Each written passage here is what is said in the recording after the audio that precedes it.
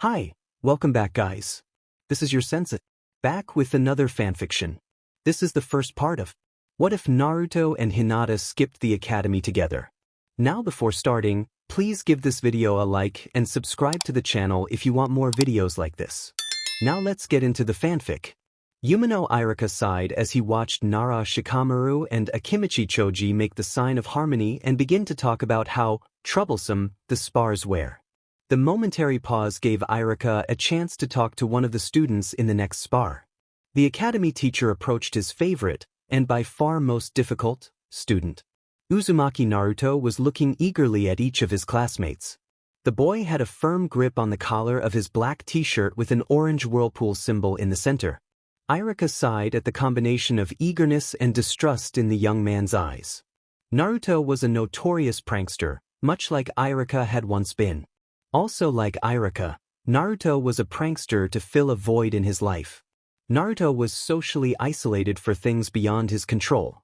By a tragedy of timing, Uzumaki Naruto was the container of the Kyuubi. Irika was forbidden, on pain of death, from revealing the truth to Naruto. Instead, Irika tried to do what he could to help Naruto out. The teacher, sadly, admitted that he had been as harsh as the other villagers when he first met Naruto. The demon fox had killed Irika's parents, after all. In the short time Irika had known Naruto, all his concerns about the fox had vanished. Now, Irika's main concerns were making sure Naruto paid attention in class, had enough groceries, and did his laundry. Again, Irika found himself sighing at something Naruto-related. Irika had purchased nearly every piece of clothing Naruto owned. The only item in Naruto's wardrobe that Irika hadn't purchased was the pair of goggles that were practically welded to Naruto's head. Naruto. Irika spoke as he ended his internal observations. The blonde-haired troublemaker looked up and grinned. "Sup, Irika-sensei?" "You're fighting next," Irika whispered. Naruto instantly brightened and pumped his fist. "But..." Naruto recognized Irika's tone and calmed down slightly. "Yeah, boss." The teacher allowed himself to chuckle. Naruto only called him boss when Irika used his most authoritative voice or told Naruto about some of his childhood pranks. "I want you to follow the protocols for the spars." "But that's a load of crap. We're fighting and that stuff takes forever." Naruto whined. "And here I thought you'd be willing to be more patient if ramen was involved." Irika said idly. The academy student's eyes lit up. "Why didn't you say that in the first place?" Naruto shouted and grinned. "I'm going to be awesome at those lame protocols." Irika sighed and pointed to the ring. "Next is Uzumaki Naruto and..." Naruto chuckled as he took his place. "Uchiha Sasuke." Naruto watched as nearly every girl erupted into cheers for the last Uchiha. "He's so popular. Imagine how popular I'm going to be when I whoop him." Naruto thought excitedly. Irika walked up to his position and sighed. "Uzumaki Naruto, take your position," the teacher announced. Naruto made the sign of combat and smirked. A loud sneeze filled the air, but that wasn't what ensnared Naruto's attention. "Gee, good luck, Naruto-kun." A girl's voice drifted over the silence between Irika's announcements. The voice was soft, but Naruto clearly heard the girl. Naruto lowered his hand from the sign of combat and was bordering on shock. He had heard girls call other guys kun before, but none had ever called him Naruto-kun before. Naruto felt a fuzzy feeling in his stomach. It was similar to the rush he got after a really successful prank. The fuzzy feeling was quickly replaced by a sharp pain on Naruto's right cheek. Evidently, Irika had started the spar. Sasuke had been quick to take advantage of Naruto's distraction and clocked him. Most of the class erupted into laughter. Naruto sat up and rubbed his cheek. Sasuke, to Naruto's surprise, wasn't gloating. He was simply looking at Naruto like he wasn't there. "That's a bit creepy," Naruto thought. The prankster turned an angry glance to the uproarious class. They were all laughing at him. He hated that. They were taking pleasure in his failure. Naruto saw that Shikamaru and Choji, the two boys who fought before Sasuke and Naruto, weren't laughing. Kiba, his dog Akamaru, and Aburame Shino weren't laughing. That helped Naruto's anger melt away as his gaze worked its way left and settled on the only girl not laughing. Strangely, The white-eyed girl looked mortified instead of amused. "I'm sorry," she squawked before turning and running. The class turned their laughter on the retreating form of the girl. Naruto was once again caught off guard by the mystery girl. She apologized? Naruto questioned himself. He brushed himself off, and in his highly distracted state, he didn't hear Irika-sensei tell him to make the sign of harmony with Sasuke. Instead, he turned to the laughing class. "Most of you see." The troublemaker spat and started to chase after the girl who had wished him luck. Naruto was quick. It was a product of running from annoyed civilians who wanted to discuss his latest prank. Naruto had also gotten pretty good at dodging lettuce or tomatoes, but he didn't expect the girl to start chucking produce at him. Well, maybe, Naruto admitted to himself. Girls had always confused him. Naruto had seen friendships among some of his girl classmates begin, end, and start back up in the space of an hour. It wouldn't surprise him if the mystery girl started chucking produce at him after apologizing earlier. Naruto caught a flash of tan in the distance. He wasn't sure if he should be annoyed or impressed by the girl's speed. He wasn't mad or anything. Naruto could count the people, other than the girl, he wasn't mad at on one hand. Naruto changed paths and clambered over a small fence separating the academy training grounds from the academic grounds. His shortcut paid off and he landed only a few feet away from the girl. "Wait!" Naruto shouted. The girl made an eep sound and tripped a bit. "You okay?" I'm sorry." The girl repeated her earlier statement. "You weren't the guy who clocked me," Naruto pointed out. "But don't worry about it. Me being caught off guard is the only way a chump like Sasuke could beat me." Naruto thumped his chest as tried to calm the girl down. "By the way, what's your name?" "I'm, kinda drawing a blank." "Hyuga Hinata," Hinata revealed. Naruto pet his head to the side as several thoughts fought for the forefront of his mind.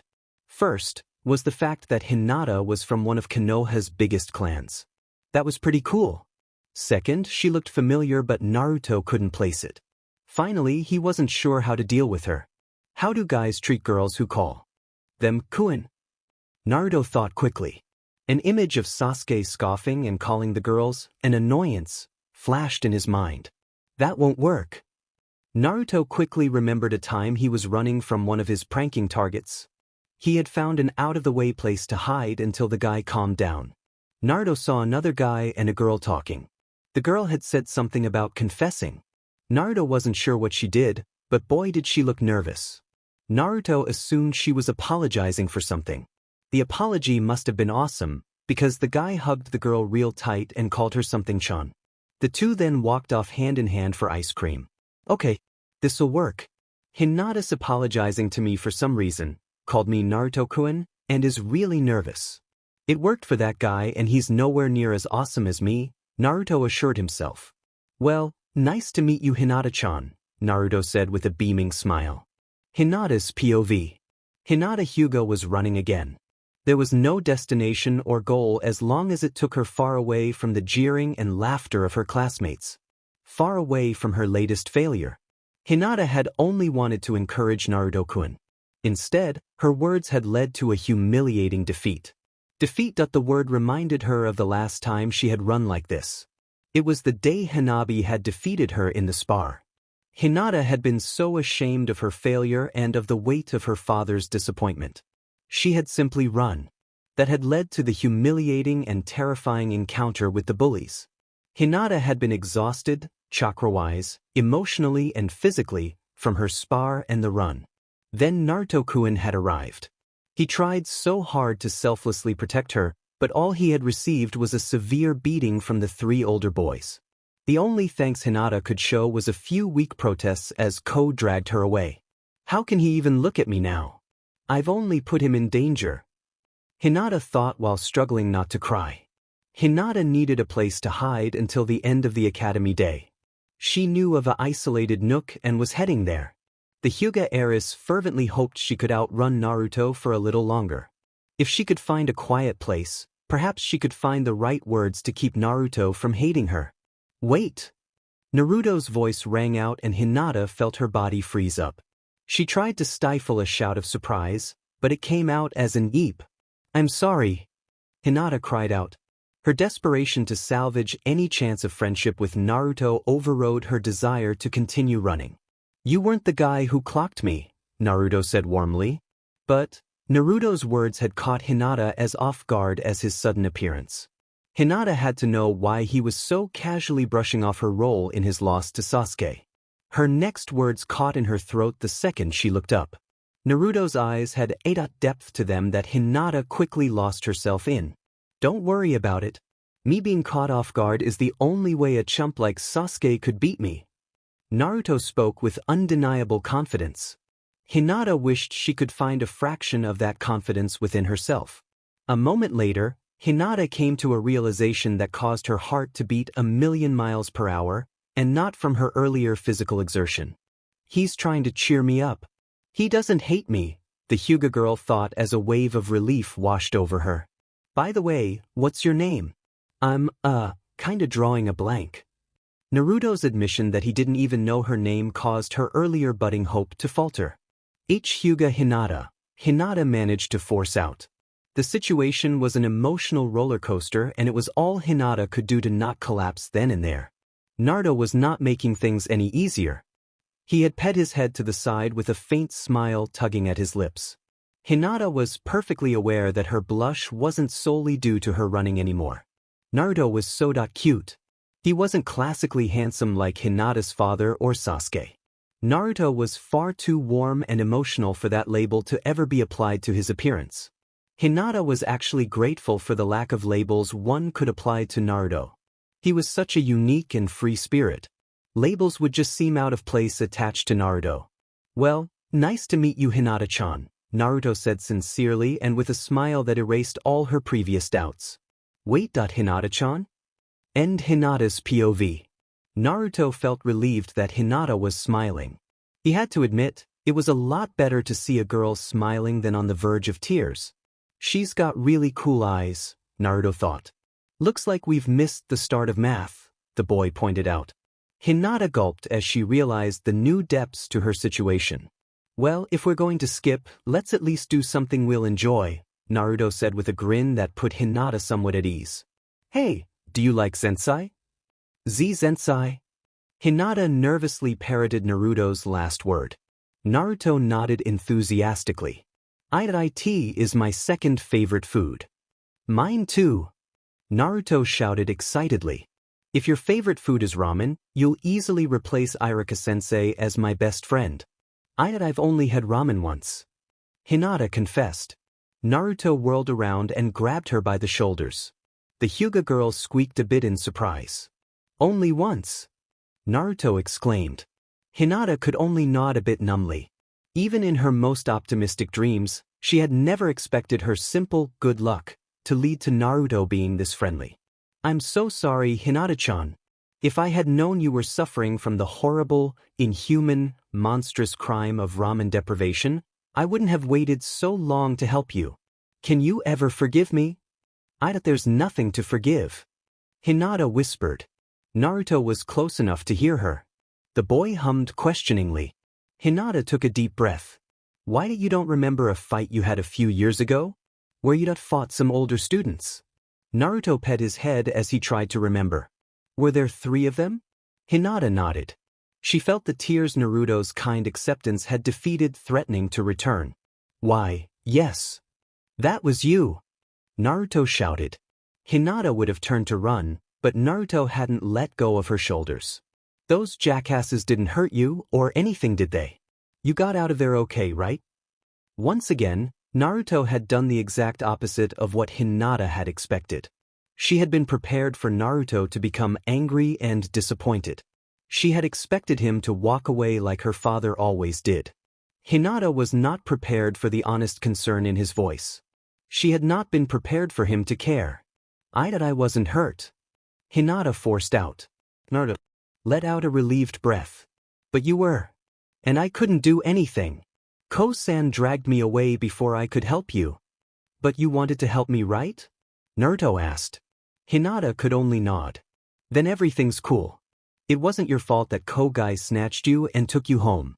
Hinata didn't realize her next action until Naruto started giggling. She had actually poked Naruto in the stomach. Her mind was in such a haze that she had to confirm that Naruto was actually real and not the product of a happy dream. Sorry. I had thought I had fainted and that you were a dream.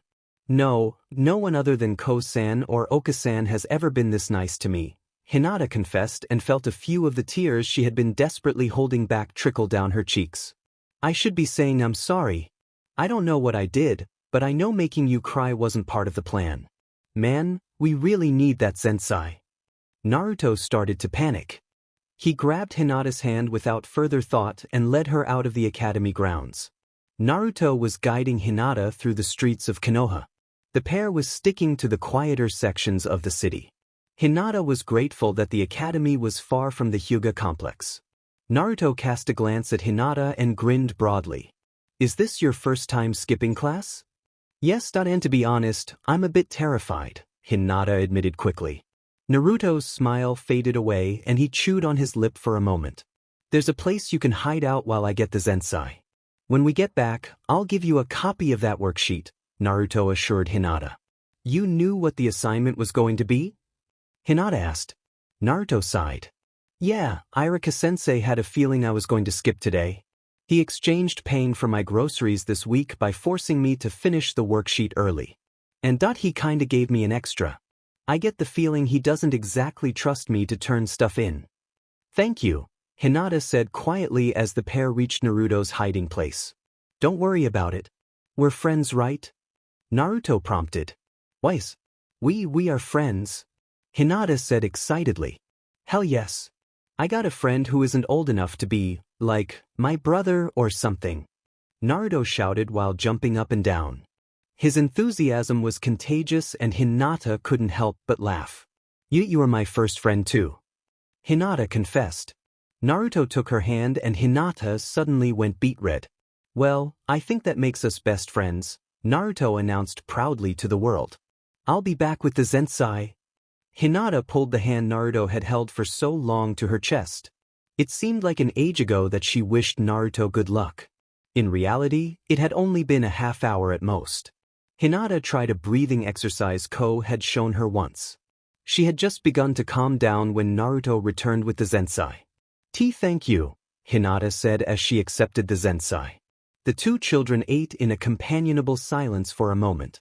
I can't believe I'm skipping class. Today is a day for firsts, Naruto responded sagely. I still can't believe we like the same food, the Hyuga girl said quietly.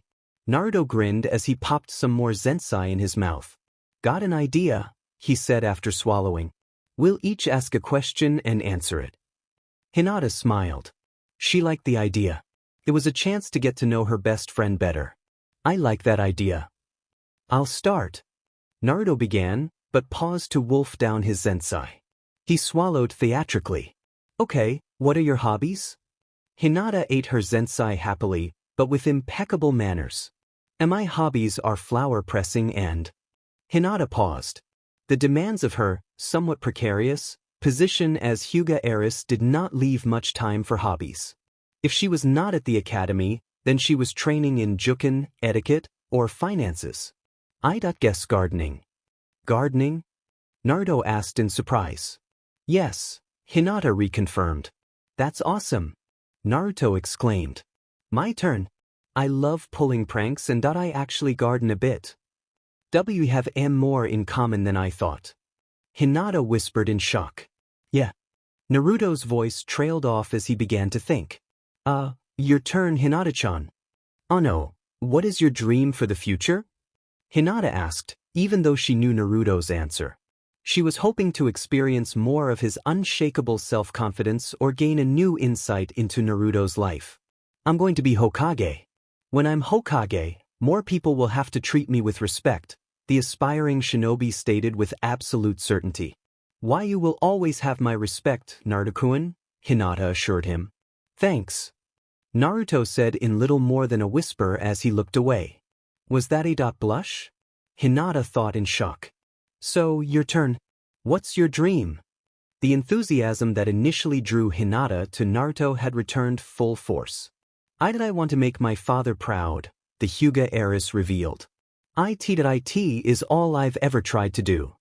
He should already be proud of you. You're incredible. Naruto was indignant at the thought a parent could be anything but proud of their child. The orphan had an idealized view of the relationship between a child and his or her parents.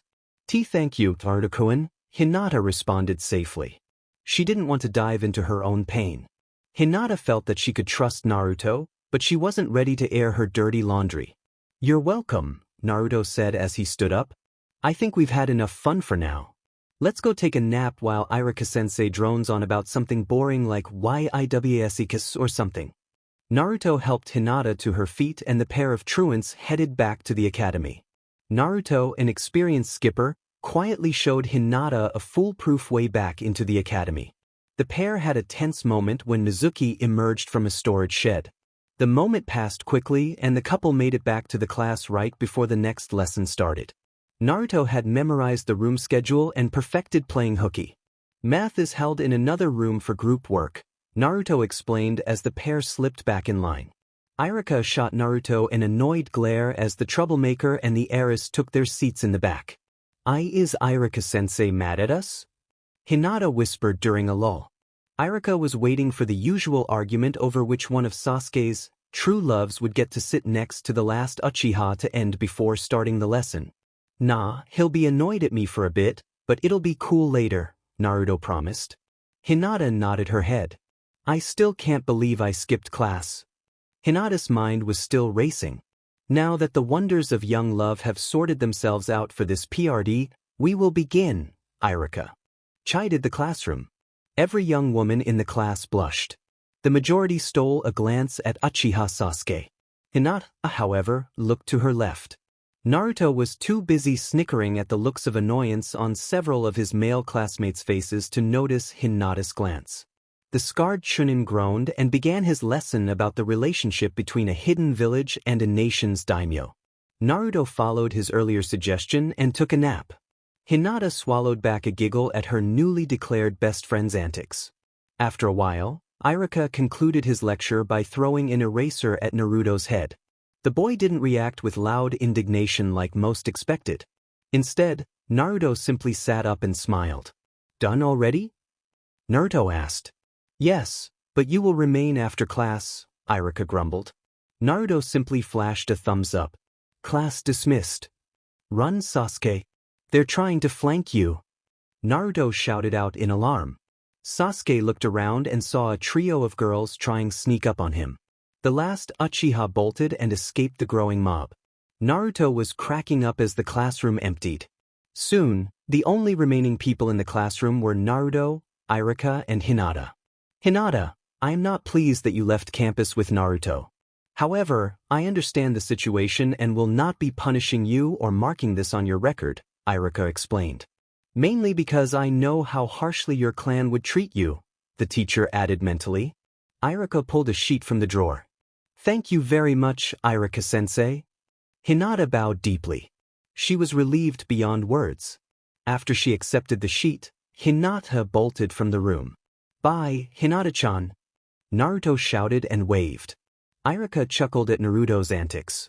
The student turned to the teacher and chuckled back. Hey, Irika-sensei, I think I kinda like her. Like or like? The second one I think, Naruto admitted. Irika shook his head. It looks like we're going to Ichiraku. Tucci and I obviously have a lot to teach you, the teacher said with a bit of dread. But the academy just ended. Naruto whined. Naruto, this is one of the most important things you will ever learn, Irika pointed out to Naruto. More important than the bunshin? Much more important than the bunshin, the academy teacher assured the excitable young man. Irika rose from his chair. Let's go, Naruto. Naruto sat on a stool in the kitchen of the Ichiraku ramen stand and watched Ayam work on food. He had assumed it was ramen, but then he noticed a distinct lack of noodles. And was that eel? Whatcha cooking? Naruto asked while swinging his feet back and forth. Oh, just unadon, Ayam said as she tasted the sauce she was preparing. The young woman nodded appreciatively and finished preparing her meal. Why would you eat that? You own a ramen stand.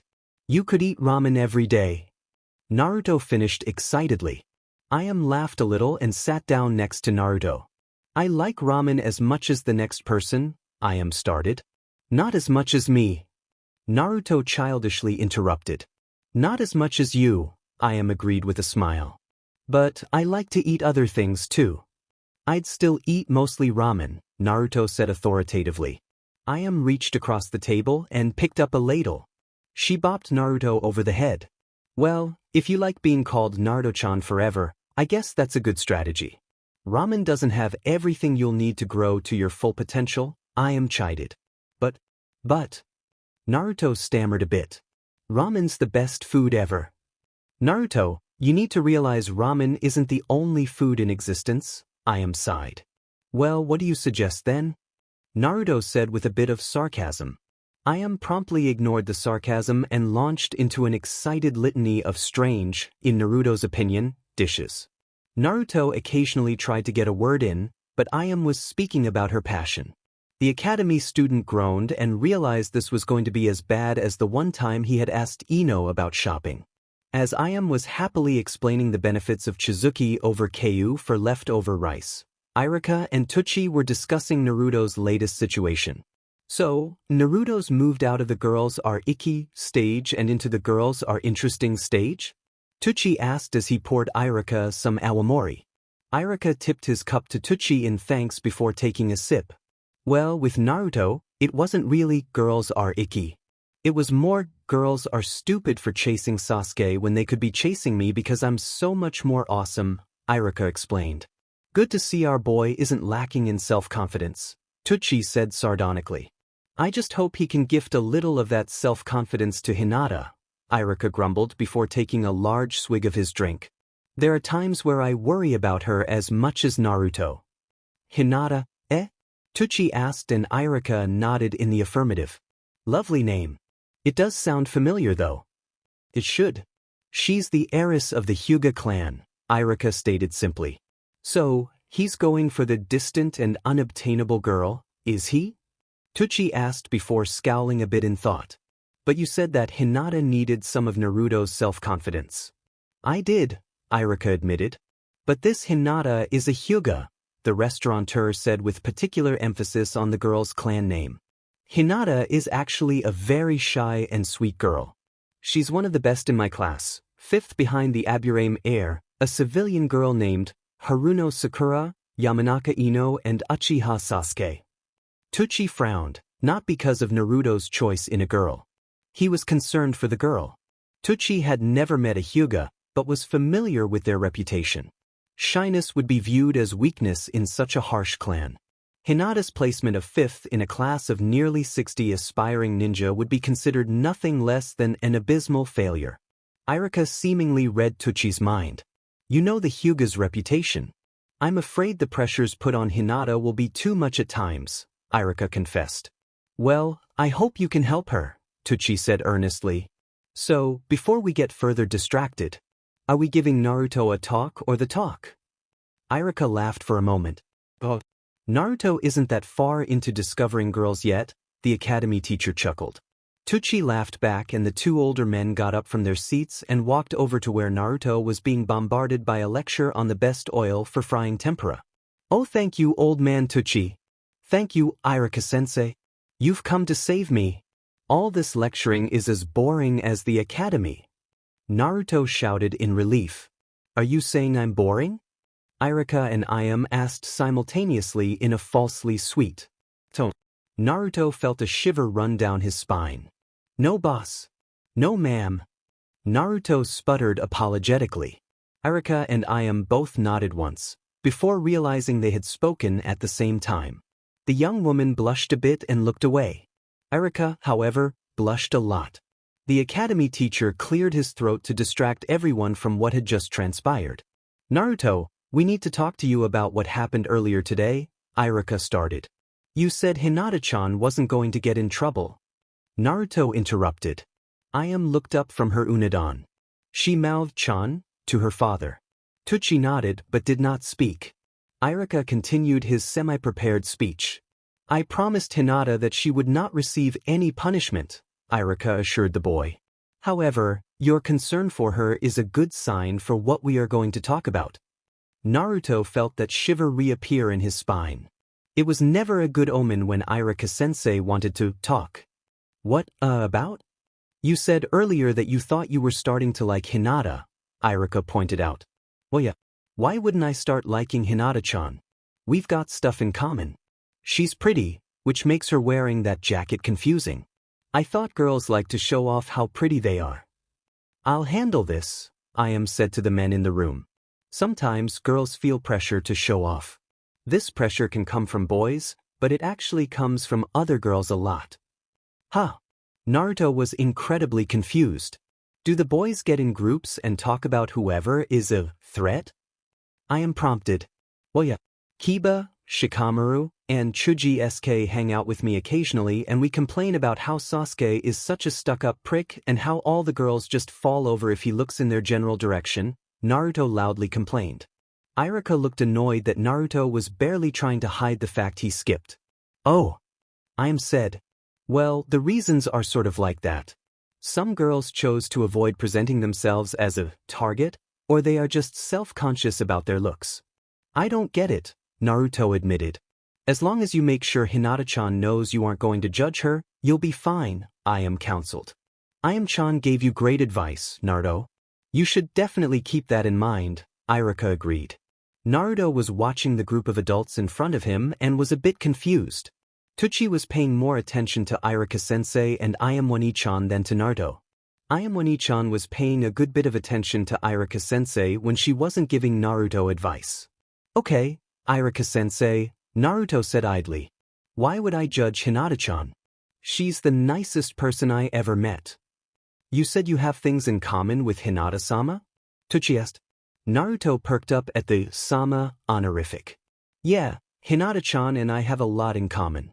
Gotta ask old man Tucci, why did you call Hinata-chan, Hinata-sama? Naruto questioned. Naruto, you know about the Hyuga clan, correct? I am prompted. Yeah, they've got a dojutsu and are good fighters. Naruto paraphrased the known facts about Hinata's secretive clan. Irika sighed and explained Hinata's position within the structure of her clan. Naruto was bouncing on his stool. He started babbling at 1,000,000 miles an hour. Calm down. What are you trying to say? Tucci interrupted to make sure his favorite customer actually breathed. How cool is that? My best friend is, like, some kind of warrior Princess Tebeo. Naruto leapt off the stool and was gesturing wildly with his hands. Was giggling at the young man's antics. Irika, however, groaned at the verbal tick at the end of Naruto's sentence. The teacher had thought Databeo had been vanquished nearly 2 years ago. So, there is a negative to his crush after all, Irika lamented in his mind.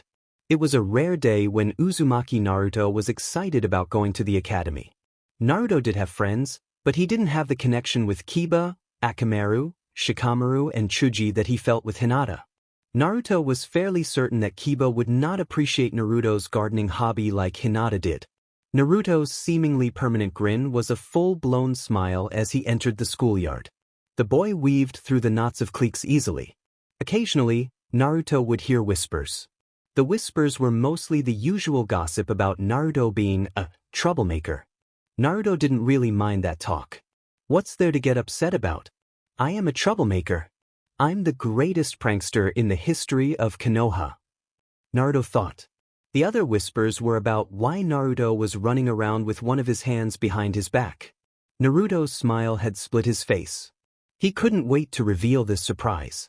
Now, I just have to find my target. Naruto thought excitedly. Hinata knew the hesitation in her steps did not reflect well on her station. Ko had instructed Hinata on many things. Hinata had always viewed Ko as her somewhat distant, older brother. Now, Hinata's only positive familial relationship was slipping away. Ko had recently been reassigned to a more general tutoring position. He would no longer be exclusively Hinata's tutor. Today had been Ko's last day as Hinata's closest relative. The young man had apologized and promised to continue to help Hinata when he could find the time. As Hinata had stood in the entrance to the academy, a realization dawned on her. The Hyuga clan was losing faith in her. Hinata wished she had someone to truly confide in. She did not have many close friends that she felt comfortable confiding her doubts in. Hinata felt that Ko, being older and extremely formal, was not a person she could truly bare her soul to. Hinata frowned at the thought of revealing her self-consciousness to Ko. Hinata felt her frown deepening as her thoughts turned to her sister, Hinabi. The two sisters were friendly, but the clan was doing everything it could to keep the sisters isolated. It seemed Hinata's only hope for a meaningful friendship was Naruto. They had only spoken for half an hour, but Naruto had lifted Hinata's spirits in a way only Hinata's mother could have ever matched. Hinata was excited to see Naruto again. He was the opposite of a Hyuga. Naruto's personality was warm, open, and uplifting. In that moment, Hinata realized her desire to see Naruto wasn't merely excitement. It was almost a need. Hinata was longing for unconditional acceptance. She gathered her resolve and entered the academy. Hinata avoided the various cliques as she headed towards the main building. Hinata was about to activate her Byakugan to find Naruto, when an arm snaked its way around her from behind. Surprise! Naruto shouted happily. Hinata felt her eyes widen in shock. I hope you like them. Hinata instinctively nodded. Naruto was holding a few flowers in his hand. The Hyuga heiress quickly identified the flowers. Her heart rate had been elevated by Naruto suddenly startling her, but the flowers had sent it into overdrive. They are lovely, Hinata whispered. Ida mallow and lilacs are some of my favorites. Awesome, Naruto said excitedly as he moved in front of Hinata. He was grinning with a bit of nervousness. I remembered how you said your hobby was pressing flowers. I chose the colors, 'cause they reminded me of your eyes a bit. Thank you, Hinata responded quietly. She was not used to such spontaneity. Hinata couldn't help but be touched by how charming Naruto had, unintentionally, been. Naruto! Irika shouted from across the schoolyard. I'll be there in a sec, boss. Naruto shouted back. Hinata-chan, I'll be right back. Hinata could only nod. She pulled the flowers close as if she was confirming their existence. The Hyuga heiress blinked away her haze and smiled. She had just been thinking that Naruto was becoming her refuge and he had arrived to lift her spirits almost instantly. I never expected this. Naruto-kun, Hinata thought happily. Who would have ever thought that Knucklehead could do something like that? A voice said from beside Hinata. The shy girl jumped a bit and berated herself. Her clan, even Ko, would have reprimanded Hinata for her lack of awareness. Hinata glanced to the source of the voice and realized it was Yamanaka Ino. What do you mean? Hinata asked. Be romantic. Naruto was pretty good, but nowhere near as good as Sasuke-kun would have been. Hiruno Sakura, Ino's best friend, pipped in. As Sasuke-kun? I don't see him as the romantic type, Hinata absent-mindedly admitted. She hadn't realized she had even spoken until she felt Ino and Sakura's annoyed glare upon her. Hinata eeped and drew strength from Naruto's gift. You obviously don't appreciate Sasuke-kun like we do, Ino said dismissively. Oh, by the way, do you know anything about the language of flowers? A little. I have a book on it. Hinata revealed. Well, you're going to be floored by what Naruto's little gift is saying. Ino whispered to Hinata. Sakura had leaned in to hear Ino's revelation. Hinata had to admit she was curious as well. Naruto is saying, through his flowers, that he's consumed by the first emotion of love. Hinata felt her face heat up and she knew that her blush was probably visible from IW. I think someone has a crush. Sakura said in a sing-song voice. This is great, Ino. Isn't it?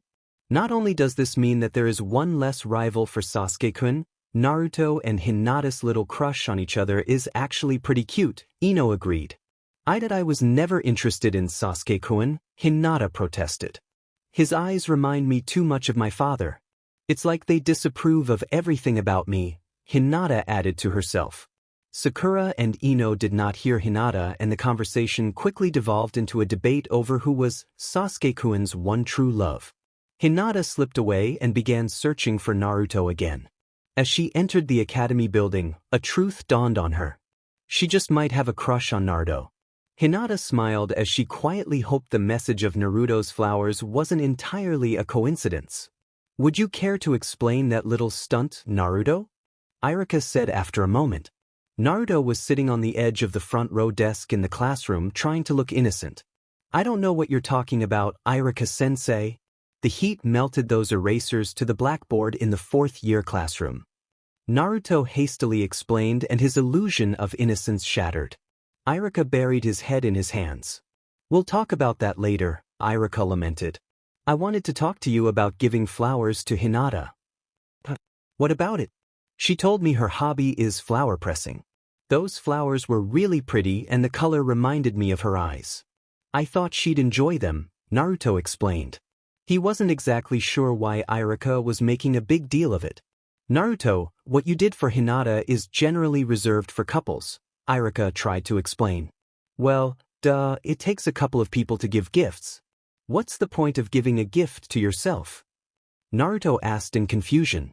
Irika blinked once and sighed. Naruto, giving a girl flowers, especially surprising a girl with flowers, is only done when dating. Irika tried desperately not to sound like he was lecturing Naruto. Dating? But we just became friends and I don't have enough money to take someone awesome like Hinata-chan on a date. You have to help me buy toilet paper. How am I going to pay for like a nice restaurant and stuff like that? Naruto started to panic. You did say that you liked Hinata, remember? Irika pointed out to Naruto. Yeah, I do, Naruto said. Hinata-chan's really nice. She's smart enough to be one of the best of the class and she doesn't chase Sasuke around, which makes her a genius. Oh, she's definitely cute. We've got stuff in common too. Naruto counted off his points on his fingers. Irika nodded and was clearly thankful that Naruto was at least thinking things through a tiny bit. Why are we going over this again, boss? I mean, we talked about this last night. Naruto continued when Irika didn't speak. But you were probably paying so much attention to I am One-chan that you forgot talking with me.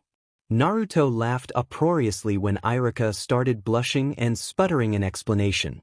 Naruto didn't pay attention to what Irika was saying. The teacher's reaction was enough to make the conversation worth it. What am I going to do with you? Irika asked. And don't say make you Hokage. I don't have that authority. I'm going to see about the erasers in Year 4's classroom. Please take your seat, Naruto, and try to pay attention to the lesson and not Hinata. But Hinata-chan's actually interesting. Naruto verbally poked at Irika. Where is I-am-chan's ladle when I need it? I really need something to get Naruto to behave. Maybe a genjutsu or something.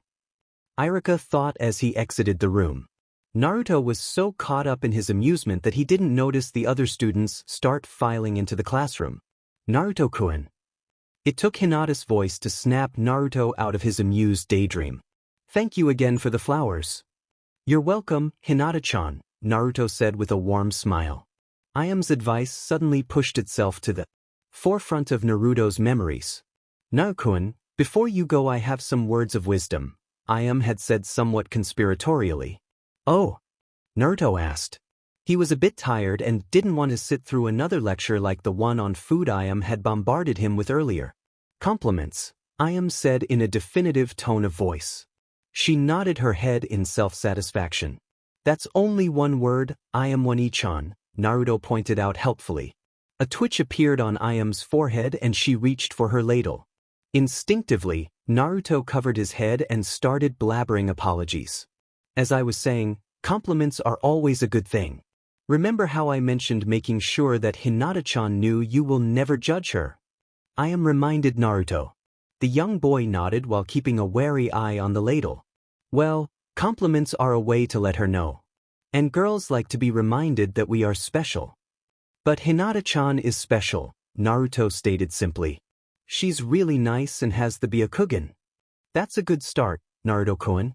But Hinata-chan probably doesn't feel that her Byakugan makes her special. Everyone in the Hyuga clan has the Byakugan. If you are going to mention her eyes, try to say something that she probably doesn't hear very often. I-am was slipping into lecture mode, but Naruto was actually paying attention this time. He felt like I-am was giving him super secret intelligence on girls.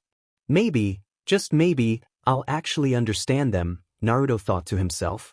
So, like, compliment the color of her eyes? I mean, they kinda remind me of some flowers I see over in one of the training grounds, Naruto suggested. Very good. I am complimented Naruto's originality. Okay, I think I got it. I should compliment Hinata-chan all the time on stuff, Naruto said. Not exactly. If you compliment her all the time, they'll lose their impact. You wouldn't do the same prank every day, would you? I'm asked. Naruto shook his head. And you wouldn't rush into a prank and get caught either, right? Again, Naruto shook his head. I am grinned. Think of it this way. You have to treat it like a nice prank. Compliment a girl when a good opportunity arises or when you know they need a pick-me-up. Now are you telling me that I'm going to have to pick Hinata-chan up and carry her? Naruto asked. Iam's answer was a bop on the head with the ladle. Naruto grinned at the memory. Well, I just felt you deserved to be reminded of how special you are. Hinata blushed furiously and quietly thanked Naruto. Naruto was about to ask if Hinata found the homework was as boring as he did, when a groan interrupted him. Oh great, the one girl not interested in Sasuke-sama is with Naruto of all people, Tobio lamented. Daichi, who was a real JRK in Naruto's opinion, snickered about the high and mighty Hyuga deigning to speak with a commoner. Yeah, I am lucky. Hinata-chan's easily the coolest person, girl or whatever, in the class. You JRKs should be even more jealous of me than normal, Naruto said proudly. Tobio and Daichi looked furious and were about to start a fight when Irika returned to the classroom. Everyone in your seats. Irika's voice didn't seem to reach the class. I said everyone in your seats. This time the class practically body flickered into their seats. Irika sighed and began the lesson. The teacher's eyes kept going back to Naruto and Hinata. Irika was about to say something to Naruto when he noticed Hinata lean in and say, "The Hokage will need to know this." Irika struggled desperately to contain his smile as Hinata accomplished what he had trying to do for nearly 3 years.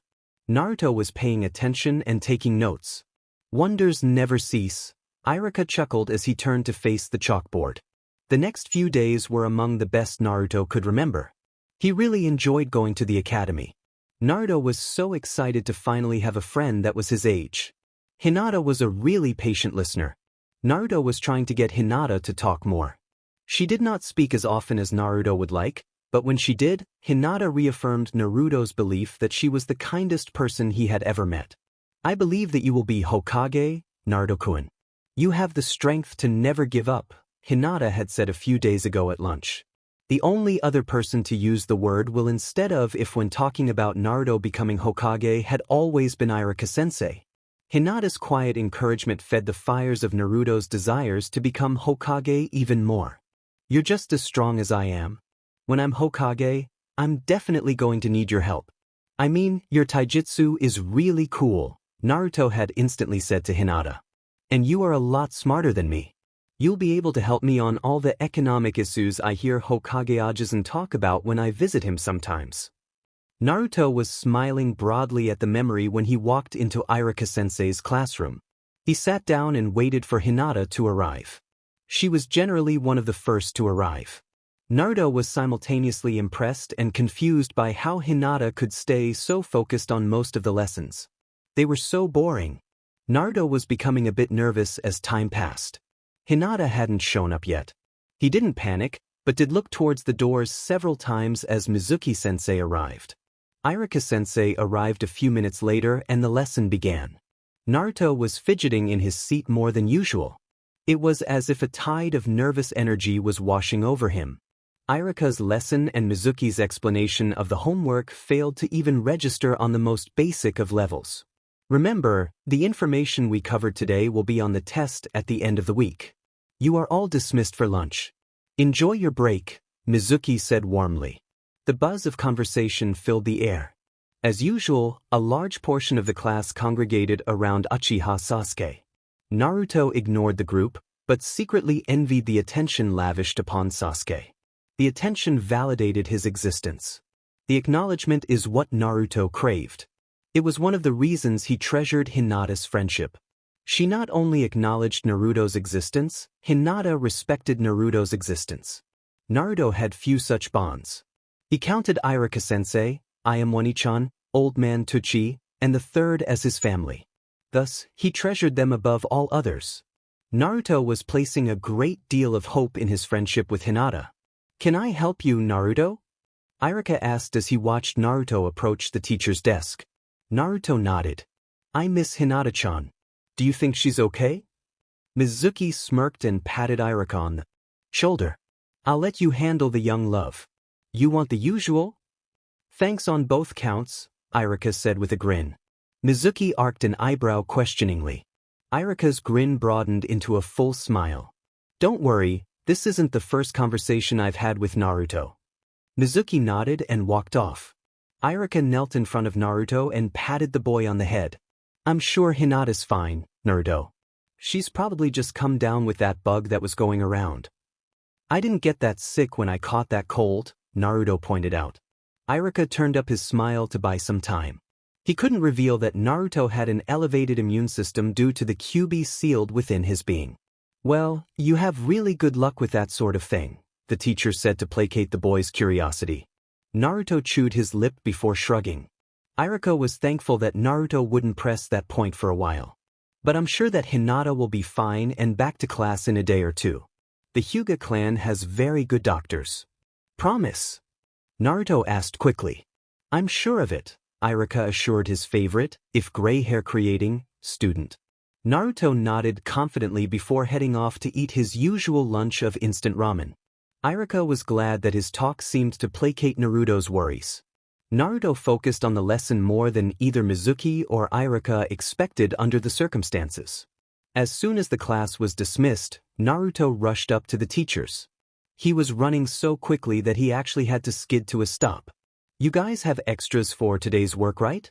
Naruto shouted before he even came to a complete halt. Mizuki rolled his eyes and shook his head.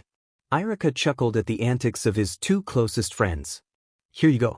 The Hyuga compound in on the opposite side of the village. The directions are actually pretty simple. When you get to Ichiraku, take a left and keep going until you reach Atsushi's forge. Then, turn right and keep going. You can't miss the Hyuga compound. The Hyuga have their clan symbol on the walls to their compound and a guard station at the entrance, Iruka explained. Naruto nodded rapidly. You're the best, boss. See you tomorrow. Naruto started to run off. Oh, see you too, Mizuki-sensei. Naruto added as he pushed through the crowd of Sasuke fans. He passed Ichiraku ramen stand without stopping. Ichiraku was practically his second home, but Naruto was on a mission. It took several minutes to work his way through the crowded streets. Naruto was beginning to feel a bit out of place. The wealth in this section of Konoha was staggering.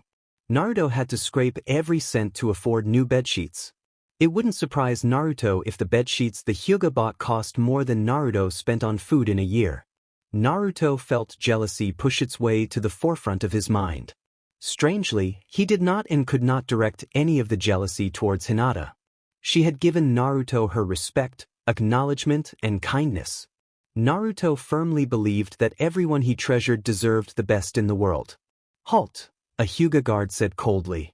Naruto didn't like the tone of voice and refused to be intimidated. Naruto, if he was honest with himself, was only intimidated by three things. The first was Hokage Ajizan's temper. Naruto had only seen the third lose his temper once, and Naruto swore he would never do anything to rouse the god of shinobi's wrath ever again. The second was Iruka's cold voice. Finally, Naruto was terrified of Iam's ladle. He couldn't explain why the ladle filled him with an instinctive dread. He just knew that the ladle was not to be trifled with. I brought Hinata-chan her homework from the academy.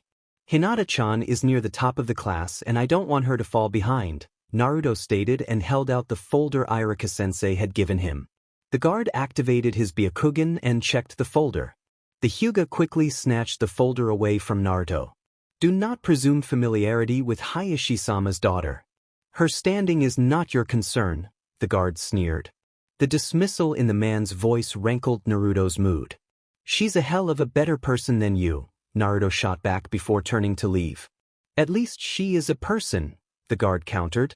Naruto wheeled around and felt a flash of animalistic rage fill his body. There was a cry in his very core that called for him to unleash the rage on the man. No, I am better than this jig. Hinata-chan, Irika-sensei, Old Man Tuchi, I am Wonshin and Hokage Ajisen would want me to walk away. I can't fight a fellow shinobi of the leaf. Naruto calmed himself and walked away. The next few days drained even Naruto's seemingly endless supply of energy. Hinata had not returned to class. Her absence was a terrible burden on Naruto. Irika tried to assure his student that everything would be fine, but Naruto would simply escape the academy and try to sneak a glimpse into the Hyuga compound. The boy's attempt became so blatant and so desperate that the Hyuga clan brought a complaint to the Hokage. Thus, Naruto found a new way to get out of Mizuki's lecture on the legacy of the battle between the Aburame and the Kamizuru clan. He was summoned to the Hokage's office by a trio of jonin. They introduced themselves as Reido, Genma, and Sho. The three jonin were friendly and openly told Naruto of their position. Naruto's talk with the fourth Hokage's personal bodyguards lifted the young boy's spirits somewhat. He was bombarding the three special jonin with questions about the fourth throughout the entire walk to the Hokage's tower. Naruto considered the fourth Hokage his hero and so took any chance to learn about the man who defeated the Kyuubi.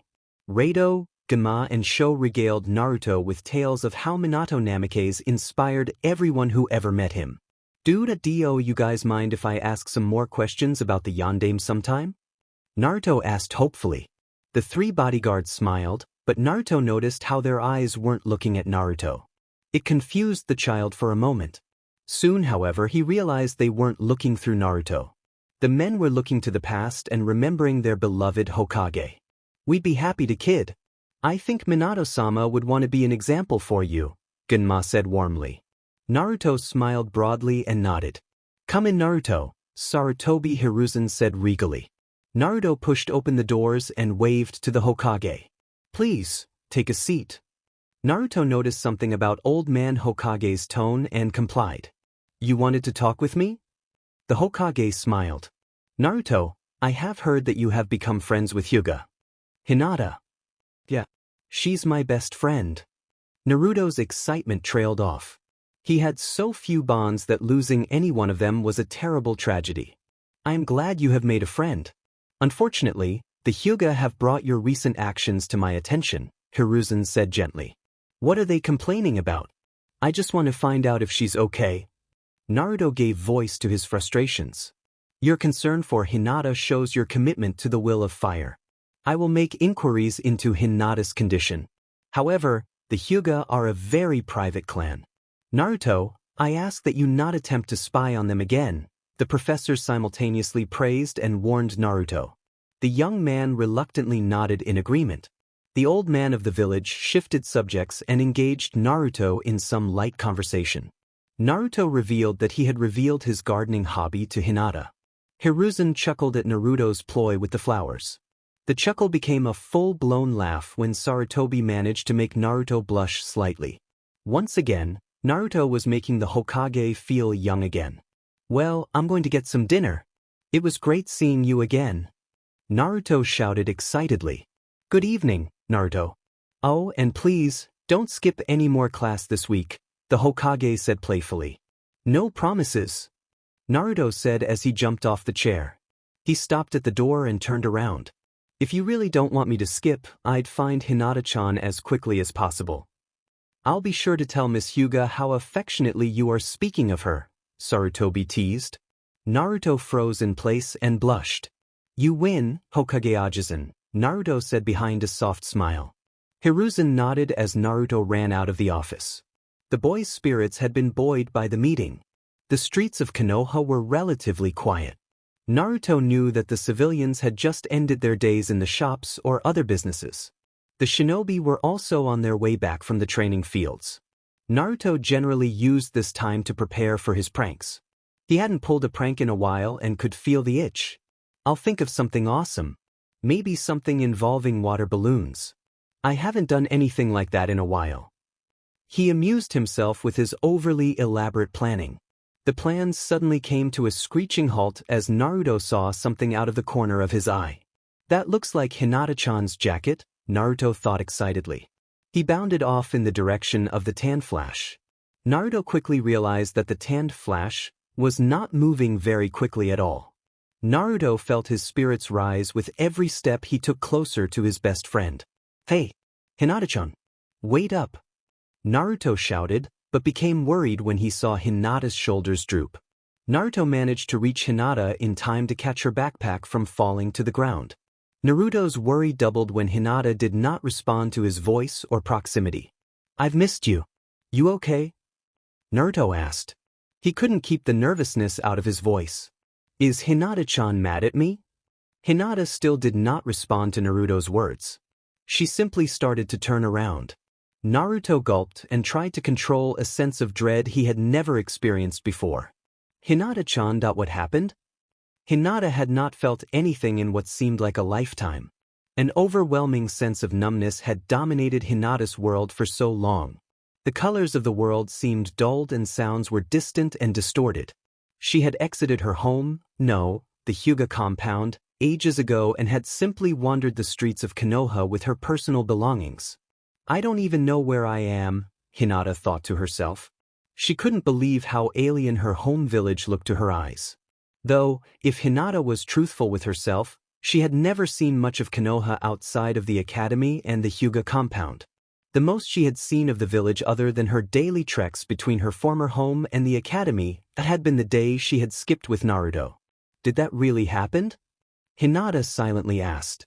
The entire world was so numb and her memories seemed so distant. The past few days had been one continuing, waking nightmare, and the only recent comfort she could find was that the physical pain had receded to a bearable level. "Hey, Hinata-chan. Wait up." Hinata wasn't sure she had actually heard Naruto's voice. It was strange, she simultaneously wanted and feared Naruto's presence. The short friendship Naruto and Hinata shared had allowed Hinata to experience true happiness for the first time since her mother passed away. She wanted Naruto to sweep in and fill her with confidence and assure her that she was worth something. However, she was terrified that Naruto would see her so low.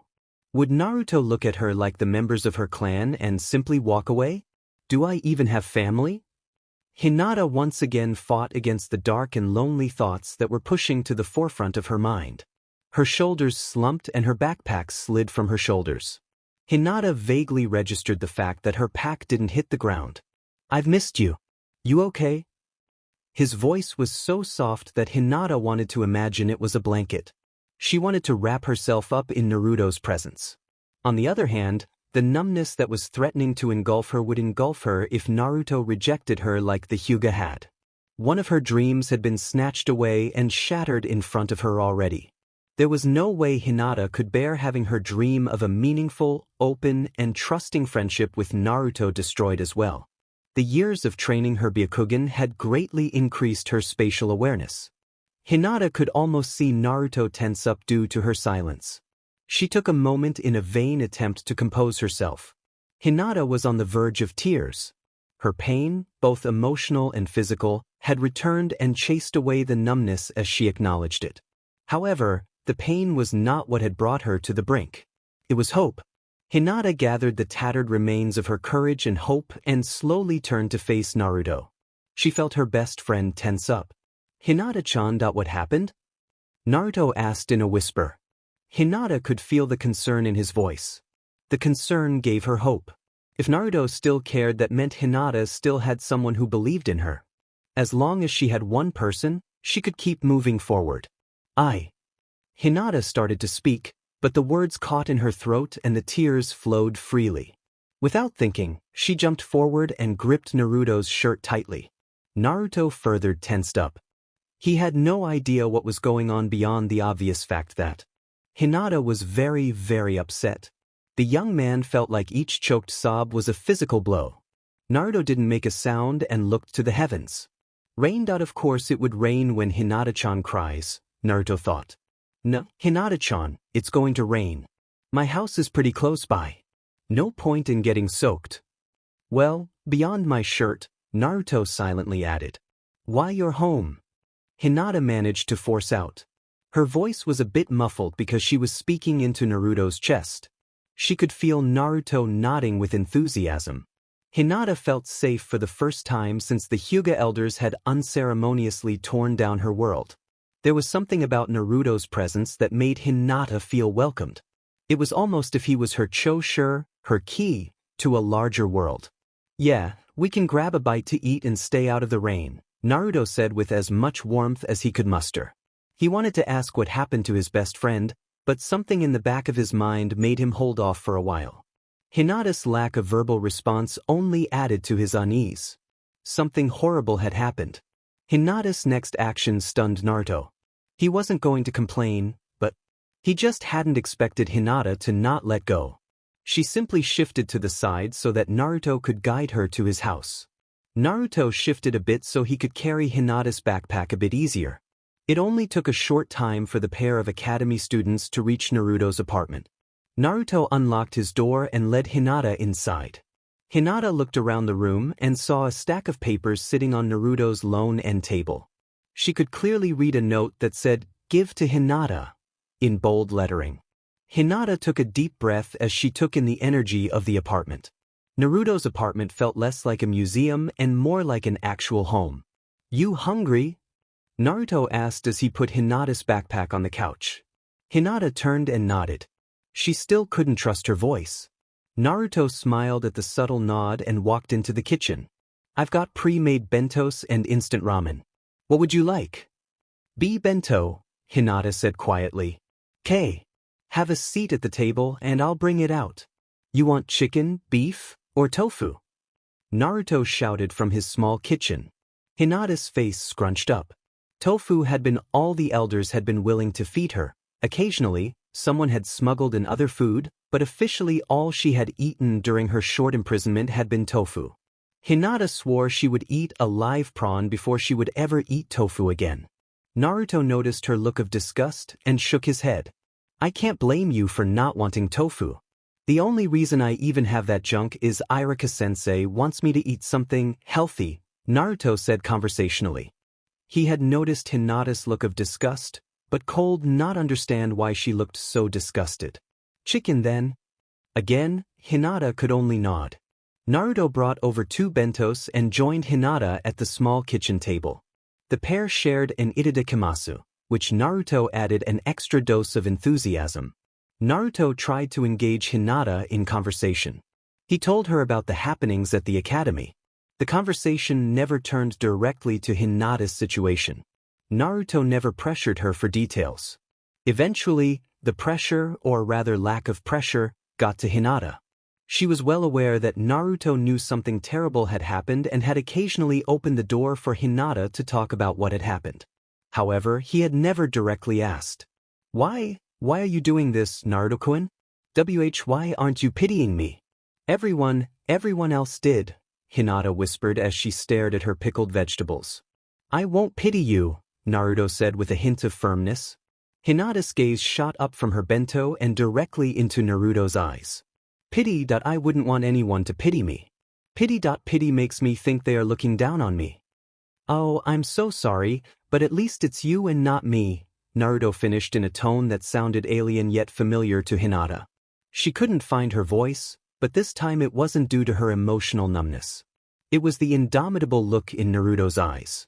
"I'll never look down on you. Besides, you don't need pity. You need help and a friend." "I need help and a friend. I can't tell you how many times I've put on a brave face to hide the fact that I was frustrated from all my failures.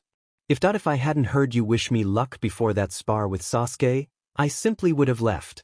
You gave me a reason to stay and keep trying.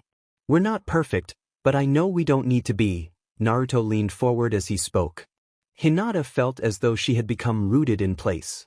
She couldn't have been moved by any force on earth. Though, she admitted to herself, she wouldn't have wanted to move. I can't imagine you giving up." Hinata trembled as she spoke. She could feel a sense of existence returning and she welcomed it. "If it wasn't for you and Irika-sensei, I probably would have given up. You have no idea how much you've helped me find the right way." Naruto's voice lost all its firmness. Instead, a softness had filled the void created by the disappearance of the authoritative tone. The small fragment of doubt Hinata harbored and buried deep in her mind about Naruto's chances of becoming Hokage died instantly. She felt ashamed that she had ever doubted Naruto, even in her lowest and most desperate moments. "You are so much stronger than me," Hinata finally spoke. Nah, you could probably hand my butt to me if we ever fought, Naruto said with complete honesty. That's not what I meant, the young woman whispered and fought against the upward twitch on her lips. You are stronger because you keep going.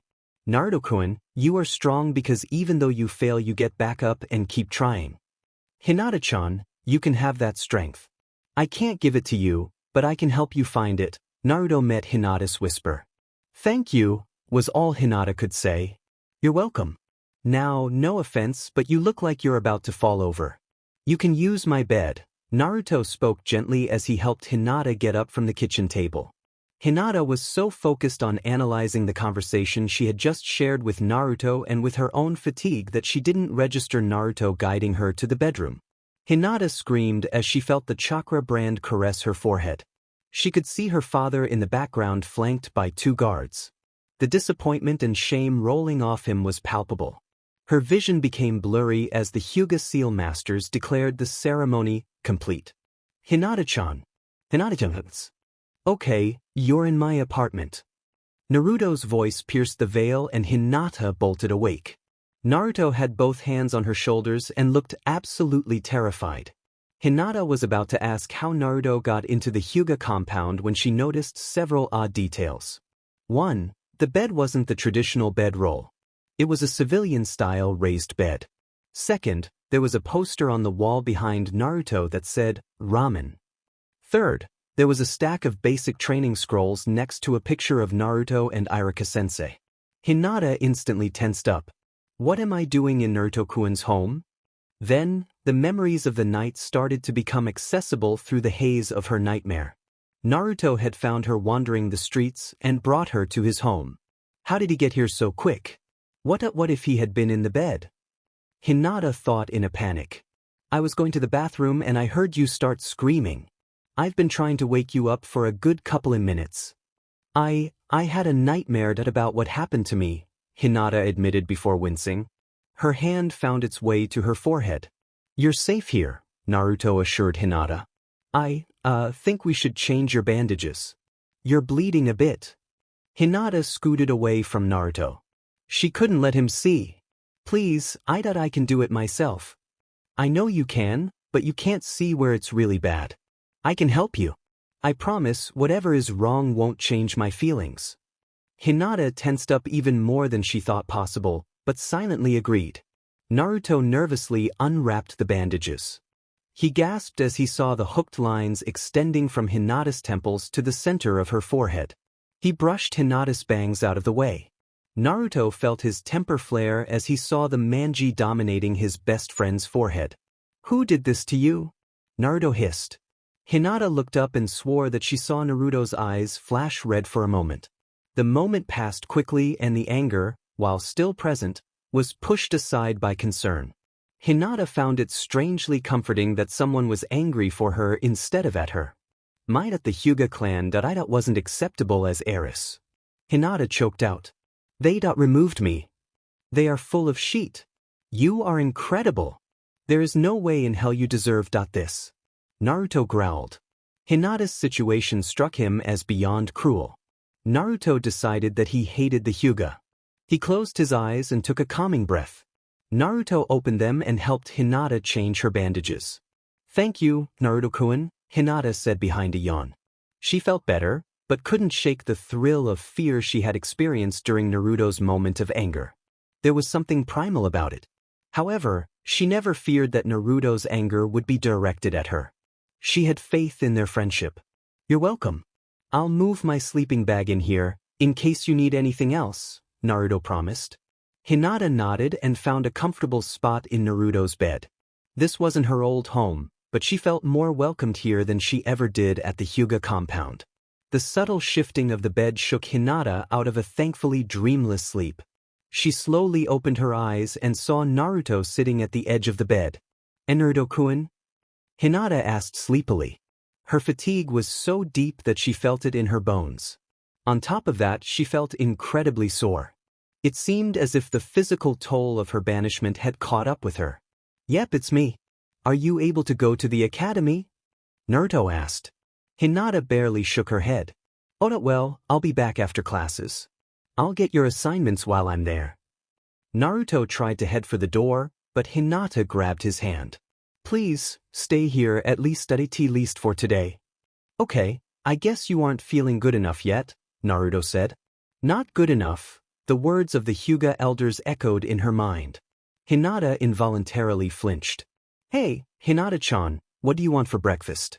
I don't exactly have much here at I am Wani-chan generally makes me breakfast, or when we get a day off I eat instant ramen. Naruto finished excitedly.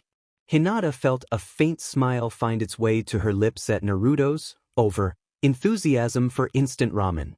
I bet Naruto-kun will declare ramen to be Konoha's official food when he becomes Hokage, Hinata thought in amusement. A second thought exploded in front of her. It was truly amazing how Naruto could make her feel like her name, a sunny place. One day she would thank him for that. Cinnamon rolls, please, Hinata said quietly. Okay, I'll be back soon. I promise. Naruto put every ounce of sincerity he could into his voice. Hinata nodded and watched as Naruto bounded out the door. Once again, she was struck by how safe and welcome she felt around Naruto. Hinata was in the middle of a dream about seeing the ocean. Ko had told her stories about the ocean several times. Now, she was imagining what it would be like to be on a boat. She could even feel the ship rocking as it pushed through the waves. To Hinata's great surprise, she could smell cinnamon. Cinnamon? Oh, that I guess Naruto-kun is back. Or is he? I've been in a daze for so long. Hinata pondered her situation as she sat up. And Naruto-kun, you came back? Hinata asked with a yawn. Naruto didn't say anything, but Hinata was pretty sure he nodded. She frowned. Her dream had been about running away, perhaps becoming a healer. Thus, she had a bit of trouble believing the silent Naruto in front of her was Naruto-kun and not a product of her dream. I wasn't a dream the last time you did that, Hinata-chan, Naruto said between giggles. Hinata shot up and gasped. She couldn't believe she had poked him again. Sorry. I didn't mean to startle you. I've only been gone a few minutes. Breakfast is on the table. Hinata swung her legs around to sit at the edge of the bed. She was rubbing the sleep from her eyes and silently berating herself. What kept causing her to do that? Maybe, just maybe, she should leave Konoha. Has anyone told you how cute you are? Naruto asked innocently. Hinata stared at Naruto for a moment in shock. How can he do that? How can he drive away my dark thoughts and doubts with a few words? Hinata wondered. No, Hinata confessed. It should happen more often, Naruto said idly, though a part of him didn't like the idea of some of his classmates saying that to Hinata. Naruto had no idea what to make of that impulse and brushed it aside. Naruto smiled as Hinata followed him to the table. The pair started eating after Naruto admitted he had never had cinnamon rolls before. Wow, I just figured out something else we have in common, Naruto let out a satisfied sigh. Oh. Hinata was still whispering, but the forlorn tone was slowly lessening. We have great taste in food, the boy announced with finality. It was almost as if he was warding off someone coming through the door and disagreeing with his pronouncement. Hinata wished she could smile at Naruto's antics. She could feel the desire to smile and Naruto's warmth pushing aside the shroud of gloom surrounding her. Thank you, Hinata responded politely. Tell you what, Hinata-chan, I'll bring in ramen from Ichiraku tonight. Naruto excitedly promised. If you want to, the girl said after finishing a second cinnamon roll. Her hunger surprised her, but she was thankful Naruto had brought her food with flavor. I'll let you try my favorite, Naruto said happily. His happiness faded, but never truly left as he thought of something. That is, if you want to try it. I know that things are things kinda SCK right now. But I'll help you get through it.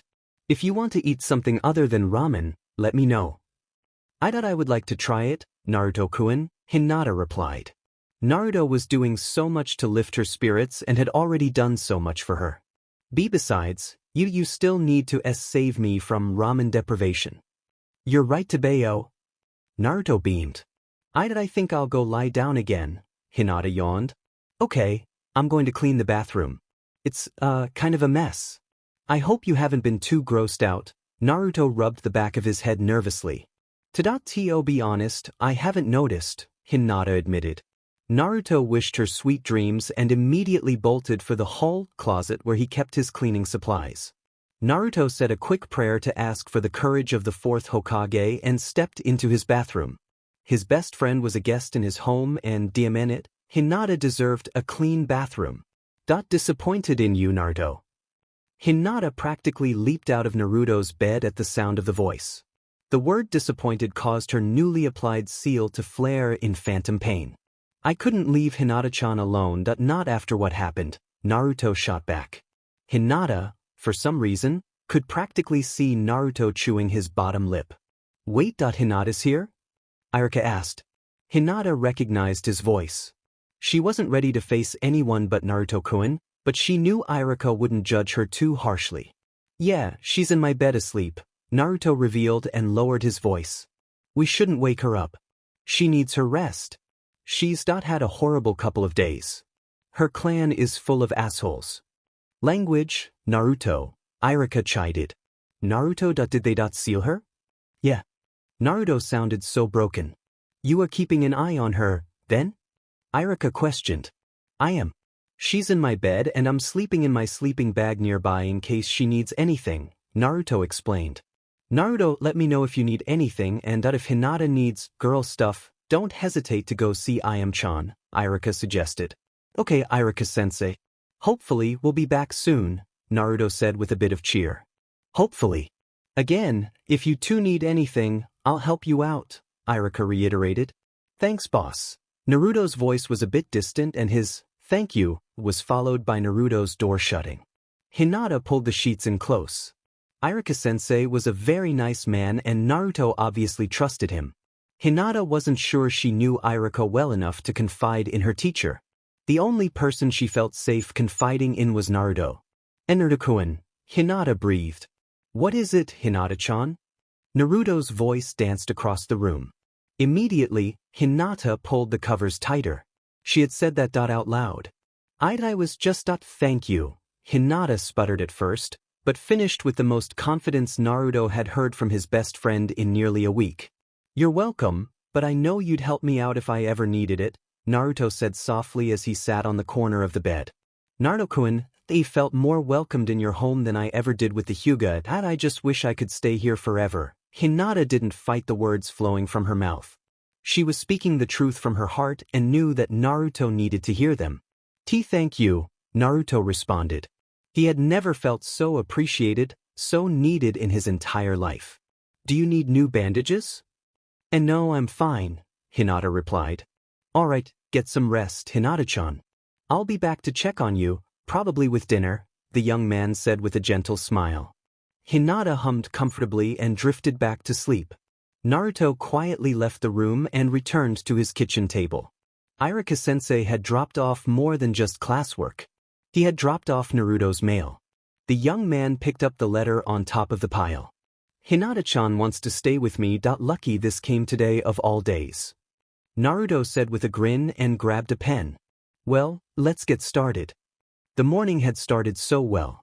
Naruto had woken up really early and gotten ready for the academy. He had gently woken Hinata up as well. His day was made within 20 minutes of waking up when Hinata had said she was willing to go to the academy. Now, Naruto was faced with a situation he had no experience in. Hinata had asked if she could use Naruto's shower. Of course, Naruto had happily declared that she could use anything in his home. It was only when he heard the water turn on that Naruto realized the enormity of his declaration. The only solution Naruto could think of was to sit still and stare at the wall opposite from the bathroom. Naruto-kun. Is something wrong?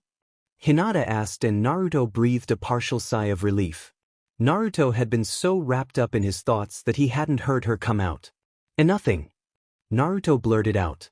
He could feel the trickle of sweat running down the back of his neck. He was very nervous. The last thing Naruto wanted was for Hinata to think he was some kind of pervert. Naruto had a strong dislike for perverts after a situation he experienced when he was younger. He had come across a man harassing a young woman named Mariko. Naruto had even less social experience at the time, but even his 6-year-old self knew what was happening was wrong. He yelled at the man to let Mariko go. Naruto had gotten hit when he tried to physically step in. The man had run away before a pair of Uchiha military police arrived. The important thing was that Mariko hadn't been too badly hurt and that the man hadn't accomplished what he intended to accomplish. Mariko had thanked Naruto profusely and explained that the man was a pervert and a peeping Tom. At that moment, Naruto decided that perverts and peeping Toms were the enemy. After he told Mariko his decision, she had promised that she would do everything she could to help out Naruto. Mariko had claimed she couldn't do as much for Naruto as he deserved, but Naruto had never been one to turn down a display of kindness. Mariko was a seamstress and repaired, let out, and generally took care of Naruto's clothes for free. She had also helped Naruto pass the basic reading proficiency test during his first year at the academy. Naruto really missed her. Mariko had moved to Tanzuka Quarters after she married a really nice guy. Naruto had given his approval in his own special way. He had graffitied, "Congratulations Mariko and Yukio," on the abandoned building across from Mariko's shop. Naruto grinned at the memory. That was the only time his graffiti had been met with widespread acclaim instead of widespread derision. "Oh, you just seemed a bit nervous, that's all," Hinata said. "I was afraid I'd turn into a pervert while you were in the shower," Naruto thought, but didn't dare say out loud. "I'm perfectly fine," Naruto assured Hinata. "I am ready to go if you need to use the bathroom, it's free," Hinata told Naruto as she sat on the couch. He could only nod as he walked to the bathroom. He adamantly refused to look at his own shower. There was a naked girl in there. "I don't know if I should be doing a victory dance or ashamed that I want to do the victory dance." Naruto pushed the thoughts from his head as he washed his hands. At least Hinata-chan would be back at the academy. "Who knows, I might even pay attention today," Naruto thought with a smirk. Naruto and Hinata went straight to the academy after leaving the apartment. Hinata had declined Naruto's suggestion that they stop by Ichiraku's for breakfast. She nearly had a panic attack at the thought of stepping outside her now very narrow comfort zone. Naruto could understand why Hinata was so afraid of opening up to people. He had gone through a similar phase after being kicked out of the orphanage. That had been a terrible experience, but Naruto couldn't imagine the pain he would have experienced if the caretakers at the orphanage had actually been Naruto's family. Naruto was deep in contemplation when he felt a most unexpected, but far from unwelcome, sensation. Hinata had felt the gaze of the few villagers up at this time of day upon her. In her desperation for a familiar and comforting presence, she had latched onto Naruto's arm. Hinata hadn't even realized her action for several moments. "That isn't bothering me, Hinata-chan," Naruto confessed when he felt Hinata try to pull away. "Heck, I'd pick you up and carry you if I knew it'd make you feel better." Hinata felt her cheeks heat up and she instinctively tightened her grip on Naruto's arm. The rest of the walk to the academy passed in a pleasant and peaceful silence. Nothing needed to be said. They had each other and that was enough. Irika had surprised the two wards of Konoha the second they had entered the classroom. He had told them to sit down before he went to the back of the room and shut the door. The teacher returned a few moments later and sat on the edge of his desk. "I've already altered the roll. It has even been approved by Hokage-sama. I'll be calling roll today, so you don't have to worry about anyone making a big deal about the situation," Irika explained. Hinata barely nodded. Thank you, Irika-sensei," Hinata whispered after a moment. "I will always do what I can to help my students. I could never forgive myself if I failed one of you so completely," Irika said with complete and total honesty. Hinata's mood brightened at the realization that someone other than Naruto could accept her, flaws and all. "You're awesome, Irika-sensei." "Thanks," Naruto added. "You're welcome. I bet neither of you have had any breakfast," Irika observed. Naruto and Hinata both shyly nodded. "Mizuki and the other teachers haven't arrived yet. Go and grab one pastry from the teacher's lounge. Just one, Naruto, the other teachers deserve to eat too. But none of them are as good as you. Maybe if they knew that they didn't get to eat because they were super boring, they'd shape up." Naruto explained. "I'll recommend that punishment for substandard student interest to the Hokage at the next teacher review," Irika deadpanned. "See, Hinata-chan. That's why Irika is the best. He actually listens to us." Naruto started babbling to Hinata as he guided her out of the room. Iruka chuckled as he realized he would actually have to speak with the Hokage about fostering greater student interest at the next Academy review. "What am I going to do with you, Uzumaki Naruto?" Iruka asked rhetorically. The day went by quietly, much to Naruto and Hinata's relief. The pair paid attention in class and worked diligently. Hinata's work ethic was born of her own long-standing habits. Naruto paid attention just in case Hinata missed something. The pair was surprised at how quickly lunch seemed to arrive. "Hey, Hinata-chan, I brought bentos from home, but I forgot drinks. What do you want?" Naruto asked as they walked outside. "Water, please," Hinata said gracefully. She felt confident around Naruto. Hinata knew that Naruto would never crush her under the weight of unreachable expectations. "Sure. I'll be right back," Naruto said with a smile. Hinata nodded as she sat down on Naruto's swing. She hummed in rhythm with her light swings. It was relaxing and she was beginning to understand why Naruto had retreated to this place so often. "Hinata-chan." Ino and Sakura's shout drew Hinata out of her quiet contemplation. Immediately, the dread of being judged and rejected roared forward. "Why yes?" Hinata managed to ask. "We're glad to see you back. Everyone was really worried about you," Sakura explained in a comforting tone of voice. "Really?" Hinata asked in surprise. "Well, we were all worried, but Naruto was freaking out. I can't tell you how many times he would skip class only to be brought back by some angry member of your clan," Ino recounted. "I think it happened 4 times. I am that no longer Hyuga," Hinata barely whispered. Her eyes were beginning to well up with tears. Sakura was about to ask what Hinata meant. Ino cut her off with a shake of the head. Well, we are glad you are back. Anyway, Forehead and I just wanted to let you know, we're planning a get-together with some of the other girls. If you want to come, you are totally invited." I don't know." Hinata gulped. "Oh, there isn't a date set yet," Sakura piped. "Ino Pig and I just started throwing the idea together a little while ago. I'll think about it, but I'm still not sure about many things right now." Hinata took a pair of deep breaths to calm herself. "That's okay.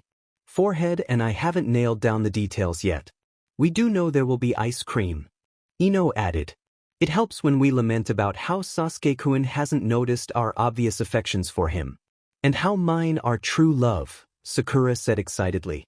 "While I dispute that last bit, because I am obviously Sasuke's true love, Forehead has a point.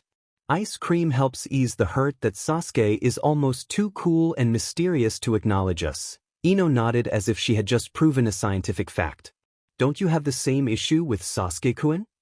Hinata stared blankly at Ino and Sakura for a moment. They are acting like everyone likes Sasuke-kun like they do.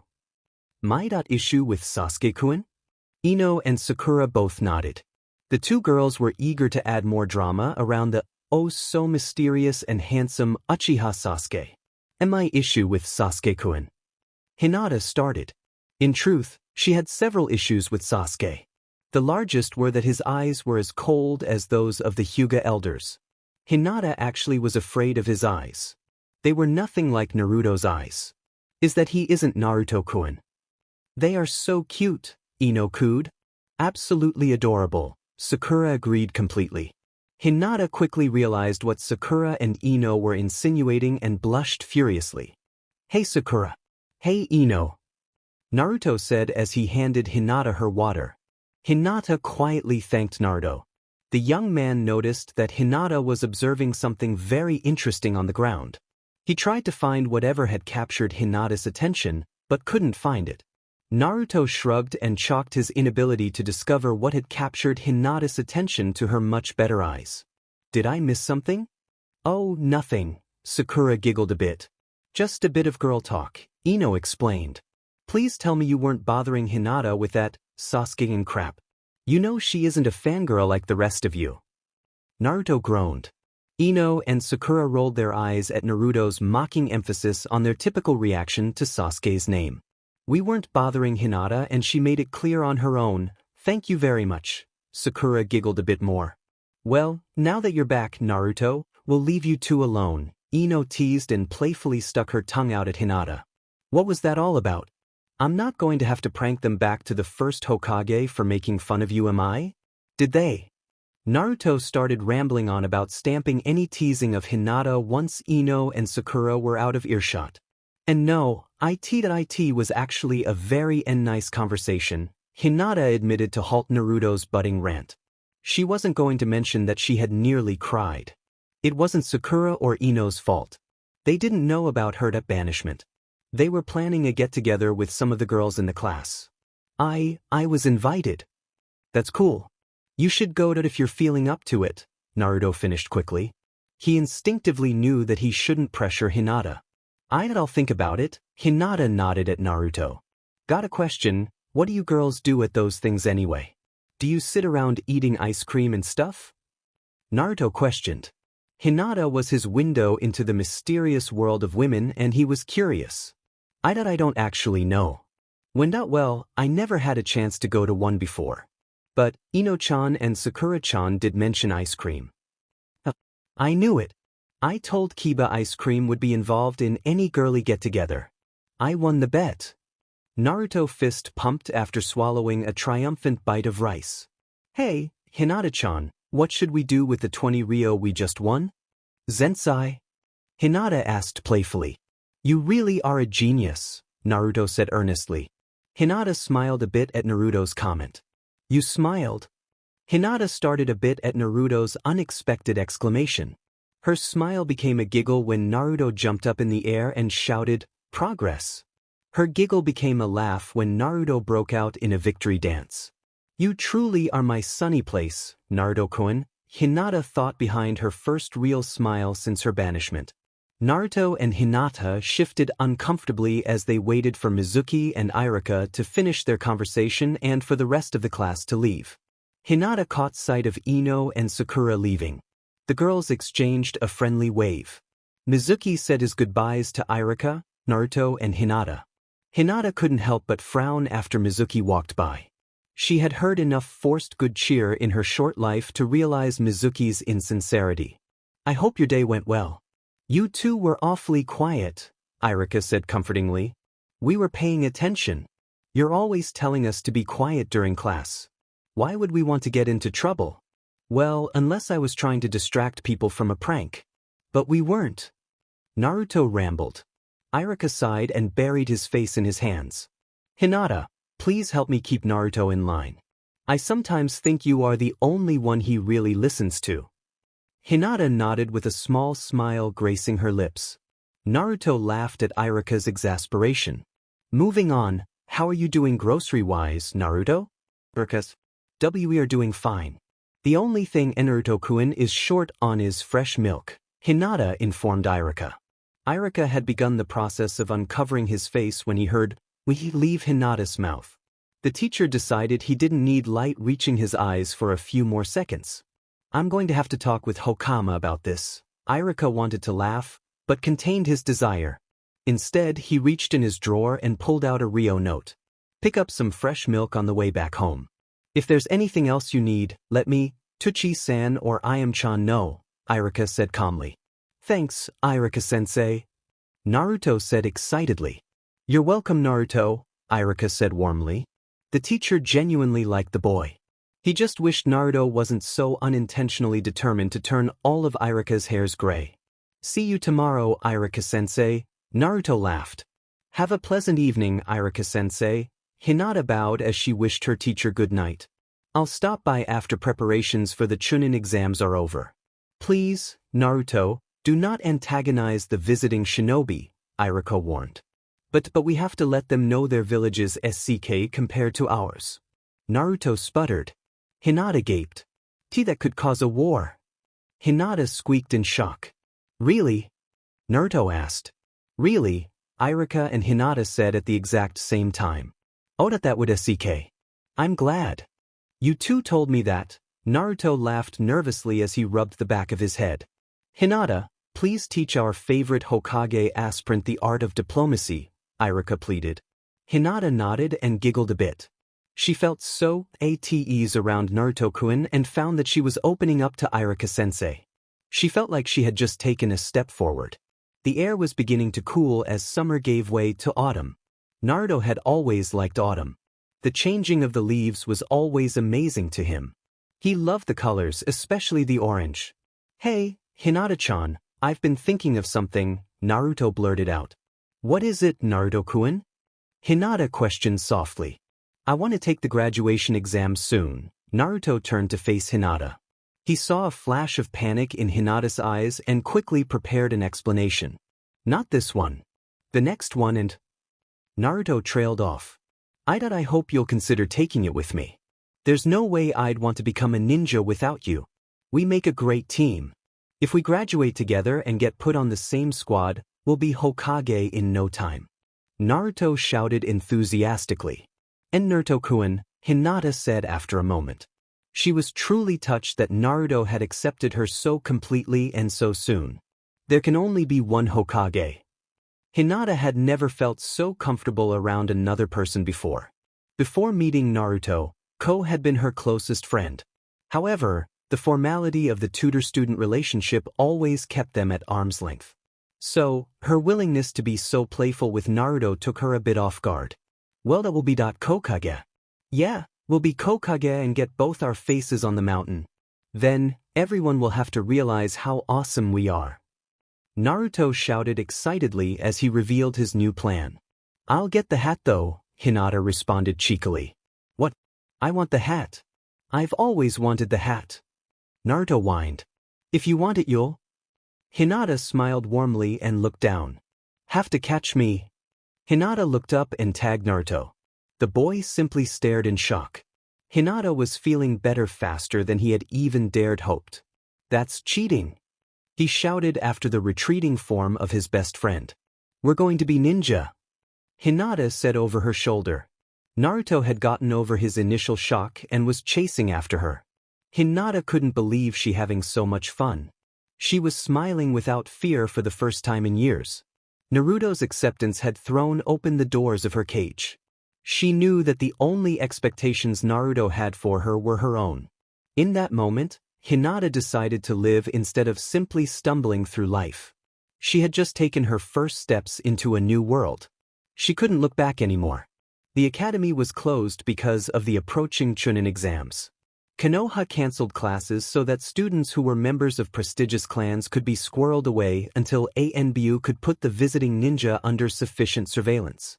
Naruto and students from civilian families viewed the day very differently.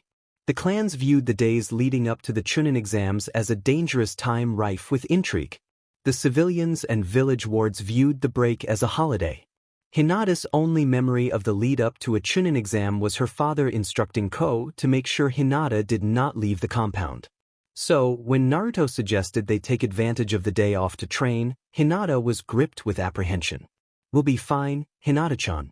The training grounds are off-limits for foreigners," Naruto assured his best friend. "Oh right," she responded.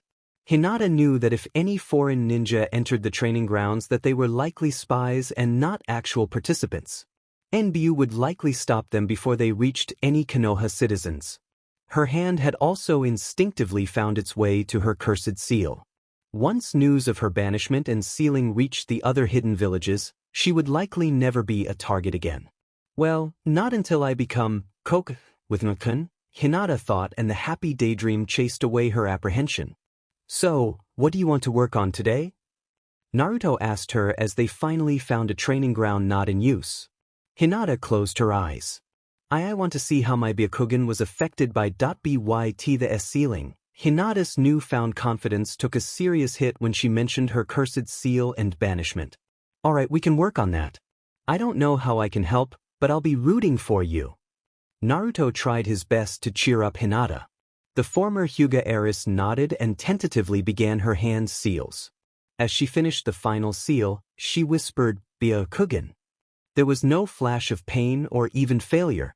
Instead, her field of vision expanded to practically 300 degrees and she could see the rough outline of Naruto's chakra circulatory system. Hinata was thrilled that she could still use her Byakugan. She would feel incomplete without it. Hinata may no longer be Hyuga, but the Byakugan was still a source of pride. Still, She was disappointed that not only was her Byakugan's range not what it once was, the clarity of her vision had also deteriorated. I should have expected some side effects, Hinata thought glumly. Naruto-kun, I'm going to see how long I can keep my Byakugan active. I need to see if there were any other side effects. Naruto noticed how Hinata's voice trailed off when she danced around the subject of her seal. Hey, I remember Mizuki-sensei talking about how the Byakugan can see chakra. It can, Hinata confirmed. That's so cool. Could you watch me create a bunshin? Maybe we can find out where I'm screwing up. Naruto suggested. Hinata smiled at his enthusiasm.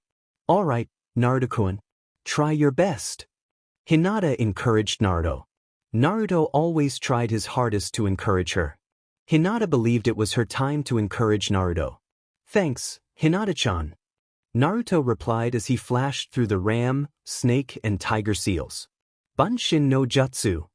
Naruto gazed hopefully at the cloud of chakra-infused smoke. Hinata, however, gazed at it with a strange mix of disappointment and awe. Naruto had failed to produce a bunshin, and Hinata finally realized why Naruto had failed. He was overloading the clones. Naruto-kun actually had more chakra than her father did. And Naruto-kun, it's incredible. Hinata said in awe. Naruto looked up and pouted. How can screwing up that bad be incredible?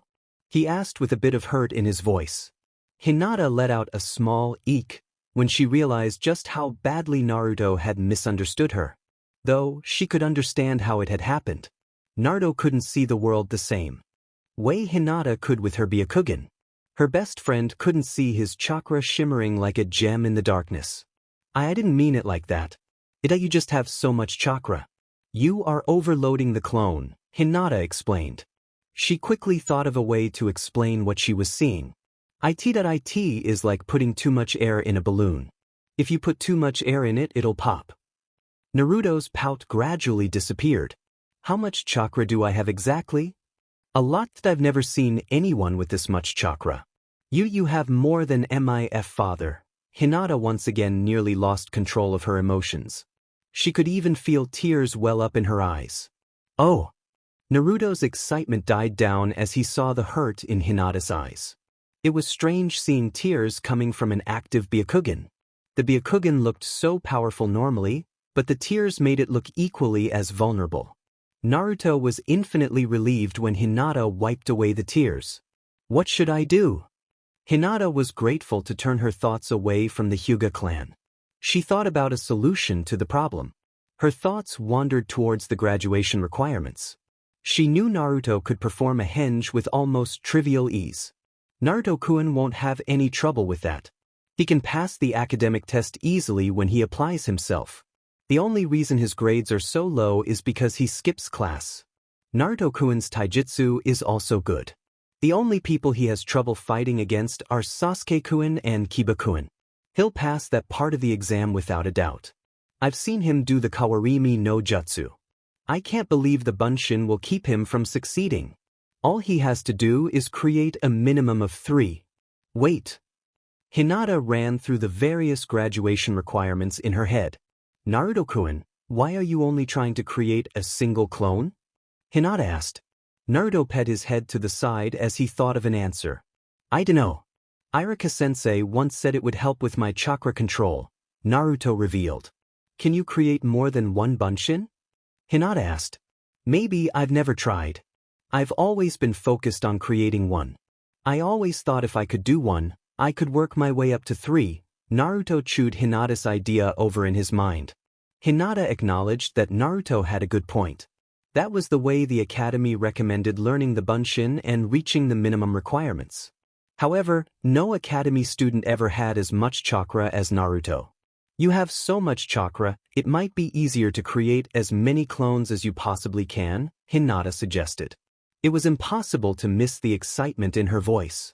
She was curious to see just how many bunshins Naruto could create.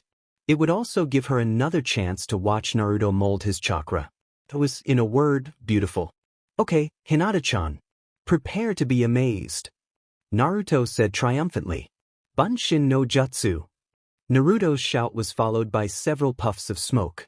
Hinata smiled broadly as she watched chakra spiral out of a strange chakra pathway on Naruto's stomach. Her smile transitioned into an open-mouthed expression of joy. Naruto had created 12 bunshins and several managed to remain standing for at least a moment. 2 were perfect examples of the art. The others were far less perfect. Naruto had overloaded 6 of the bunshins. They were identical to all of Naruto's previous attempts.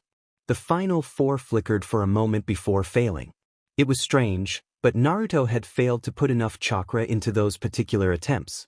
I made a good bunshin. I did it. I'll be able to graduate. We'll be on the same team. Naruto shouted and jumped around in pure joy. Hinata deactivated her Byakugan. The strain had been growing steadily and she was feeling the effects. Naruto-kun, should we take a break? Naruto looked up at the sky and noticed it was approaching noon. A break sounds good. I'm a bit hungry. I got an idea. What is it? Hinata asked, though she knew the food Naruto was going to suggest. Let's go to Ichiraku. I know you're probably sick of ramen, but Ayamoni-chan and Old Man Tuchi are really good people, Naruto said with a soft smile. Hinata returned the smile and nodded. She was aware that Naruto was not close to many people. In fact, she could likely count the number on one hand, even if she included herself. Irika-sensei's kind words had shown Hinata that Naruto's precious people could accept her as well. It would be nice to start building new friendships. I'd love to, Naruto-kun, Hinata agreed. Awesome. Hey, Hinata-chan. Naruto asked as he walked beside Hinata. What is it, Naruto-kun? Hinata asked as she rubbed away some of the pressure in her temples. She could barely remember the last time she had used her dojutsu so extensively. Do you think we'll see any foreigners? Hinata chewed the inside of her cheek a bit. Maybe, Naruto-kun. I bet we could take them, Naruto declared in a voice full of bravado. Hinata giggled at her best friend's antics. Ichiraku was busy when Naruto and Hinata arrived. All of the stools were occupied by harried civilians or Konoha ninja. Hinata shrank behind Naruto a bit. Crowds and strangers still caused a sense of panic to well up inside of her. A pair of civilians got up from their stools and exited the ramen stand. The pair stopped and stared at Naruto and Hinata for a heartbeat. How did that get a pretty girl? One of the men asked. Hinata frowned at the cruelty in the voice. Why are they talking about Naruto-kun like he isn't a person? I've heard civilians talk about Naruto-kun before and I've never understood their hate, Hinata thought sadly. She even recalled a time where a civilian woman had compared Naruto to the Kyuubi. Strangely, Naruto didn't seem to notice or, as Hinata preferred to believe, was strong enough to ignore the unbecoming comments. Naruto-kun, how are you enjoying your day off? Ayam greeted one of her favorite customers. It's great. Hinata-chan helped me figure out how to make an actual bunshin. Naruto revealed excitedly. You finally made a full bunshin? Ayam asked in surprise. Naruto nodded enthusiastically. Well, I think I'll throw in a little extra pork to celebrate. Ayam laughed at Naruto's excited whoop. She flipped a strand of hair out of the way and finally noticed someone was with Naruto. Who's your friend, Naruto-kun? Ayam's smile and emphasis on friend caused Naruto to feel a bit of heat in his cheeks. Hey, Ayamoni-chan, this is Hinata-chan. Naruto quickly introduced the girls to each other. And Hinata, this is Ayamoni-chan. Pleased to meet you. Hinata-san, Ayam began politely. I know what Naruto-kun wants for lunch. How about you? I'll have what Naruto-kun is having, Hinata replied as Naruto helped Hinata to her seat. Alright. I'll get right on it, Ayam said as she started to head to the back. Oh, and Naruto-kun, for being such a gentleman, I won't use my ladle. Yes. Naruto reached for the sky in triumph. Today was getting better by the second. Ladle? Hinata asked in confusion. The confusion doubled when Naruto flinched. Ayam turned around and grinned. My secret weapon. If Naruto-kun ever starts giving you trouble, say that like forgetting your birthday, I'll teach you how to use it. Nothing gets Naruto-kun to behave like that ladle. You wouldn't give Hinata-chan the ladle, would you? Naruto gulped. Best not forget any birthdays then. Ayam said in a sing-song voice. Naruto only nodded at 100 miles per hour. He didn't trust his voice. Some friend I don't think I know Hinata-chan's birthday. If I admit that now, I'll definitely get the ladle. I am brought out Naruto and Hinata's ramen. So, today seems like it's full of big steps for you, Naruto-kun. First, you create a working bunshin that then you bring a girl to meet the family. What? Naruto and Hinata dropped their chopsticks. I see, you two are keeping things secret, I am teased. The ramen cook watched the pair eat their meal and failed to contain her amusement as the couple stole the occasional glance at each other. Hinata and Naruto finished their meal quickly. The meal had passed in a somewhat awkward silence. I.M.'s teasing had caught them a bit off guard, but they both knew it was good-natured and not mean-spirited. Thanks for lunch, Wani-chan, Naruto said while paying the bill. It was delicious, thank you very much, Hinata agreed. You're welcome, you too. Oh, and Hinata-chan, I.M. replied warmly. Hinata looked up when she heard the change in honorific. Don't hesitate to keep Naruto-kun in line. Hinata felt her cheeks heat up again when I.M. winked at her. Naruto missed the playful teasing and waited for Hinata to finish thanking I.M. So, Hinata-chan, what do you want to work on next? Naruto asked with a grin. I think we should take a minute before getting back to training. But I'd like to work on improving my throwing accuracy, Hinata suggested. Huh, Naruto chewed his lip. Great minds think alike. Hinata-chan. Naruto. Sakura called out from across the street. Naruto and Hinata turned towards their classmate. The pink-ette came to a halt with a grin on her face. Oh, hey Sakura, Naruto greeted nonchalantly. How are you, Sakura-chan? Hinata was decidedly more enthusiastic. I'm fine. How has your day off been? Sakura asked warmly. It's been great. Hinata-chan and I have done a bunch of training, Naruto revealed. Naruto-kun is right. We've accomplished a great deal, Hinata smiled. We were just taking a break before going to practice with our shuriken and kunai. Sakura blinked a few times. But today is our day off. Well, Naruto-kun and I are going to graduate early. If we are going to fulfill this dream, we are going to have to work very hard, Hinata stated resolutely. Naruto's eyes became a bit misty and he was nearly overwhelmed by the urge to hug Hinata and just start crying. He fought that off if just barely. It wasn't manly to cry in public. The last thing Naruto would ever want is for Hinata to think he was flaky. Besides, what are the odds pretty girls like Hinata-chan and Sakura would ever go for a flaky guy? Naruto thought with a chuckle. Oh, that's amazing. I don't think I'm ready to graduate just yet. I hope you two make it. Sakura brightened noticeably as she moved away from her self-doubt. If you are going to try to graduate early, it's even more important that I give this to you, Hinata-chan. Sakura handed over an invitation. Hinata graciously accepted. Thank you, Sakura-chan. Well, it was great seeing you too. I've got to go to the market for my family, Sakura said. Yeah, it was nice seeing you too. Naruto said with genuine warmth this time. Anyone who treated Hinata kindly was okay in his book.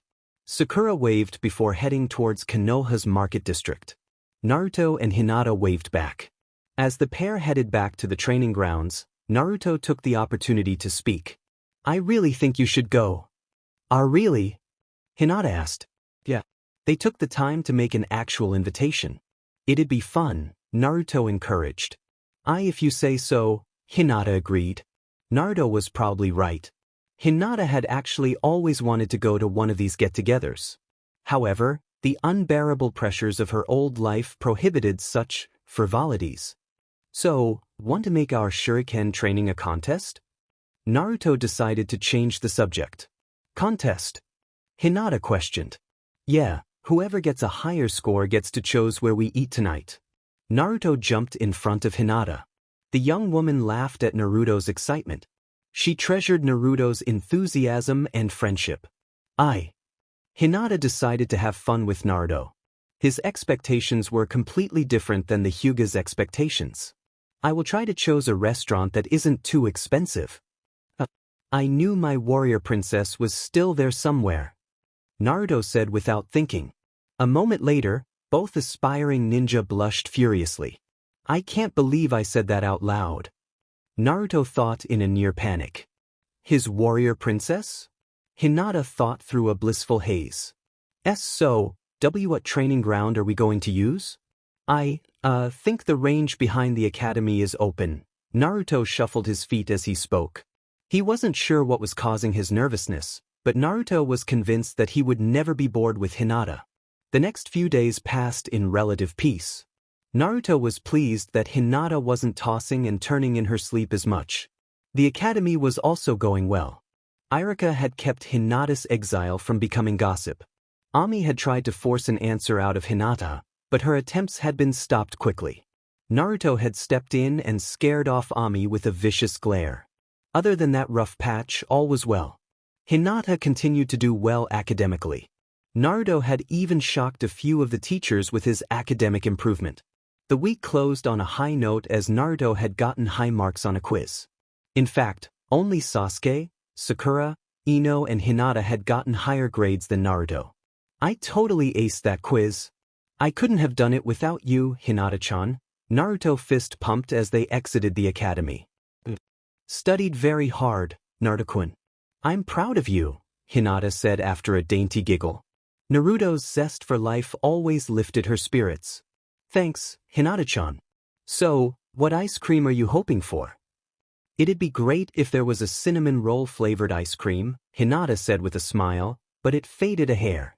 The Hyuga weren't fans of non-traditional foods. Naruto hated hearing Hinata so down, but he was glad that Hinata no longer broke into tears at the mention of the Hyuga. I bet we could figure out a way to make it. That would be awesome. It would, Hinata agreed. Naruto nodded and noticed that Ino and Sakura were rushing up to meet them. Hey ladies, the lone male in the small group said with a wave. Hello Naruto. Hello Hinata-chan, Ino greeted the couple. I'm so glad that quiz is over, Sakura piped up. It was a hard one, but you all did awesome. You girls are a lot smarter than most of the guys, Naruto admitted. Forehead, I think Hinata's landed the second best guy in the class, Ino said approvingly. Landed? Hinata sputtered. Naruto, for his part, was simply confused. Ino, Hinata-chan and Sakura were speaking girl.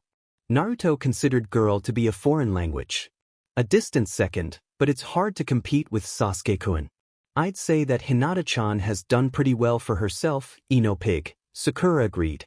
Ino and Sakura knew it was a bit unfair to tag team Hinata like this, but it was all in good fun. And if they could kickstart an adorable romance, so much the better. I'd say so. Ino agreed enthusiastically. Come on, let's go to the market. We have ice cream to buy. Ino led the way and waved her fist in the air. Sakura laughed and pushed Hinata after Ino. Naruto smiled softly as he saw Hinata look over her shoulder. Bye Hinata-chan. Have fun. Oh, don't forget to see if the store has that ice cream we were talking about. Naruto shouted before Hinata got too far away. His smile brightened as Hinata waved back. Naruto watched the girls disappear around a corner before deciding to go see if Irika-sensei would let him watch the Chunin exam finals. He made it a few feet before he saw Tobio glaring at him. Naruto didn't even bother hiding his annoyance. He may look a bit like Irika-sensei, but he's nothing like Irika-sensei. Naruto felt a grimace find its way to his face as he completed the thought. Man, I can't wait until you and Sasuke-sama just quit or graduate early, Tobio snapped. Naruto raised an eyebrow. There was no way in hell Naruto would ever quit. Naruto had also seen Sasuke training nearly every day. There was no way Sasuke would ever quit either. Tobio's statement further convinced Naruto that the other boy was an idiot. As long as you two are here, no one even stands a chance at getting the girl's attention. Naruto smirked. I'm sorry, I can't hear you over the sound of how jealous you are. Naruto finished with a dismissive wave as he walked toward Irika. The boy wouldn't deny that a part of him wanted to deck Tobio. However, Naruto knew that Irika-sensei, Hinata-chan, Old Man Tuchi and Ayamoni-chan would be disappointed if Naruto gave in to Tobio's taunting. So, as Old Man Tuchi was fond of saying, Naruto decided to be the bigger man. He simply walked away. Naruto found Irika-sensei filing away the day's quizzes. Naruto sat on the edge of the front desks and waited for Irika to finish. The teacher smiled as he closed the drawer. You did great today, Naruto, Irika congratulated his student. Thanks, Irika-sensei. Naruto responded warmly. I bet you want ramen to celebrate? Irika chuckled. Naruto rubbed the back of his neck as he laughed along with his teacher. Actually, that I was wondering if you could take me to the Chunin exam finals. I'd love to see real ninja go at it. Naruto said excitedly. Irika ran his thumb along the scar that dominated his face. I think that can be arranged. The first round is tonight. I'll come by to take you at 7, Irika said with a nod. Awesome. You're definitely one of the best, boss. One of the best, and Naruto? Irika's smile broadened at Naruto's declaration. Oh yeah, you're up there with Old Man Hokage, Ayamoni-chan, Old Man Tuchi and Hinata-chan on the list of coolest people ever. Naruto smiled. The teacher and the student parted ways. Naruto walked at a leisurely pace back to his apartment. He reached his home and hummed as he unlocked the door. Man, I'm looking forward to getting the bed back for a night. Naruto shouted to himself. He tossed his bag onto the kitchen table and made a beeline to the bedroom. Naruto forced a smile as he flopped backwards on the bed. It was as comfortable as he remembered, but something was wrong. He sat up and looked over to the sleeping bag. Naruto had gotten used to sleeping there while Hinata took the bed. Suddenly, Naruto realized a profound truth. His home felt very empty without Hinata. The energy was electric in Konoha's arena. Naruto had never experienced anything like it before in his life. He would have never expected civilians to take such an interest in shinobi matters. However, there were numerous civilians waving Konoha banners. One day, the civilians will be cheering for me like this, Naruto thought with absolute certainty. The Hokage aspirant watched as the crowd fell silent as Old Man Hokage and the high ninja of Kusagakure and Hashigakure entered their private boxes. That was one of the things Naruto craved above all else. He wanted the unabashed respect, but not only for himself. Naruto wanted the world to recognize how amazing Irika-sensei, Hinata-chan, Old Man Tuchi and Ayamoni-chan were as well. You'll be here one day, Naruto, Irika said as he put a hand on Naruto's shoulder. Not just one day, Irika-sensei. A whole bunch. I mean, can't have the Chunin exam finals without the Hokage. Naruto reminded Irika. True, true, the teacher acknowledged the point with a laugh. The pair found their seats and joined the capacity crowd in waiting for the first match. Hey boss, Naruto started to speak as he scanned the crowd. Yes, Naruto? Irika asked as he exchanged a wave with one of the other academy teachers. Isn't the final supposed to happen a few days after the start? I mean, the exams only started 2 days ago, Naruto pointed out. Good eye, Naruto. You're right, there is usually a longer gap between the initial exams and the finals. However, there was a different second exam this year. Why did they change the second exam? Naruto asked. He couldn't miss Irika's frown. Last year that there was an incident. Ishigakure used the location of the second exam as a proxy battleground in its civil war. Hokage-sama suspended the normal second exam until security could be guaranteed in the future, Irika half explained. He didn't want to go into the details. There had been several atrocities committed by the ruling junta of Ishigakure. Irika had seen the aftermath of the third Hokage's anger and it had been terrifying. The academy teacher believed that the anger was completely justified. A Konoha genin had been killed in the fighting. That information had been kept from the village at large, but a war had nearly started. What? Naruto squawked. It was very tense. Hokage-sama declared the details sealed for 6 years. Irika said cautiously. The crowd fell silent before Naruto had the chance to ask if Irika could tell him anything else. Sarutobi had risen from his seat and walked to the edge of his booth. The wizened Hokage launched into a speech about the will of fire and the strong relationships between Konoha and her allies. Naruto closed his eyes as he listened to the old man speak. The entire time he imagined he was giving the speech. He could feel the Hokage's hat upon his head.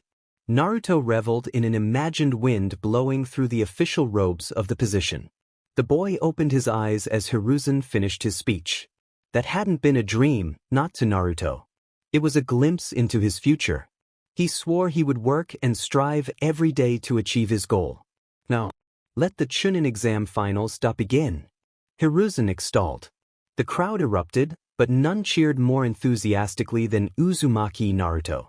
Hinata sat on a beanbag chair while eating cinnamon bun-flavored ice cream directly out of the carton. Sakura was on another of Ino's beanbag chairs with a container of cream and Mitsu resting between her knees. Sakura and Hinata's hostess was sitting on her bed happily opening a batch of chocolate ice cream.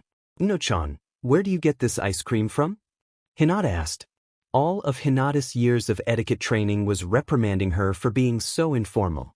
Hinata, however, decided to embrace her newfound freedom and simply enjoy being with her friends. Oh, Chuji's family is the largest producers of food in Konoha. They are either the owners or the main investors in pretty much every food-related business in the village, Ino explained. I think I'll have to get more of this ice cream, Hinata whispered. She may have decided to embrace her new personal freedoms, but Hinata was still a naturally shy young woman. Hinata-chan, where will you keep it? Sakura danced around the subject of Hinata's temporary disappearance. Ino had filled her in on some rumors surrounding Hinata's situation. Their mutual concern for Hinata's well-being forced Ino and Sakura to call a truce in their love rivalry.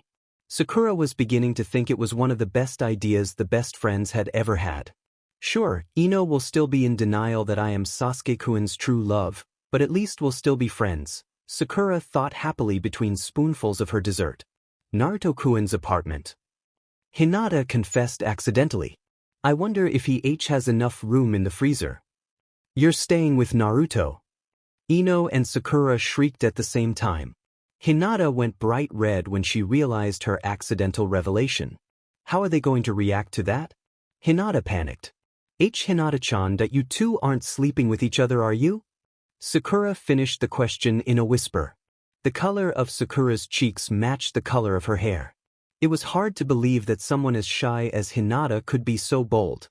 Ino put her hands to her mouth. Hinata's eyes went so wide that it appeared as if her Byakugan had activated. Sakura's semi-innocent insinuation was overwhelming Hinata's naturally modesty personality. Hinata's mind was racing. She fainted. Naruto jumped into the air and fist-pumped as he watched a Konoha ninja defeat a Getsugekure ninja. The Konoha ninja had been very clever. She had used a combination of the small grove of trees at the edges of the arena and a very cool fire jutsu to maneuver her opponent into a better position.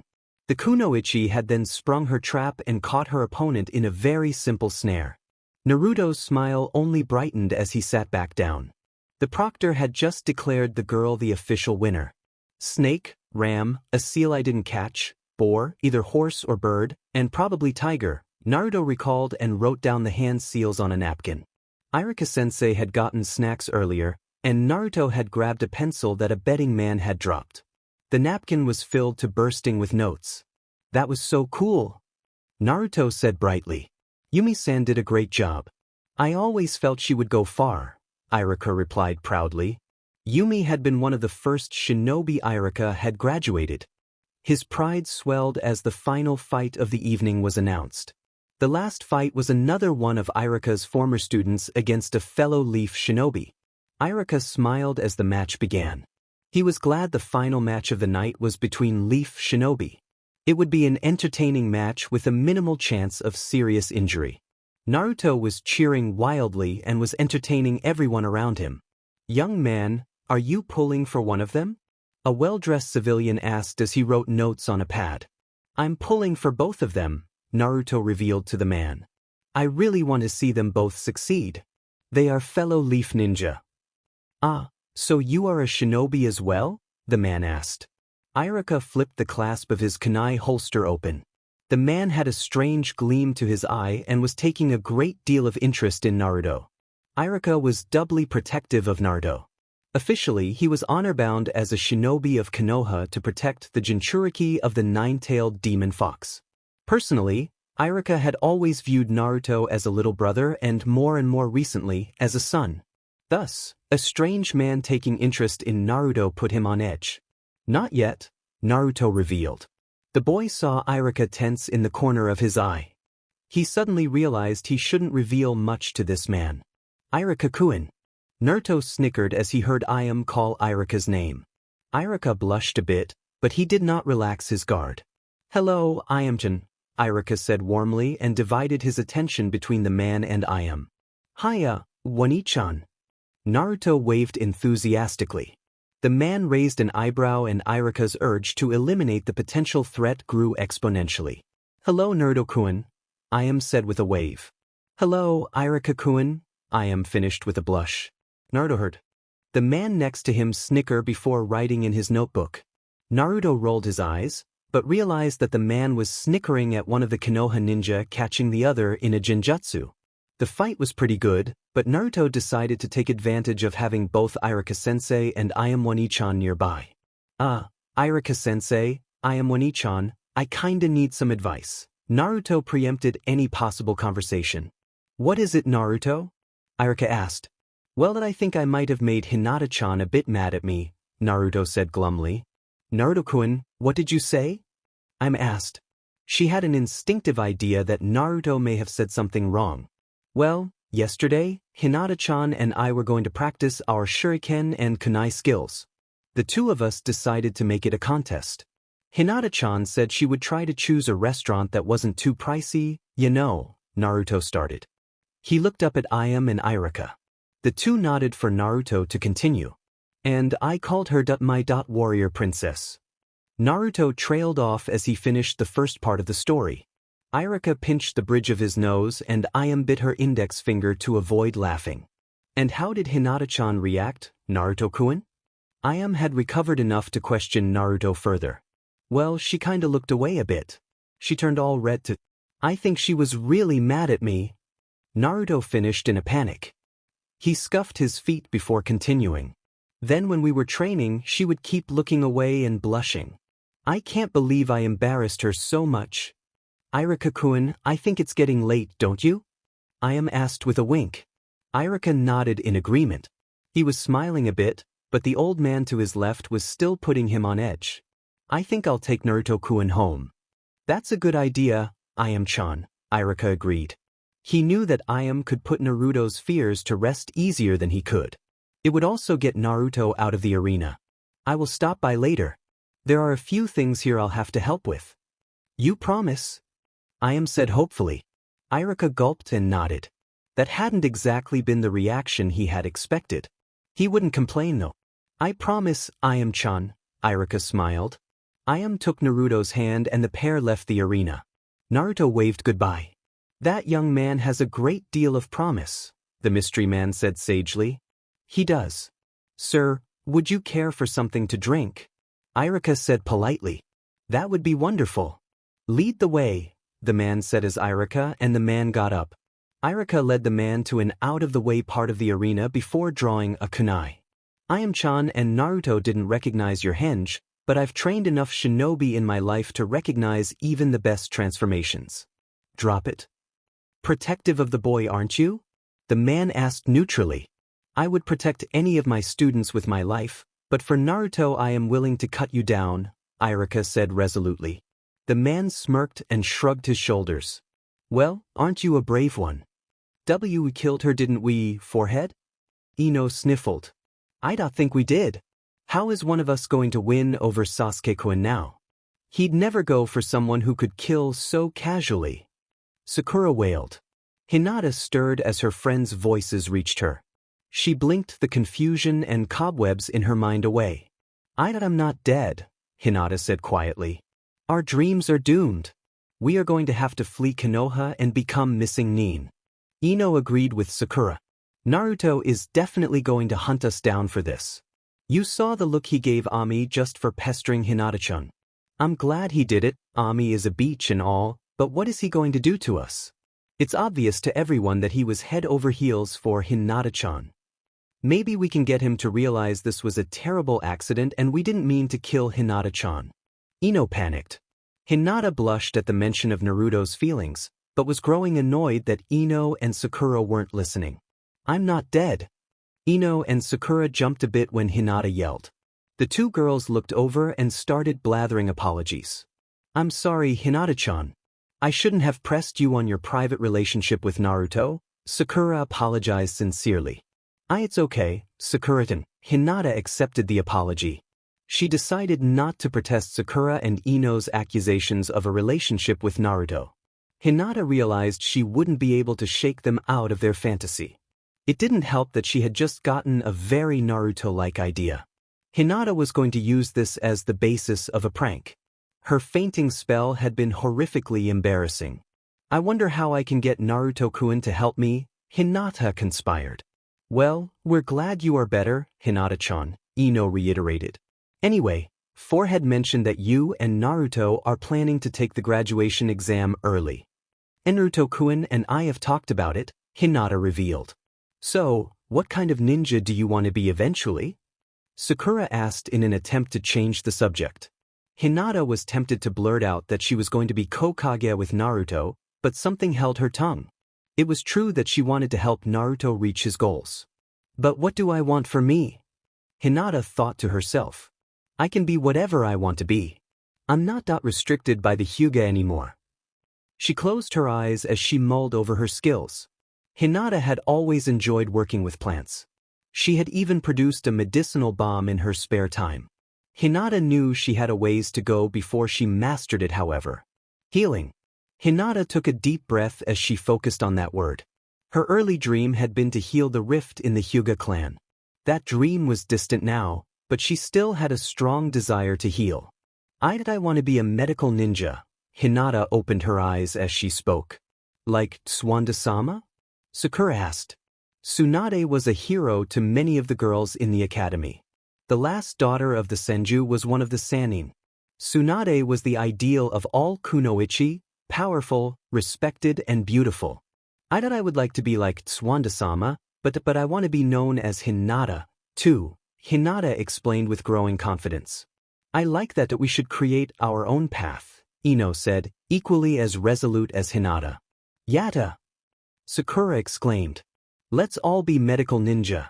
One day, the elemental nations will refer to us as Konoha's beautiful medics. Let's hope when we are in the bingo book that our picture properly captures how good we look, Ino said with laugh. What the hell was I thinking, threatening to cut him down? Irika gulped, but didn't back down. He had dug himself in deep, but he wasn't going to start groveling. Brat, there's no need to start planning on how you are going to die with dignity. I'm not here for that, the ninja said dismissively. I threatened to kill you of all people. Irika exclaimed.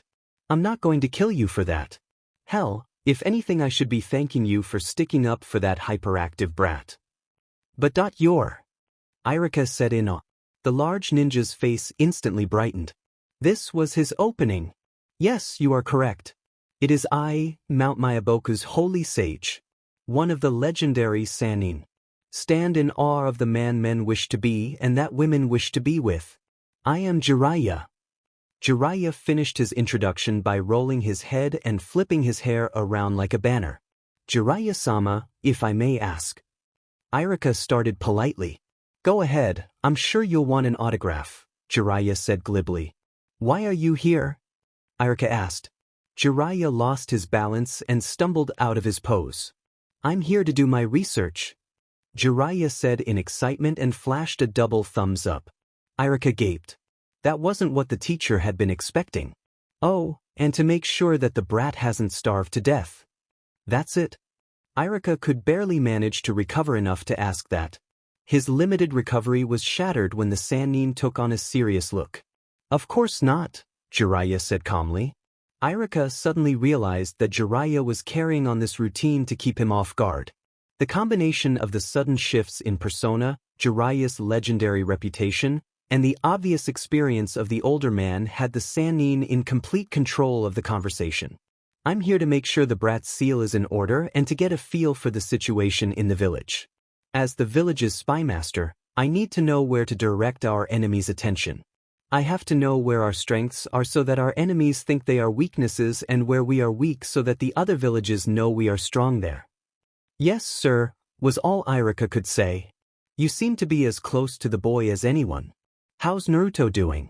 I want to know more than just information on his mental health and his seal. I want to make sure the boy is living. Well, Naruto is never boring, and that's not taking into account the past couple of days, Irika said with a laugh and a shake of the head. So, he's well and truly a brat, Jiraiya said with a smile. Hinata has helped him become less of a brat, Irika admitted.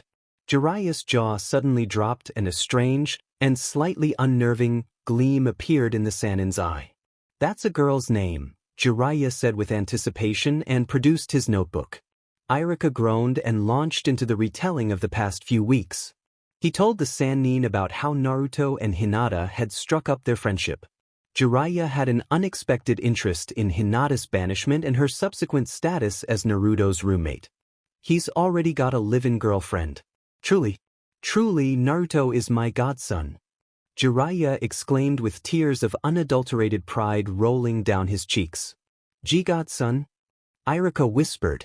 Jiraiya's face hardened and the waterworks ended instantly. The only reason I even let that slip is because I know you truly care for the brat. If I ever hear that you revealed that bit of information to anyone, including Naruto, I will kill you. If any number of threats make the connection between me and the brat, it isn't too much a stretch to figure out other details about the boy, Jiraiya commanded. Yes, sir, Irika gulped. Good, now that we've taken care of the threats and exchanged information, I think we should part ways. You've got a pretty girlfriend to see, and I have to see if Hiromi's ghost has come back to beat the hell out of Hayashi for his bullshit stunt. Jiraiya slapped Irika on the back. Oh, and expect a letter, a signed copy of the next Ika book, and the means to keep me informed on the brat's progress. Yes, sir, Irika said nervously. And stop calling me sir. It almost sounds like you think I'm old and respectable. Naruto and Ayam were walking through the streets of Konoha in a companionable silence. The young man was gathering his thoughts, and Ayam was allowing the young man time to think. She was also pouting slightly. I'm sure Irika-sensei noticed how pretty you looked, Ayam Wani-chan. Naruto spoke up seemingly at random. I did. Ayam started to protest. Eventually, her shoulders simply slumped in defeat. Then why didn't he say anything? Naruto noticed her pout and took a deep breath. That guy sitting next to Irika-sensei was really worrying him for some reason. Irika-sensei was ready to step in if that guy tried anything. I just thought Irika-kun was focused on his students and didn't notice me. Ayam wavered between several different emotions. The only reason I saw it is because Irika-sensei wanted me to see him ready for action. He probably didn't want to scare you, Naruto said idly. He rested both of his hands behind his head and turned to look at his older sister stand-in. It was obvious that Ayam was deep in thought. Something wrong, Wani-chan? Oh, Ida just came to a decision, Ayam admitted. Naruto instinctively knew that it was something personal and he shouldn't pry. Hey, Wani-chan, thanks, Naruto said with a quiet sincerity. For what? Just being here, Naruto said in a strangely introspective moment. I mean, I don't have many people to call family, but I treasure you all. Naruto had made his confession right in front of his apartment building. Ayam wiped a tear from her eye before kneeling down. She rested at eye level with Naruto for a moment before giving him a hug. I trust you can find your way to your apartment, little brother? Naruto hugged Ayam back. Yeah, Wani-chan. Good night. Good night, little brother, Ayam said before Naruto ran into his apartment building. The boy stopped in the entrance to wave goodnight. Ayam returned the wave and made her way back to her home. She couldn't help but feel a bit nervous. It was the Chunin exam finals. There were more foreigners in Konoha now than Ayam could ever remember. It was late at night. She was dressed up. And alone. Why didn't I go in with Naruto? I could have checked if he was low on groceries. Irika-kun would have stopped by later. He's a Chunin. He would have protected me, Ayam thought nervously. In every shadow she saw an IWA shinobi or some other enemy ninja. She may have been a civilian, but even civilian education in Konoha covered basic politics. It boiled down to one very simple truth. Anyone not wearing a leaf hitayate could not be trusted.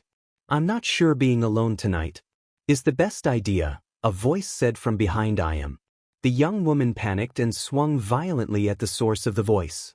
Relax, it's me, Irika said with a smile as he blocked Ayam's wild strikeout of instinct. Though, that was a pretty good swing. You sure you never wanted to go to the academy?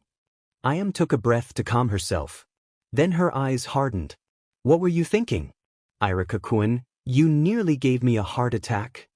Irika proceeded to attempt to actually succeed in giving Iam a heart attack. The teacher wrapped his arms around her. I'm sorry. Well, you should be. Couldn't you have let me know you were the one sneaking up on me? I'm a ninja. We're supposed to be sneaky, Irika joked.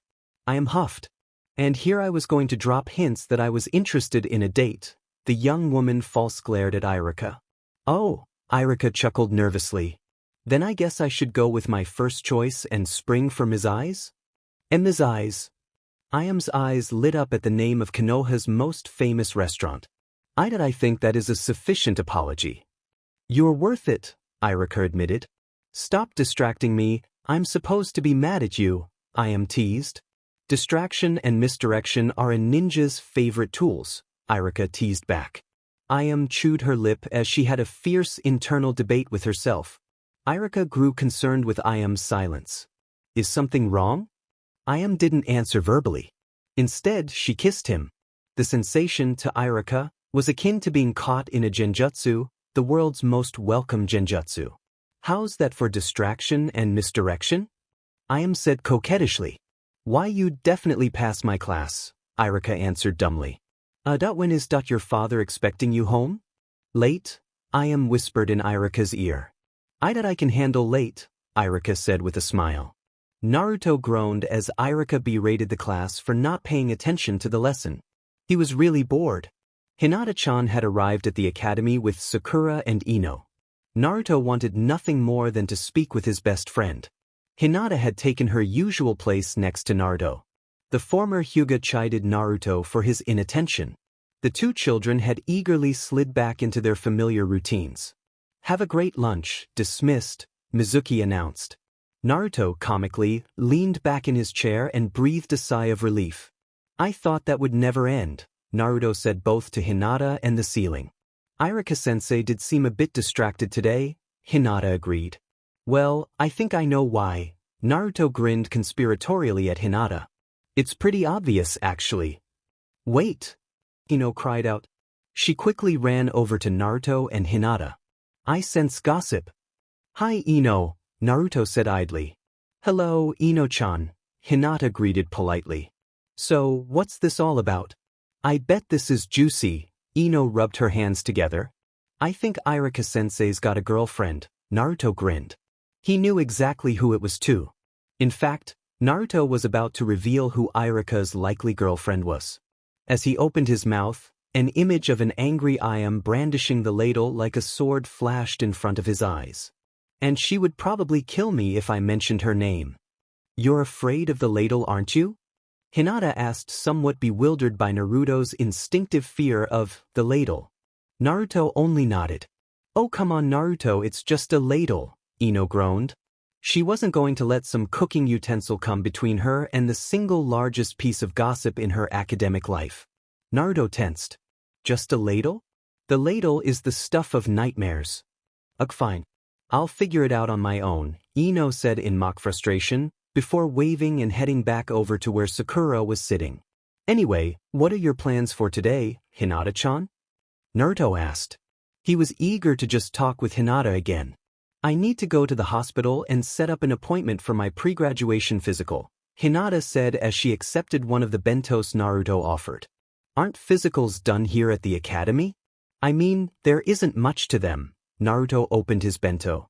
Well, for Kunoichi there is extra girl stuff that needs to be taken care of, Hinata explained delicately. Naruto nodded. When are you going to try to set that up? I was going to go after school. I should be back home before 6, Hinata said after daintily wiping her mouth. Home? She's coming back, Naruto thought in relief. He had a semi-irrational fear that Hinata wouldn't be coming back after the sleepover with Sakura and Ino. Alright, I guess I'll do some training on my own. I know. I'll bring in food. There's that restaurant opening up near the edge of the village. Sayuri's or something. I'll pick up something from there. Naruto said excitedly. That sounds great, Naruto-kun, Hinata said happily. She was thrilled that she had lessened Naruto's ramen addiction. Hinata would gladly admit to anyone that ramen was one of her favorite foods, but she enjoyed more variety in her diet.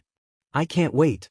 You won't believe how boring it was at home without you, Naruto said earnestly. Hinata smiled softly. Home? It's amazing how quickly that apartment has become my home. I have never felt so welcomed anywhere before. Thank you, Utun, Hinata thought and wished she could say it out loud. We can talk about last night over dinner. I'm sure you and Irika-sensei saw some amazing fights, Hinata responded. The pair finished their lunch over small talk and simply enjoyed each other's company. The rest of the day passed quickly. Irika dismissed the class and flashed an amused grin at Naruto and Hinata as they fled the classroom. The roommates stood just outside the academy's gates. Naruto had become almost dependent on Hinata's presence. Her unconditional acceptance was almost like a drag. The void in his life he had once filled through pranks was now being filled through Hinata's, Irika's, Tuchi's, and Iam's support and care. So, what would you like for me to pick up? Naruto asked as he threw his book bag over his shoulder. Hinata tapped her chin before smiling. Surprise me. As long as it doesn't have any seafood, I'm sure I'll love it, Hinata exclaimed. And if they have cinnamon rolls? Naruto asked jokingly. I might kiss you, Hinata replied just as playfully. They both started to laugh, but they each realized what exactly had transpired. Hinata and Naruto's blushes were instantly noticeable. Wow, they really are adorable, Ino said with a laugh as she walked by. It's like something out of a really cute book, Sakura agreed. Sakura and Ino's verbal poke shook Naruto and Hinata out of their daze. I'll see you back home, Hinata-chan, Naruto said with a gulp. Yes, I look forward to it, Hinata said quietly before heading towards Konoha's hospital. Naruto closed his eyes and leaned against the academy wall. He couldn't understand why his stomach twisted up with hope every time he thought about Hinata. Naruto quickly shook it off and forced his thoughts to focus on the technique he wanted to try out. I'll master that and graduate for sure. Naruto thumped his chest. He was about to walk off when a voice called out to him. Hold up, Uchiha Sasuke called out. Naruto hummed in confusion. You can't be serious. I'm generally not. It's no fun walking around with a stick up your butt all the time, Naruto shot back. Sasuke's tone was rubbing him the wrong way. But I'm serious. Hinata-chan and I are going to graduate early. If two dropouts like you are ready to graduate, then so am I, Sasuke declared. Drop-outs? Naruto asked dumbly. You know, for being a genius, that's probably the dumbest thing I've ever heard. We haven't quit anything and we're going to graduate early. Regardless, I am Uchiha. I have the blood of the world's most powerful clan in my veins. Sasuke said proudly, but with a hint of a snarl. Naruto noticed Sasuke's eyes. They were no longer the creepy empty eyes Naruto had seen on Sasuke after their spar. Sasuke's eyes looked alive. He looks like he was living again there for a bit, Naruto grinned. He hated seeing such emptiness in anyone. Naruto knew how painful the void Sasuke was experiencing was. It took all his willpower to prevent a shiver from working down his own spine. Would my eyes look that empty without Irika-sensei and Hinata-chan? So, you're proud of being a Uchiha? Naruto asked, determined to keep the fire in Sasuke's eyes from going out. Proud? Proud fails to fully capture the rapture I feel at being Uchiha. Once I awaken my Sharingan, I will make sure the entire world will know the Uchiha still live. Sasuke declared. Naruto smiled at Sasuke. You know, you're a hell of a lot more likable when you aren't frozen in a block of ice. See you around, Sasuke. Sasuke couldn't respond as Naruto walked away. After a moment, Sasuke smirked at Naruto's retreating form. Maybe you aren't as inferior as I thought you were, Uzumaki Naruto. You will never be Uchiha, but you might push me to greater heights one day. Naruto smiled as he dispelled his bunshins. He had done it. Naruto had finally created 3 perfect bunshins. The number of overloaded clones had dropped to 4. Unfortunately, the number of clones he hadn't put enough chakra into had increased. I can't wait to tell Hinata-chan. Naruto grinned after his triumphant announcement to the world. Now to become even more amazing. The only problem is, I can't remember the seals all that well, Naruto thought. He flopped to the ground. He reached into his pocket and pulled out the napkin with his notes. Okay, so it's Snake Ram? Naruto crossed his arms and closed his eyes. He was deep in thought as he recalled Yumi's fight. It was Monkey! Naruto shouted after a moment. Next is Boar, Horse and Tiger. Naruto jumped to his feet and did a dry run through the hand seals. He didn't attempt to mold his chakra. Instead, he just wanted to get the seals down. Naruto practiced running through the seals for a good 15 minutes before he felt comfortable attempting the jutsu. Katon, Eden! Naruto yelled as he finished the hand seals. The feeling of his chakra molding and rushing outward as a torrent of fire was a rush Naruto had never experienced. In that moment, he decided he wanted to be a master at performing and teaching ninjutsu. He smiled as he felt the flames leave his lips. And then his world went red. The next sound Naruto heard was a beeping and his own coughing. He groaned as he sat up.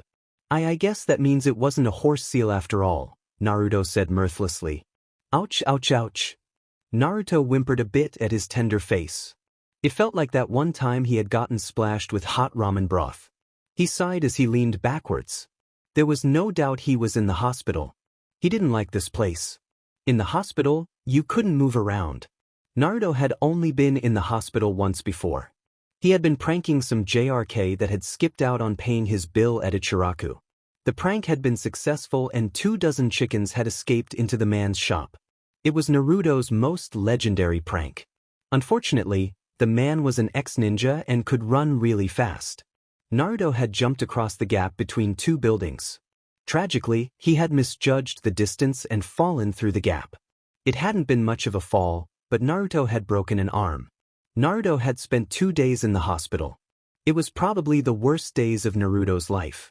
Well, at least until the days Hinata-chan had been sealed and missing, Naruto thought angrily. Hinata bursting through the door. Naruto's eyes went wide with worry. She's crying. What do I have to do to help her? Why you're okay? You're okay? Hinata wept as she threw her arms around Naruto. I'm doing pretty good, Naruto tried to assure Hinata. I heard the D-doctors mention that someone had messed up a jutsu. Hinata sniffled into Naruto's chest. She looked up and Naruto noticed the fear and concern in her eyes. There was something else that Naruto immediately noticed, relief. Hinata was relieved he was alive. The warmth of Naruto's botched Katon jutsu couldn't compare to how warm Hinata's concern made Naruto feel. They said that if it was anyone but you that you would have died. I don't know what I would do if I lost you. Hinata continued. What were you thinking? I wanted to become strong. I wanted to do something to make you proud of me. Naruto admitted. He felt awful because he knew that it was his fault. Hinata-chan was worried. Once again, Hinata teared up and threw herself at Naruto. The hug was a bit awkward. Hinata was simultaneously hugging Naruto while weakly pounding on his chest. Why, a wonderful idiot. Don't you remember? I told you that you will always have my respect. How could you be so reckless? I can't be Hokage by myself. Naruto sighed and brushed one of the long strands of hair at the edge of Hinata's bangs. I'm sorry, warrior princess.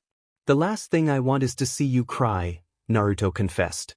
Stop distracting me from how mad I am at you, Hinata pouted, but had calmed down somewhat. She simply lied silent next to Naruto. Hinata-chan. Naruto broke the silence. Hinata hummed and looked up. Seeing you cry hurt more than messing up the jutsu. How do you do that? How do you always know exactly what I need to hear? Hinata whispered. I don't know. I guess I can just see it in your eyes, Naruto confessed. There was a knock on the door. Hinata and Naruto frowned instantly at the forced end to the quiet moment. Hinata got off the bed and into the chair. Come in, Naruto shouted. The doctor entered and nodded at both of the aspiring ninja. It is good to see you up and about, Uzumaki-san, the doctor said with a genuine smile. Naruto rubbed the back of his head. More or less. I have some good news. You will be released in the morning. We just want to keep you overnight for observations. The doctor announced. He trailed off as he read Naruto's information from his clipboard. The doctor stopped for a moment before looking at Hinata and raising an eyebrow. Miss Hinata is permitted to stay overnight if she so wishes. Hinata's gaze shifted from the doctor to Naruto. It's okay if you don't want to stay overnight, Hinata-chan. I know home is a lot more comfortable than this place. Besides, this'll give me enough time to prepare an awesome apology. After the stunt I pulled, I'll need a really good one, Naruto said with a soft smile. If you're sure, Naruto-kun? Hinata asked hesitantly. I'm sure. The doctors in this hospital are awesome. I'll be good as new in the morning and apologizing like there is no tomorrow. Naruto thumped his chest. He was smiling warmly. Hinata giggled as she wondered, once again, how Naruto seemed to know exactly what to say. I guess I'll go home. I'll let Tuchi-san, Irika-sensei and Ayam-san know that you are going to be okay, Hinata revealed. Thanks, Naruto gulped. But you really need to tell Ayam-one-chan? Yes, Naruto-kun, she's probably heard rumors and is worried about you, Hinata chided Naruto. Okay, Hinata-chan, Naruto said softly. The doctor had been silently watching the entire amusing exchange. Hinata ran over and gave Naruto a quick hug. I'll see you tomorrow, Naruto-kun. Naruto watched her leave with a smile. What would I be like without you, Hinata-chan? The young man sighed and turned to the doctor. So, how much am I going to have to spend on my apology? The doctor belly laughed. I don't know. How much does a vase of her favorite flowers cost? Naruto's shoulders slumped. Looks like I won't get to go to Ichiraku's for a while. It's a small price to pay for domestic tranquility, the doctor joked. As long as Hinata-chan is happy, I know I'll be happy. Naruto missed the man's joke. Good lad. With that attitude, I'm sure you two will last. The doctor said in a congratulatory tone. Huh. Naruto was very confused. The confusion doubled when the doctor shook his head and left the room. Why do people always act all weird about me and Hinata-chan? Naruto was grateful that he was being released from the hospital on a Sunday. He had managed to get some of his money from Irika-sensei. Naruto had to sit through a nearly hour-long lecture on being reckless and attempting high-level jutsu before he was ready. Naruto had remained silent during Irika's concerned rant. Naruto knew he had scared Irika as much as he had scared Hinata. He paid attention to every word. Irika had given him a hug and told Naruto that he was glad he was okay. Naruto sighed as he remembered the lecture. He opened the door to the flower shop fully expecting another lecture. He just hoped Ino wouldn't go off on him. Welcome to the Yamanaka flower shop. Ino greeted warmly. Hi Ino, Naruto said nervously. Let me guess, you're here to buy an amazing flower arrangement for Hinata to apologize for being a stupid, stubborn boy, Ino said with a humph. Yeah. Naruto said looking down. He knew he deserved everything he was getting. Well, I can help with that, Ino said as she walked around the counter. You'll definitely need purple hyacinth. In the language of flowers, that means asking for forgiveness. I'll also throw in some lily of the valley, which symbolizes return to happiness. Wow, girls really are smarter than guys, Naruto said in admiration. And don't you forget it. Ino whirled around and pointed at Naruto's chest. Moving on. I'd also suggest ivy. That symbolizes friendship and marriage, but I don't think Naruto or Hinata know that. Ino thought in amusement. Very cool. What colors are these? Naruto asked excitedly. The flowers are either purple or white, Ino told Naruto. Naruto thought for a minute. Roses are pretty, do you have white ones? Of course we do. Ino smiled as she fought off the urge to cackle. White roses symbolize eternal love. I wonder if Hinata knows that. Anything else you want to say with your flowers? Well, that Hinata-chan has pretty eyes. Got any flowers that say that? Just because I'm the most amazing woman in the world, I just so happen to have some variegated tulips that match the arrangement we are making. Ino smirked and, graciously, chose to ignore Naruto's muttered, second. And to top this masterpiece of apologetic groveling off, I'll add some morning glory. What does that mean? Naruto asked. Willful promises. It's saying that you promise not to be so dumb in the future, Ino huffed. It's also telling Hinata-chan you are affectionate with her. You rock, Ino. Naruto exclaimed. I don't know how much this costs, but take all this. Naruto tried to hand over all his Rio notes. That's too much, besides, I want to help my two good friends out. And I know you'll need to pick up cinnamon rolls. Go down the street to Susumu's Creamery. They have cinnamon roll ice cream. Naruto watched as Ino went to work on the arrangement. He was confused at first when Ino started cutting all the thorns off the roses. His confusion doubled when she giggled each time a thorn was removed. Eventually, Naruto just decided that Ino was being nice and didn't want Hinata-chan to get poked while looking at the flowers. There you go, Naruto. I think Hinata-chan will definitely love all this, Ino said as she handed over a vase full of flowers. This is beautiful, Ino, Naruto said in true appreciation. I'll definitely let Irika-sensei know how good you are at this stuff before his dates. You never told me who he's dating, Ino pouted. Naruto gulped. She's not the type that wouldn't like me telling. That she would want to break the news herself. Ino shrugged. I'll find out eventually, I guess. Yeah, bye, Ino, Naruto said with a wave. After leaving the flower shop, he went straight to the creamery and bought Hinata's favorite ice cream. Naruto carefully navigated the streets back to the apartment he shared with Hinata. He was thinking of a suitably awesome apology speech when he reached the door. Naruto knocked once with his elbow, praying the entire time that he wouldn't drop the ice cream or, God forbid, the flowers. Hello? Hinata asked through the door. It's me, Hinata-chan, Naruto answered. Naruto-kun. Hinata said excitedly as she flung the door open. She gasped when she saw what Naruto was holding. They are gorgeous. I hope this is enough to show how sorry I am for worrying you, Naruto started. It's okay, Naruto-kun. I'm just glad you are all right, Hinata said warmly. She took the flowers from Naruto. Naruto quickly started explaining why he and Ino selected each flower. Thank you, Naruto, Hinata said as she placed the flowers in the center of the kitchen table. You're welcome, warrior princess, Naruto responded with a smile. He handed Hinata a spoon as they both sat down at the table for ice cream. I can't believe this time next week will be true shinobi, Hinata said as she dug in. I can. When we are together, I know we can take on the world, Naruto said with all the confidence in the world. Hinata returned the smile that had dawned on Naruto's lips. You always know what to say, Naruto-kun. And together we can do anything. Jiraiya leaned back in his booth and mulled over the conversations he had had since arriving in Konoha. He was very happy to discover that Naruto was doing well. Jiraiya had inspected Naruto's apartment complex before attending the first round of the Chunin exam finals.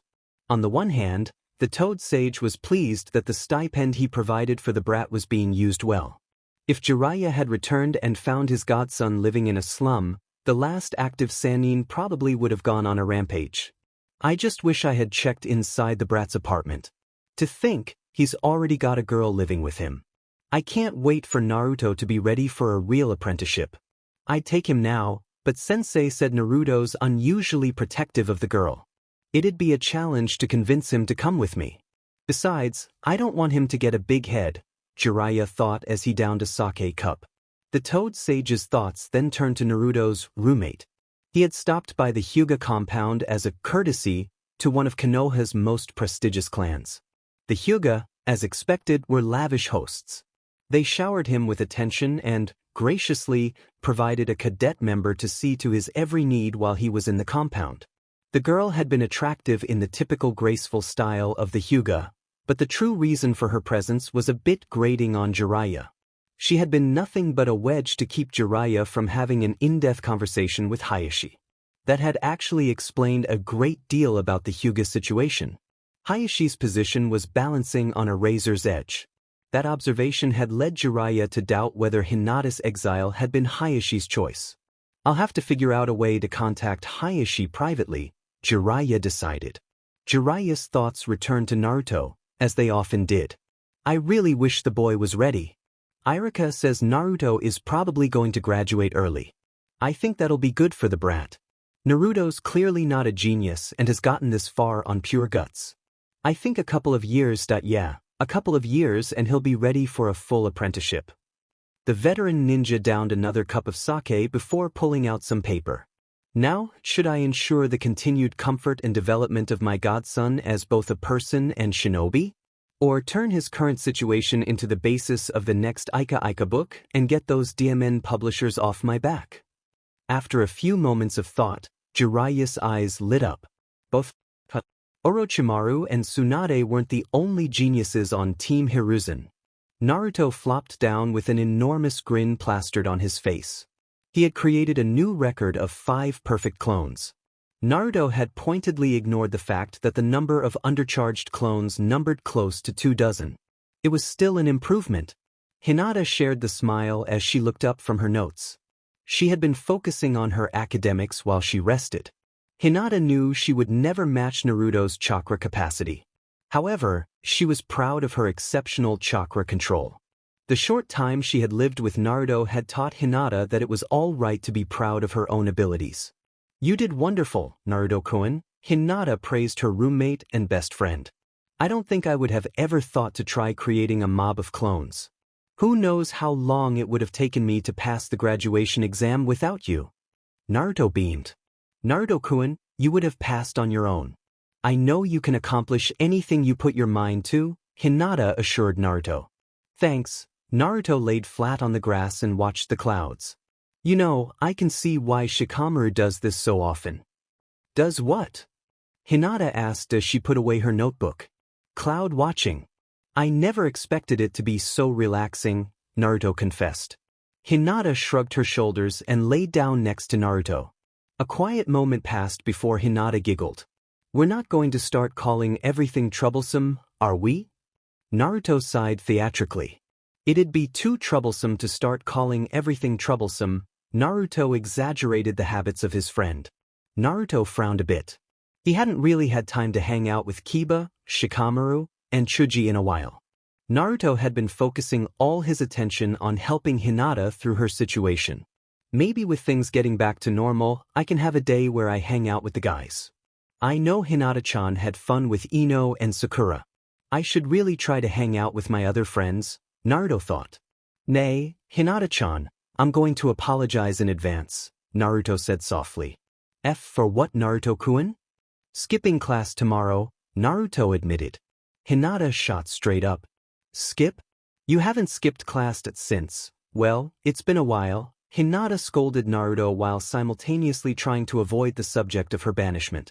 "I know that it's just I haven't hung out with Shikamaru, Kiba and Chuji in a while. This'll probably be my last chance for a while. I know none of them are going to graduate early like we are. I just thought I just want to hang out with the guys one last time," Naruto explained. "Oh well, I still don't think you should skip class," Hinata pouted. "I know that this'll be the last time. But you had the sleepover and I'd like to be with my other friends too," Naruto countered. "Okay, I understand. I'll make sure you get the notes. You helped me with keeping up so many times, it's the least I can do," Hinata gave in. "I'll also preemptively make it up to you. I'll bring in food from where you want to eat," Naruto said excitedly. "You never did tell me where you got the Zensai from that day." "Whoops," Naruto chuckled. "Well, I'll definitely bring in food from Hakemono." "Let's do that tonight," Hinata said as she rolled over on her side. "We're done here, so let's head back home. I'll pick up a few things from the market and you can pick up dinner." "Sounds like a plan to me." Naruto scrambled to his feet. He helped Hinata to her feet. The two shared a soft smile before walking back to their shared apartment. Naruto counted out enough money for their dinner. He started to leave but noticed that Hinata was lingering near the bathroom. "Something wrong, Hinata-chan?" "And no, I'm just taking my time," Hinata assured Naruto. Naruto smiled and nodded. As soon as Naruto closed the door, Hinata turned back to the mirror. She brushed her bangs away from her forehead and stared at her seal. "Happy birthday, mother." Naruto smiled weakly at Hinata's disapproving look as he slipped away. He clambered over the fence and broke into a sprint. "Hey guys! Wait up," Naruto shouted. Kiba was the first to notice Naruto. "Well, look who decided to grace us with his presence," Kiba smirked. "Hey, it's not every day you get to hang out with the next Hokage. You should be excited," Naruto shot back with his own smirk. "It's been a while, Naruto," Chuji said as he fished a bag of chips out of one of his coat pockets. Yeah, I've just been busy. You know, training with Hinata-chan and stuff. And stuff? Kiba asked with an odd look on his face. Troublesome stuff. Best not to talk about it, Shikamaru said as he eased into his usual spot on the grass. Kiba and Chuji exchanged a look and shrugged. Akamaru barked and Kiba pulled a ball out of his pocket. So, you're really graduating early? Kiba asked Naruto as he threw the ball. Akamaru barked happily and chased after it. I can even make a couple of actual bunshins now. Naruto shouted excitedly. I don't believe it, Chuji said in awe. Shikamaru didn't say anything but actually opened his eyes. He was wearing a look of complete disbelief. I'm with Chuji. I call bullshit, Kiba scoffed and said the last bit a little loudly. The boys had always been a bit freer with adult language when they skipped. Better get ready to give me the hat. Naruto boasted as he flew through the hand seals. Bunshin no jutsu. Wow, he actually did it, Chuji breathed. Naruto grinned as he took in the looks of shock on his friends' faces. Shikamaru even sat up. Kiba, Naruto and Chuji had often joked that it would take a small explosion to get their lazy friend to stop his cloud watching. Well, me making a couple of clones certainly will shake things up. Naruto thought happily. He focused solely on the 5 perfect clones and ignored the gaggle of over- and undercharged clones. So, how long did it take Hinata to figure out to have you make a bunch of clones and hope for the best? Shikamaru asked. Hinata-chan figured it out pretty much the same day we started training together, Naruto revealed. Hey, guys, why aren't you all graduating early? I mean, you could all pass right now. Things are different in clans, Naruto, Chuji said as he finished off his bag of chips. I don't know about Shikamaru or Kiba, but I have to master a couple of my clan's techniques before I can graduate. Kiba nodded. Chuji's right. I'm still working on the Jujin Bunshin and Getsuga with Akamaru. Mom says I have to at least master those before I graduate. I've nearly got it, but not quite. My clan's the same way. I've got to get the Baika no Jutsu down first, Chuji added. What about you, Shikamaru? What super cool clan jutsu are you learning? Naruto asked excitedly. I've already got the cage main down, I just find it too troublesome to graduate early, Shikamaru said as he laid back down. Oh, Naruto said a bit lamely. The conversation eventually turned to lighter fare. Shikamaru and Chuji laughed long and hard at Naruto's attempt to get Kiba to deliver on the terms of their bet. I'm not just going to take your word for it. And before you say anything, I'm not going to take Hinata's word for it either. You two are in cahoots. Kiba protested. See what? Naruto asked. Cahoots. Kiba repeated. But what does that even mean? Naruto asked. I don't know, but Mom uses it whenever Akamaru and I get into trouble and one of us tries to pin the blame on the other, Kiba explained. The other boys shrugged off the explanation and jumped over the academy fence to meet up with the rest of the class. The boys nearly landed on Sakura as she exited the building.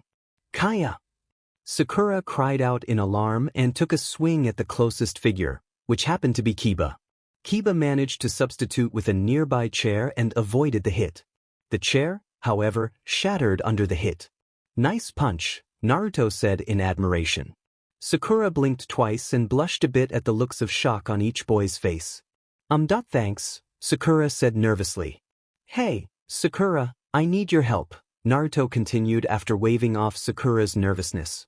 Sure, what is it, Naruto? The girl asked as she knelt down to pick up the books she had dropped.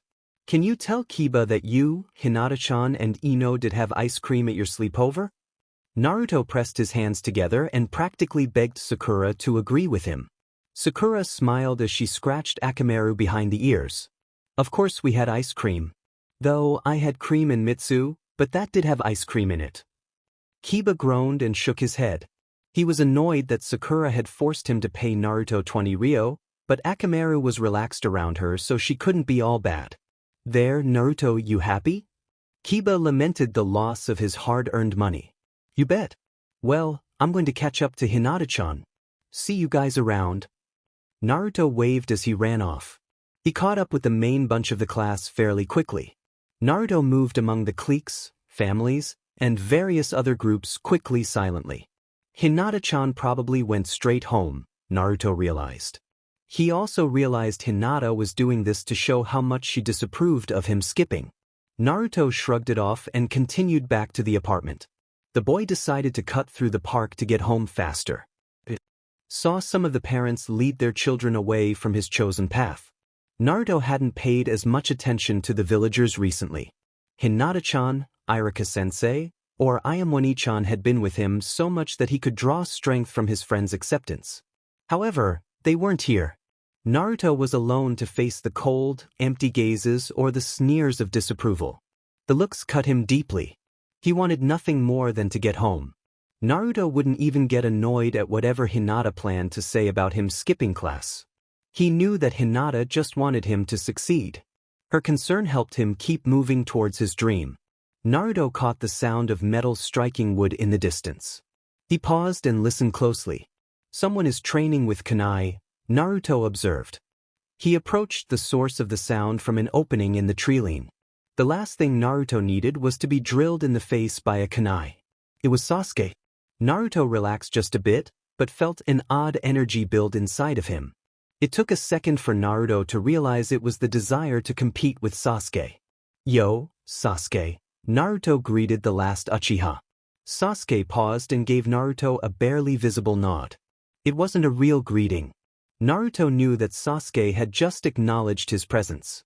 Sasuke put his kunai away and simply stared at Naruto for a second. "What are you doing here?" Sasuke eventually asked. "Dunno really. I heard you practicing and got curious, I guess," Naruto confessed. Sasuke didn't say anything and resumed his training.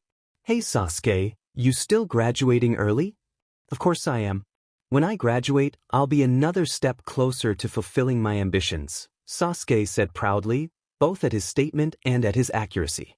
He finished his practice and was satisfied with his own progress. "Me too. I mean, I can't become Hokage if I'm stuck in the academy forever." Naruto smiled broadly at the attempt for conversation. "You know, I never would have thought of graduating early if it wasn't for you or the Hyuga girl," Sasuke admitted. "Don't lump Hinata-chan in with those jerks," Naruto said heatedly, but calmed down quickly. "But I guess I am influential." Sasuke rolled his eyes. "Influential?" Sasuke walked over to the target and began retrieving his practice kunai. "You seem certain that you and Hinata will pass. If you can pass, then I can. I've mastered Keton, Gokakyu no Jutsu. I have solid marks and Mizuki-sensei regularly says my taijutsu is above and beyond most academy students. You are pretty good. I haven't nailed down any jutsu that isn't one of the academy ones, but I've got one I'm working on," Naruto admitted. He kept pushing. He had to get more acknowledgement out of Sasuke. Naruto had no idea where this desire was coming from, but Naruto had always considered Sasuke somewhat of a kindred spirit. "Ichin, so you aren't completely hopeless?" Sasuke said with a ghost of a smile. Naruto caught the fleeting smile and returned it 100-fold. "When is anything ever hopeless?" Naruto questioned.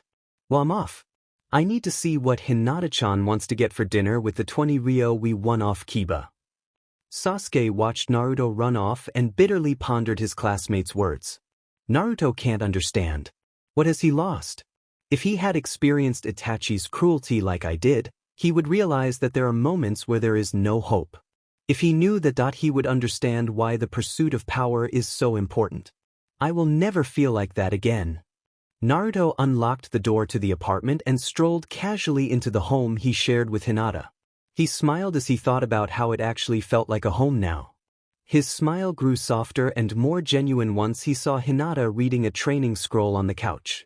"I'm back, Hinata-chan," Naruto said with cautious optimism. "Welcome home, Naruto-kun," Hinata said with a smile. Naruto let out a sigh of relief. "Sorry that it took me so long to get home. I had to get Sakura's help to get Kiba to pay up on that bet. I would have come straight home to get your help, but Kiba wouldn't have believed you, 'cause we're in cahoots," Naruto explained. "Oh," was all Hinata managed to say. She felt a pit in her stomach when she thought about how much time Naruto might have spent with Sakura. It was an irrational fear, she realized, but she experienced it nonetheless. "Yeah, after that I ran into Sasuke and talked to him at one of the training grounds," Naruto explained. The two of us talked about graduating early for a bit. Which took longer? Hinata asked without really thinking. Talking with Sasuke, easy, I had to practically poke him to keep him from spacing out, Naruto said with a mix of amusement and annoyance. He had completely missed Hinata's tone and intent. Did you know that he said we inspired him to graduate early? Hinata relaxed a bit. She wasn't sure what caused her jealously to flare like that. Hinata breathed a sigh of relief as she felt that emotion leave her. I guess that makes us influential. Heck yeah, we are. So, ready to go to Hakemono? Kiba's treat. Naruto beamed. Kiba? Yeah, this. Naruto grinned and produced the 20 ryo that Kiba had given him, was totally Kiba's earlier today. That's enough for a big meal, Hinata said excitedly. I know, right? We can eat till we're full and not have to worry about cutting into our rent money. Naruto matched Hinata's enthusiasm. Hinata jumped off the couch and joined Naruto by the door. I can't wait until we start doing missions. It'll be nice to not worry as much about paying the rent, for groceries and stuff. It will be nice not to have our budget be so tight. Do you know if you'll still get your stipend? Hinata asked. Dunno, I think Iruka-sensei said something about getting it until I was 16, Naruto said with a shrug. We should find out. It'd be nice if you keep getting it. We could put that in a savings account, Hinata thought out loud as Naruto opened the door. And that's why you're in charge or our money, Naruto nodded emphatically. Hinata giggled at Naruto's matter-of-fact statement. You did a very good job managing your money before I moved in with you, Hinata assured Naruto. Thanks, Hinata-chan, Naruto replied gratefully. The two children made their way through the streets of Konoha and eventually reached the small restaurant. Hinata and Naruto ordered a meal and decided to take their meal outside. Hinata smiled as they reached the spot she had hidden in the day she had skipped with Naruto. Hey, Hinata-chan, remember how we talked about our hobbies? Last time? Naruto questioned through a mouthful of rice. I don't think I could ever forget that day, Hinata gently breathed her answer. Me neither, the boy agreed completely. I was thinking about how we both said we liked to garden. I wish we had a garden, the girl sighed. Naruto found himself entranced as Hinata traced an ivy vine with her finger. It was in that moment that Naruto began to realize why Iruka-sensei and Ayamwani-chan made such a big deal about Hinata being a girl. As Naruto listened to Hinata talk about how she thought they could get a flower pot or two for the apartment, he found the entire world felt lighter. Maybe we can get flowers after we complete a few missions? Naruto idly suggested. His mouth felt dry despite taking a sip of his water. There was a knot in his stomach, but it was far from uncomfortable. Hinata nodded and Naruto caught a glimpse of her seal. He hated seeing that thing on Hinata. Naruto thought it was wrong to seal anyone like that, but to do such a thing to Hinata was inhuman. Something so cruel had no place on Hinata. He blinked twice and quickly ate in an attempt to get his head on straight. Naruto's first instinct was to run and find Iruka-sensei. Yeah, right? How would I explain that to Hinata-chan? Oh, don't worry, Hinata-chan. I just bolted because I was confused by how I started feeling about you. That would be wonderful. I'd like that, Hinata said with a sad smile. There was only one thing she missed more than the gardens in the Hyuga compound, and that was her sister. Hanabi, I hope you are okay. Hinata looked up and saw that she was the center of Naruto's world. She was struck by the thought of Naruto's face as a canvas, a painting. Instead of using colors and paint, it was as if an artist had used emotion and the way light danced in his eyes to tell the story. This was a completely new experience for Hinata. She was pinned in place by Naruto's gaze and the emotion washing over her. Hinata looked to the heavens and noticed the sun was setting.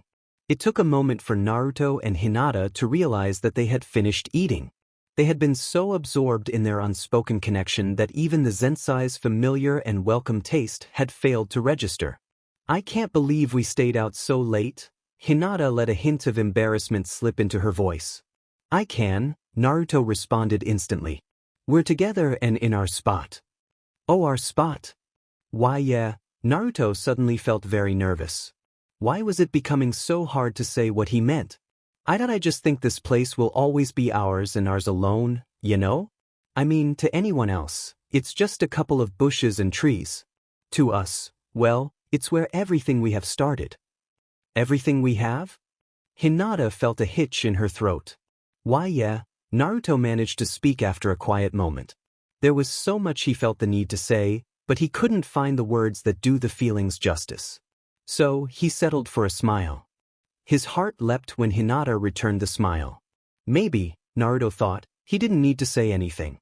The remaining 4 days before the graduation exam passed quickly. They had passed the time with last-minute training. Naruto had actually focused on academics. He had made too much progress with his ninjutsu and taijutsu to fail because of the written exam. Hinata had devoted her attention to her shuriken and kunai. The Hyuga had always focused nearly exclusively on taijutsu. Gentle fist style was the most formidable fighting style in the world. Hinata remembered her former clan's tutors proudly stating that sometimes the mere rumor of facing a Hyuga could win battles. Only the strongest foreign ninja would stand against a Hyuga. Strongest? Hinata examined the word. She wanted to be strong. She wanted to be respected. She also knew that Naruto wanted the same thing. The desire to be accepted and respected was one of the many things that drew the two fundamentally lonely children to each other. However, it was the respect that Naruto and Hinata had for each other that kept them together. Naruto had accepted Hinata, even though she was banished and flawed. He thought she was incredible and was not shy in telling Hinata his opinion. Hinata, for her part, greatly admired Naruto's unconquerable determination and good humor. She, however, recognized and accepted Naruto's stubbornness and impulsive nature. Hinata took a deep breath as she refocused. Today was the day. Hinata-chan, I wouldn't be this ready without you, Naruto breathed hastily. I don't want to think where I would be without you, Hinata confessed. Naruto suddenly took her hand as they reached the academy. Hinata felt her knees become weak for an entirely different reason than her nervousness about the upcoming test. Regardless what happens, we'll always have each other, Naruto swore.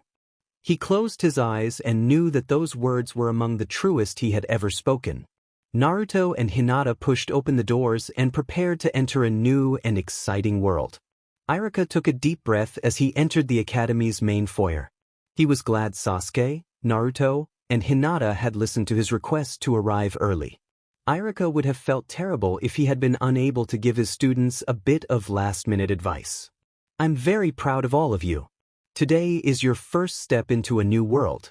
It is my sincere hope that I have provided you with a solid foundation for your futures. It has been my pleasure and honor to be your teacher. I have faith in all of you and wish you all the success in the world. Iruka finished with a smile. You spent all morning practicing that, didn't you, Iruka-sensei? Naruto asked cheekily. Iruka flushed and muttered something about gray hairs under his breath. I did. It is tradition for academy teachers to say something before their students attempt to graduate, Iruka answered in an encouraging tone after regaining his composure. It was a nice speech, Naruto chuckled. Thank you, but I'm sorry. I won't be proctoring this exam. Suzume-sensei and Tamatsu-sensei will be giving the exams, Iruka apologized. It is all right, Iruka-sensei. We are glad you took the time to wish us luck. Hinata bowed as she finished. Get going, you three. I don't know what I'd do with myself if I caused you all to be late. Iruka motioned with his head to the door labeled Graduation Exams. Hinata bowed again before heading to the door. Naruto waved to his favorite teacher and shouted, Next time you see me, I'll be a ninja daibao, as he caught up to Hinata.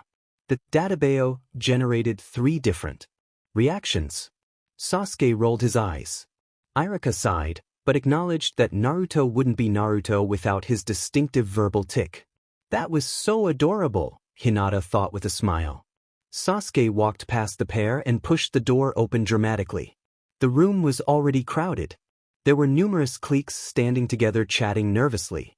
Occasionally, a person would point out the new arrivals. The other members of the cliques would scoff and write Hinata, Naruto, and Sasuke off as show-offs or overachievers. Sasuke ignored the whispers and found a quiet corner of the room. Naruto felt, rather than saw, Hinata tense up beside him. Something wrong, Hinata-chan? Naruto asked, and the concern was evident in his voice. En Nijinai-san, Hinata managed to force out. Naruto furrowed his brow as he searched the crowd for the source of Hinata's distress.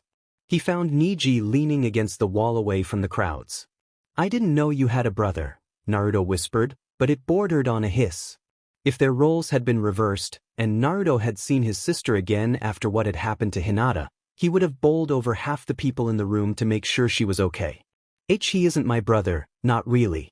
And my father and Niji and Ai-san's father were twins.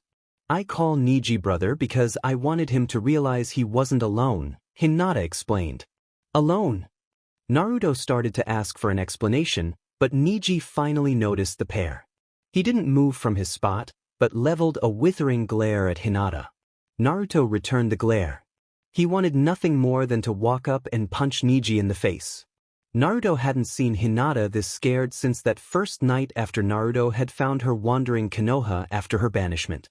Naruto knew how scared of this Niji Hinata was because she was hiding behind him and held the back of his jacket in a death grip. It was almost as if she wanted to disappear. "I'll explain when we go home," Hinata whimpered. Naruto felt anger coiling in the pit of his stomach, and he really wanted to remove the source of Hinata's fear and pain. "Okay, we'll get lunch to celebrate passing," Naruto said gently to assure Hinata. Hinata nodded in relief as Naruto led them away from Niji's line of sight. The two found a quiet spot and sat down. Hinata managed to calm down quickly after moving away from Niji. "I'm sorry, Naruto-kun. Niji Ai-san always frightened me. He was always so harsh and bitter towards me," Hinata explained. Naruto patted her hand. "Don't worry about it, Hinata-chan. You've got nothing to be sorry about. If anything, this Niji guy needs to apologize for being such a JRK." Hinata nodded in an attempt to placate Naruto. She had never liked being the center of attention, and the incident with Niji had drawn the attention of several people. After a few moments, the attention waned and Hinata became far more comfortable. "Mind if I sit here?" Naruto and Hinata looked up at the girl who asked the question. The girl was one of the older students. Hinata and Naruto noticed that she was wearing a pink blouse and green pants. "Sure," Naruto said with a shrug. The girl smiled and sat down. "I'm Tenten, by the way," the girl said cheerfully. "Pleased to meet you." "I am Hinata." Hinata introduced herself. Naruto smiled broadly. He was more convinced than ever that Hinata was the most polite person in the world. "Uzumaki Naruto. I didn't know anyone was going to try to graduate early," Tenten said in a conversational tone. "We are ready. And that we need to graduate. We can't fulfill our dreams in the academy." Tenten and Naruto were both shocked by Hinata's words. Naruto was proud that Hinata had recovered so quickly. On the other hand, Tenten hadn't expected the girl to speak with such confidence. The first image Tenten had of Hinata was the younger girl recovering from a panic attack. Tenten recognized the symptoms from the time she had spent studying medicinal ninjutsu and all aspects of human health. Tenten swallowed back a sigh as she recalled her failed attempts to master medical ninjutsu. She had realized that her chakra control would never be precise enough for medical ninjutsu. However, she had discovered that she had a different kind of precision. Tenten was good with throwing weapons. She loved weapons. The day she discovered Fuinjutsu was almost like the day she was born again. Tenten no longer wanted to be the next Tsunade. Instead, she wanted to become a legend like Tsunade by following her own path. As she observed Uzumaki Naruto and Hinata, Tenten couldn't help but feel that the two younger kids had a similar dream. "You two certainly are interesting," Tenten admitted with a smile.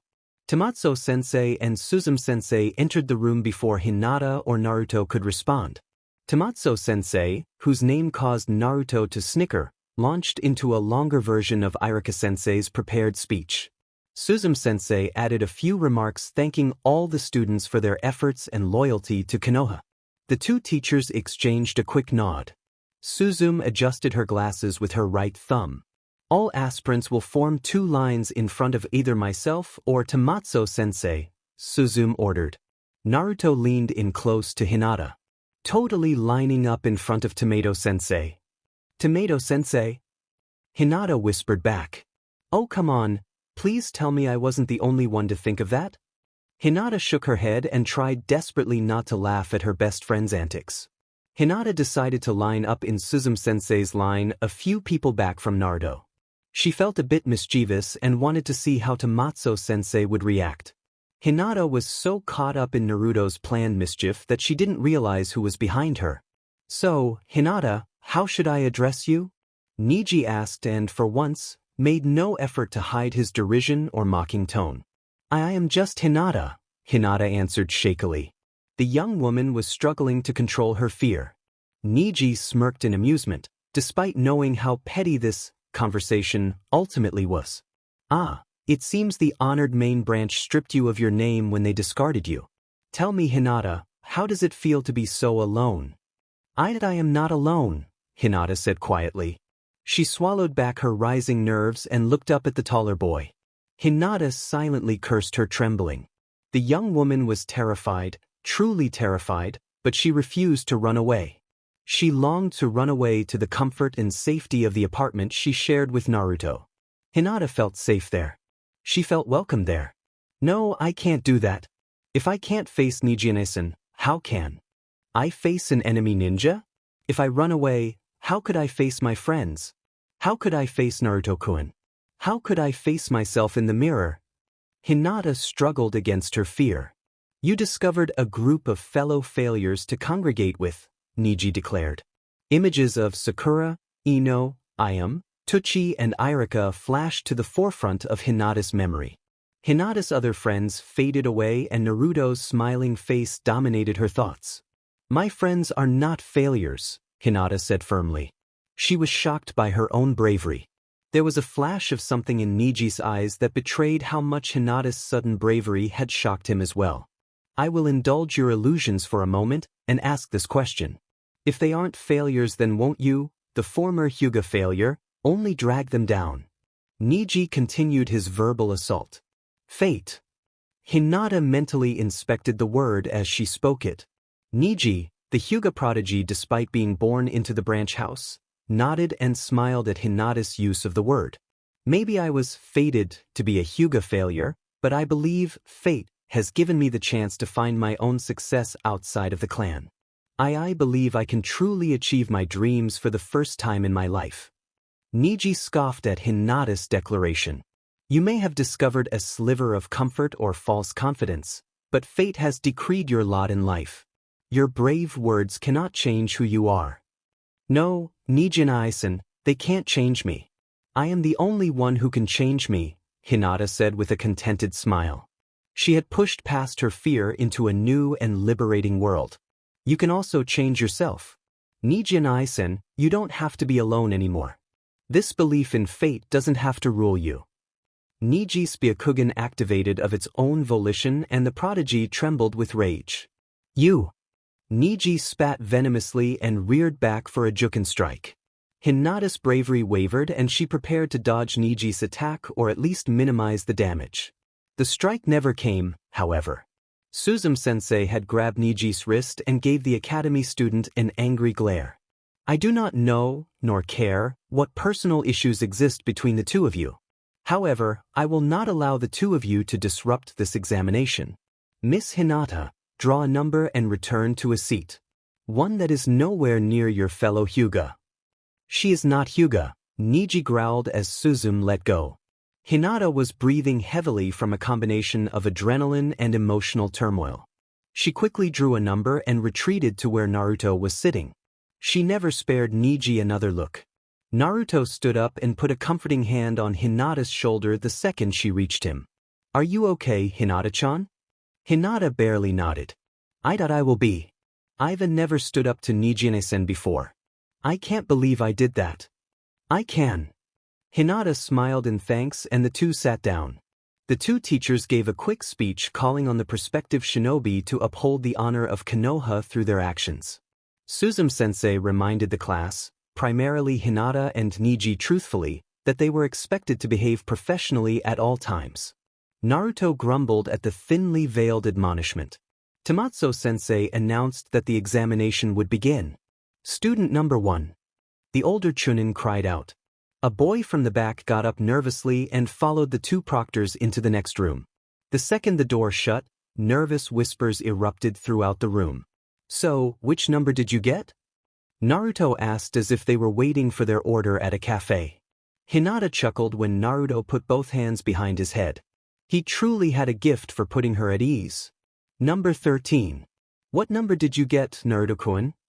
6, but I'm kinda bummed about it, Naruto confessed. Why would you be bummed about it? Hinata asked in naked disbelief. Naruto grinned broadly. I wanted us to both get really low numbers back to back. That was a reason Hinata expected from Naruto. The class's whispers fell silent as the door to the classroom reopened. Tamatsu-sensei and Suzume-sensei strode into the room. There was a collective intake of breath as the class waited for the first student to come back. The two teachers hadn't betrayed a single hint of failure of success.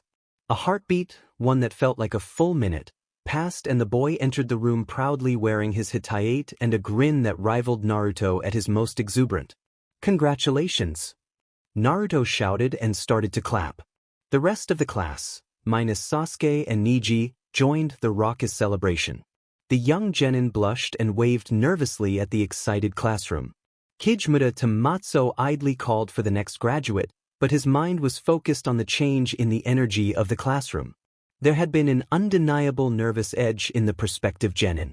The Uzumaki boy's outburst had been perfectly timed with Genin Hiraki's successful return. Tamatsu knew the outburst hadn't been planned. The Uzumaki boy, Naruto the Jinchuriki Tamatsu reminded himself, had acted spontaneously. The Tokubetsu Jonin realized that the spontaneity proved Naruto was more gifted than if the boy had acted with forethought. Naruto had an instinctive grasp of the moods of others. Kijimura continued to ponder the mystery of Uzumaki Naruto as he mechanically went through the second test. The young woman, a Nara, passed easily. Tamatsu followed the Nara girl into the class and took the opportunity to observe Naruto again. Hiraki Seiji had taken the empty seat next to Naruto. That caught Tamatsu off guard. Naruto was metaphorically held at a distance by a majority of Konoha. Only a few individuals were truly close to the boy. And all of them are steadfastly loyal and friendly towards the boy, the teacher noted. Kijimura was ashamed to admit it, but he had lobbied not to teach the boy. The responsibility for Naruto's education had fallen to Umino Irika. The young man hadn't been happy at first, but within a few months had practically adopted the boy. Perhaps Irika saw something we didn't, the Tokubetsu Jonin considered. Tamatsu turned his thoughts to the youngest academy teacher as he followed Suzume and the third applicant into the test room. Irika was universally liked by his students. However, he was one of the strictest graduation proctors the academy had ever had. But his students also have some of the highest survival rates the academy has ever had, Tamatsu acknowledged. The third student, a young man from a civilian family, finished his bunshins and was awarded his hitayate. Is there something on your mind, Tamatsu-san? Suzume asked. The older teacher nodded. Suzume-san, I have decided to nominate Umino Irika for Tokubetsu Jonin at the end of this term. Do you believe he's ready? Suzume removed her glasses and cleaned them off with a cloth. Absolutely, Tamatsu replied emphatically. Naruto bounced in his seat as he tried in vain to contain his built-up energy. Hinata giggled at his energy. That won't make the others finish their exams any faster, Naruto-kun. Hinata playfully chided Naruto. I know, but they're taking forever, Naruto complained. I want everyone to see how awesome we are. Thank you, Hinata said softly and couldn't contain her blush. Naruto hummed questioningly. He didn't really understand why Hinata-chan reacted that way sometimes. Naruto did recognize it only happened when he used words like us or we. He could tell she wasn't embarrassed or anything like that. The conversation he had with Ayamne-chan and Irika-sensei about the time he had called Hinata-chan his warrior princess cleared up that particular confusion. Regardless, Naruto was still pretty confused by Hinata-chan's reaction. He wasn't saying anything really extraordinary, certainly nothing to cause her to act like that. Hinata-chan was his partner, and in a few days Naruto was firmly convinced she'd be his teammate too. Naruto was just stating the obvious. It didn't hurt that Hinata-chan seemed to appreciate the sentiment, so he wasn't about to stop. Naruto grinned at Hinata, But before he could say anything, Tomato-sensei called the next number. It was Tenten's. Good luck. Naruto called out. Yes, good luck, Tenten-senpai. Hinata added her own encouragement. The older girl offered Hinata and Naruto a friendly two-fingered salute. Naruto's attention was quickly captured by Tomatsu-sensei nodding at him. What the heck was that all about? Tomato-sensei didn't look at me like the other teachers used to. Heck, he almost looked at me like Old Man Tuchi or Old Man Hokage does. Did Tomatsu-sensei just nod at you? Hinata whispered. Naruto wasn't surprised Hinata had noticed Tomato-sensei's gesture. She always had been the more observant of the two. I think he did. What's with that? Naruto asked. Hinata chewed her lip. Today certainly has been memorable, she thought with a bit of humor. It shocked her how Naruto-like she had become since moving in with her best friend. Or maybe I'm just being myself without all the expectations of the Hyuga burying my true self deep inside? Any ideas, Hinata-chan? Naruto prompted. He noticed how Hinata had zoned out for a moment. Oh, sorry Naruto-kun. Hinata apologized once she realized how lost in thought she had been. I don't know. Maybe you could ask him when you take your exam. I'll do that. Naruto punched his right hand into his left palm. I wish I wasn't so close to the end, Hinata sighed. Naruto mentally debated his next course of action for a moment. He shrugged before making his decision. Don't be you're going to knock their socks off, Naruto said resolutely as he took Hinata's hand. No one missed the blushes on the two aspiring genins' faces. Thank you, Naruto-kun. Hinata could barely breathe out the words. Hinata and Naruto sat in a companionable silence for a few minutes. The silence was broken when Hinata noticed Tenten throw the doors to the classroom open. Naruto looked up with a grin. Congratulations, Tenten-senpai, Hinata said excitedly. The older girl flashed the V for victory sign and got back in her seat. Yeah, congrats, Tenten. Naruto cheered. Suzume called for the next student. The young man gulped as he walked to the door. Naruto was bouncing on his seat. I'm next. I'm next. That still won't speed things up, Naruto-kun, Hinata said teasingly. Naruto pouted. But... Hinata started laughing at the face Naruto had made. Naruto's innocent caused the quiet laugh to become increasingly loud. Hinata quickly put a hand in front of her mouth to stifle her laugh. It worked and she calmed down quickly. I like it when you laugh. Naruto's words were practically a smile. Sorry to interrupt, but do you two ever stop flirting? Tenten asked from across the aisle. One of the other students had taken Tenten's spot during her examination. The two in question were so stunned and confused by the question that they couldn't react in any way. Suzume-sensei's arrival saved Hinata and Naruto from any further embarrassment. The kunoichi called Naruto's number and his embarrassment was pushed aside by eager anticipation. I can't wait to see your Hitaiate, Naruto-kun, Hinata said encouragingly. Naruto flashed a thumbs up before bounding out of the room. Hinata sighed as she realized that she was still a ways away from her own test. She was about to talk with Tenten when a voice spoke from behind her. Hi. Hinata turned and noticed the voice belonged to one of the older students. He seems very nervous. This test is very important. I really can't blame him, Hinata thought distractedly. Hello, Hinata responded politely. I wonder if Naruto-kun's test has started? Naruto followed a few steps behind Suzume-sensei. The young man was still bouncing on the ball of his feet. His excitement was practically oozing from every pore. This was the first major step towards his dream of becoming Hokage. In a few minutes, Uzumaki Naruto would be a real ninja. His excitement waned for a moment when he saw number 5 sitting next to the door to Iruka-sensei's class.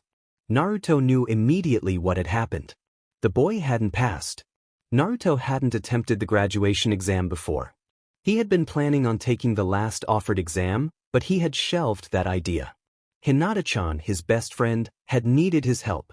What kind of Hokage would I be if I didn't help a friend? Naruto asked himself. Number 5 obviously needed a friend right now. Naruto knew that if he had failed the exam, he'd be really down. It would take a whole lot of ramen and encouragement from Hinata-chan, Iruka-sensei, Old Man Tucci and I am Wani-chan to cheer him up. Hello, Naruto said as he walked over to the boy. The boy looked at Naruto with hurt eyes. What do you want? Naruto flinched a bit at the tone. He had heard some harsh tones in his short life. There were some villagers that were very harsh towards Naruto. However, this tone was different. It wasn't aimed at Naruto at all. It was aimed at the boy himself. I want to ask you a favor, Naruto answered with a reassuring smile. The brown-haired boy's hurt look was pushed aside by a confused one. I just failed the genin exam. Would a genius like you want a favor? I'm no genius, Naruto assured the boy. He leaned in conspiratorially. Want to hear a secret?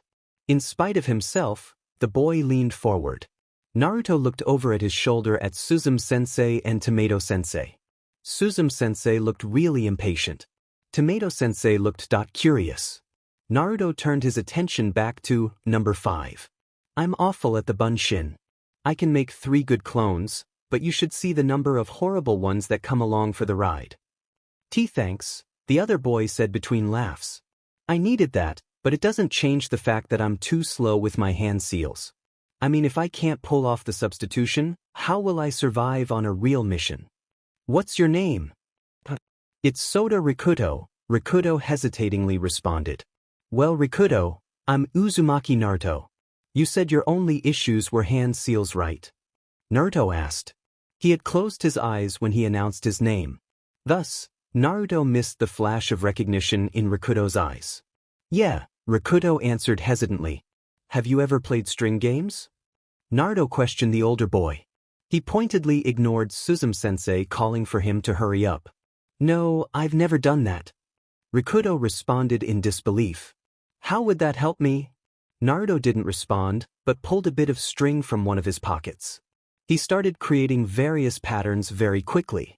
You should have seen my screw-ups the first few times I tried this. But I didn't give up and now I'm really good at it. Rikuto just watched Naruto weave pattern after pattern in silence. He was stunned when Naruto held the string out to him. Thank you, but what's this favor? Just never give up, Naruto said confidently.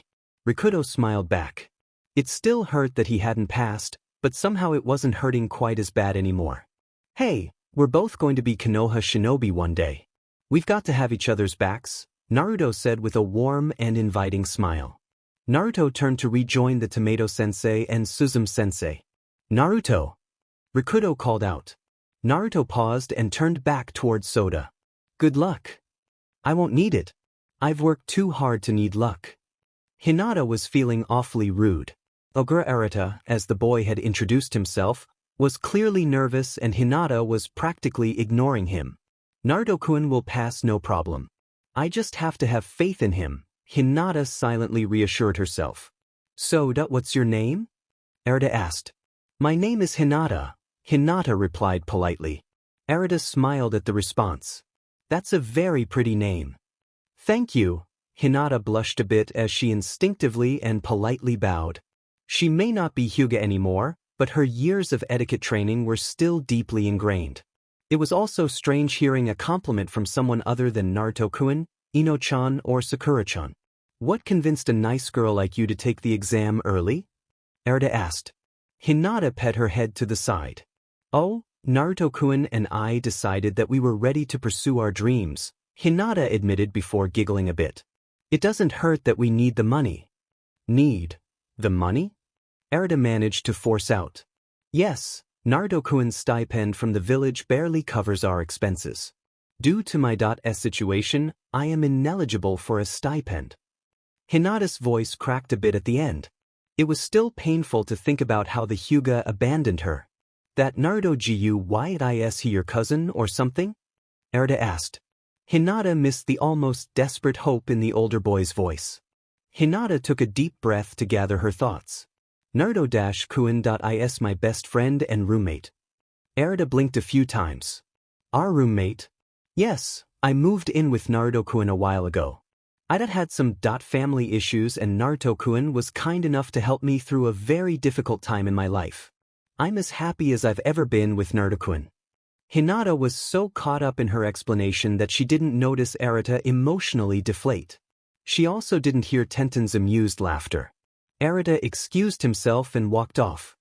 Hinata turned her attention to the door and barely registered a boy with large eyebrows and a short ponytail take Arata's seat. "Welcome to the graduation exam, Uzumaki-san," Suzume-sensei greeted formally. "Thanks, Suzume-sensei. I'm really excited about being here, Databayo," Naruto practically shouted. Tamatsu-sensei smiled at the boy. "Yes, Irika definitely saw something we didn't. Your confidence is refreshing, but you must be careful that it doesn't become overconfidence. Hubris has been the downfall of many shinobi throughout history." "Who what?" Naruto asked dumbly. "Hubris, Uzumaki-san. Hubris is excessive and dangerous amounts of pride. It is considered by some to be the fourth shinobi vice," Suzume-sensei explained. "Wow, that is bad. Thanks for telling me that stuff, Suzume-sensei," Naruto said with a chuckle as he scratched the back of his head. The two teachers exchanged a glance and nodded at each other. Tamatsu-sensei cleared his throat and got Naruto's full attention. "First, Naruto-san, we will need to see your proficiency with the Henge no Jutsu. Please demonstrate a transformation." Naruto nodded. "Who do I need to transform into?" "Anyone you choose," Suzume-sensei answered. Naruto grinned as he decided who he was going to use as the basis for his transformation jutsu. He quickly went through the hand seals and was surrounded by a cloud of smoke. "Welcome to Ichiraku. My name is Ayam. May I take your order?" Naruto asked perfectly as the chakra-laced smoke cleared. Naruto wore the same smile that Ayam greeted every customer with. "May I ask who this person is?" Suzume-sensei questioned as she jotted down a few notes. "Oh, I'm Ayam. Like I said, I work at Ichiraku. It's the best ramen stand in all of Konoha." Naruto as Ayam continued to play his role. "Excellent execution of the Henge no Jutsu, Naruto-san. You may dispel your transformation now," Tamatsu-sensei said warmly. "Sure thing, Tomato-sensei," Naruto said with Ayam's voice. Tamatsu's right eye twitched a little at the nickname. Naruto wasn't aware that Kijumata believed the nickname was probably a form of karma. Soon, there was a puff of smoke and Naruto's appearance returned to the boy's natural form. No. Realization quickly dawned on Tamatsu and he nearly called an end to the test out of shock. The last name. The verbal tick. The dot hair. His facial structure, I don't believe it. Naruto is their son. Suzume-sensei stood up and pulled a wooden kunai from the desk drawer. "Now, Uzumaki-san, please attempt the Kawarimi no Jutsu." Naruto's eyes went wide as Suzume threw the kunai at him. He barely managed to get the body replacement jutsu off in time. Naruto gulped as he watched the coat rack he swapped places with take a nasty hit. "Oh man, I got lucky. That would have hit me square in the face." "Congratulations," Suzume said after adjusting her glasses. "You have done very well, Naruto-san." Tamatsu had finally found his voice. "If your use of the Bunshin no Jutsu is on the same level as your Henge no Jutsu and Kawarimi no Jutsu, you will pass spectacularly." Naruto nodded. He knew that his clones wouldn't be anywhere near as good as his transformation. However, his training with Hinata-chan had really helped. "I'll be fine," Naruto assured himself. "Here we go," Naruto said as he ran through the hand seals for his least favorite technique. It was difficult to see through the clouds of smoke, but Naruto swore Tomato-sensei had an eyebrow raised. "A dozen clones." Suzume-sensei choked out. Naruto chuckled at her dumbfounded look. "They aren't all perfect, but Naruto-san did succeed in creating 4 perfect clones," Kijumata reminded his fellow teacher. "Yes." Suzume took her glasses off and cleaned them. Naruto was beginning to think it was a nervous habit of hers. Naruto did prove he has acceptable chakra control with his mastery of the Henge no Jutsu. Kijumata Tamatsu stood up and smiled broadly. "Uzumaki Naruto, I am proud to welcome you to the ranks of Konoha's ninja forces. Please, come forward and collect your hitai." Naruto jumped straight into the air and yelled triumphantly at the top of his lungs. This was quickly becoming the greatest day of his life. It would only get better once Hinata-chan passed too. Naruto was breathing heavily as he approached the desk. "It's all right, Uzumaki-san. I promise that this isn't a genjutsu," Suzume said behind a reassuring smile. Naruto returned the grin and reached out for a hitate. He didn't grab the closest one, but chose one a few rows back. The one he chose just felt like his. He couldn't pass it up. "I'm one step closer to Hokage," Naruto whispered. "Naruto-san," Tamazzo spoke in a warm and kind tone. "I'll be watching your journey very closely. Congratulations on this first step." Naruto smiled at Tamazzo and Suzume before walking to the door. The newly promoted genin paused with his hand on the handle. "Aren't you coming, Suzume-sensei and Tomato-sensei? We have to finish some paperwork. You can wait for us in the hall." "This will only take a moment," Suzume promised the boy. Naruto nodded and shut the door behind him. "It looks like Hokage-sama was correct," Tamazzo noted. "His Jonin-sensei will have a great deal of work to help Uzumaki-san with chakra control. However, the boy seems to possess other talents," Suzume agreed. "Yes, his status as Konoha's Jinchuriki gives him many benefits. However, I don't think that is his greatest strength," the elder Chunin said as he crossed his arms. "What could possibly be a greater strength than that? Charisma. You saw how he got Soda Rikudo to open up to him. Soda probably would have been a washout if Naruto hadn't approached him. That's not all. I think Naruto will be responsible for a few extra graduations this year," Kijumta Tamazzo lectured. "You were talking about Naruto's spontaneous congratulations earlier." Suzume put away Naruto's file. "I have a question for you, however." "Ask away." "You seem to have quickly grown fond of the boy, even after the disrespect he showed your name. Why is that?" Tamazzo laughed. "Call it karma and leave it at that." Naruto decided to surprise Hinata and come in from the back door. He wore his hitate proudly on his forehead. It felt strange holding his goggles rather than wearing them. As Naruto entered the room, he sensed the familiar needling feeling of a glare. The glare was particularly noticeable because of the contrast. Naruto had just thanked a now former classmate for their congratulations. "What makes him so good?" Naruto heard an older boy ask. Actually, if Naruto was honest, it wasn't so much a question as a sneer. "I mean, how come she won't so much as look at another guy?" Naruto had an uneasy feeling about the boy's conversation. He brushed aside the feeling and hurried down the stairs to where Hinata was sitting. Hinata saw him coming and immediately brightened. "You did it, Naruto-kun." Hinata practically squealed. Naruto's smile lit up the room around him. "Was there ever any doubt?" Naruto asked as he sat down next to Hinata. "Of course not, but I can't help but be happy for you." Hinata returned Naruto's smile. "Thanks, but not everyone is happy," Naruto replied with a half-smile. Hinata furrowed her brow. Her seal was visible for a moment and Naruto had to repress a surge of sadness and anger that started in his stomach and wormed its way to his chest. "What do you mean?"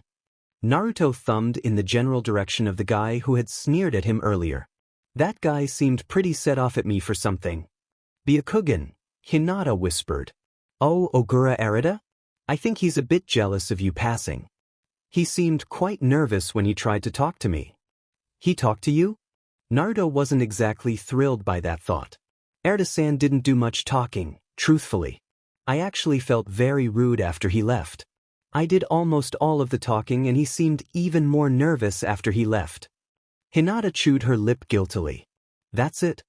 Naruto asked as the uneasy feeling he experienced early was pushed aside by a strange bit of relief. "Well, he did say I have a pretty name," Hinata admitted. Hinata-chan did have a pretty name, but for some reason Naruto didn't like Arita pointing that out. Naruto huffed at Hinata's statement. He felt that odd sense of possessiveness at the edge of his mind return. Naruto didn't like the feeling. If he was so nervous, why didn't he speak up when I was here? Naruto asked with a note of genuine curiosity. It was only a note, however. The rest of Naruto's voice was colored by annoyance. "I don't know," Hinata answered after a moment of thought. Before Naruto could respond, Sasuke's number was called by Tomato-sensei. Naruto nodded, "Good luck," to the Uchiha. The Uchiha nodded back. Naruto and Sasuke had never been overly friendly, but there was a strange grudging respect between the two boys. "Sometimes I don't get people. I can count all the people I really get on one hand," Naruto grumbled. "What was his angle?" Hinata nodded in agreement. Her social interactions had always been limited. The Hyuga had made their expectations of Hinata's social interactions very clear. The clan had demanded that Hinata speak only when spoken directly to and to remain as impassive as possible. Her role as heiress, even as short-lived as her time in that position had been, was always to simply observe. In truth, she was little more than decoration. That somewhat dehumanizing role and the unreachable expectations had been some of the largest factors in Hinata's low self-confidence. The years of social responsibility training, her self-confidence issues, and isolation had made her very awkward around others. In some ways, she was as socially awkward as Naruto. They were both uneducated in the full spectrum of personal interaction. I wish I knew. That was all very odd now that I think about it, Hinata admitted. The boy who was occupying Ogura's current seat cleared his throat. Excuse me, I did not mean to eavesdrop, but I could not help but overhear your conversation. I may be able to explain. Naruto and Hinata exchanged a look. The new guy struck them as someone they could open up a little bit to. For Hinata, it was the newcomer's words and tone. Hinata could tell that he was choosing his words, and even his tone, to be as polite and friendly as possible. It was the newcomer's hands that put Naruto at ease. Naruto had noticed the small detail when the kid with the huge eyebrows cleared his throat. The kid's hands had been wrapped, but there were small cuts around the lower knuckles. Naruto recognized the source of those cuts. They came from hitting a training board over and over again. Naruto knew this guy was a hard worker. He respected that. That'd be great. What's your name? Naruto spoke up. Hinata nodded in support of Naruto's decision. She was going to ask that question herself, but Naruto had always been a bit freer with his words. He had always been the more confident of the pair, even before Hinata's already limited confidence had been shattered by her exile and sealing.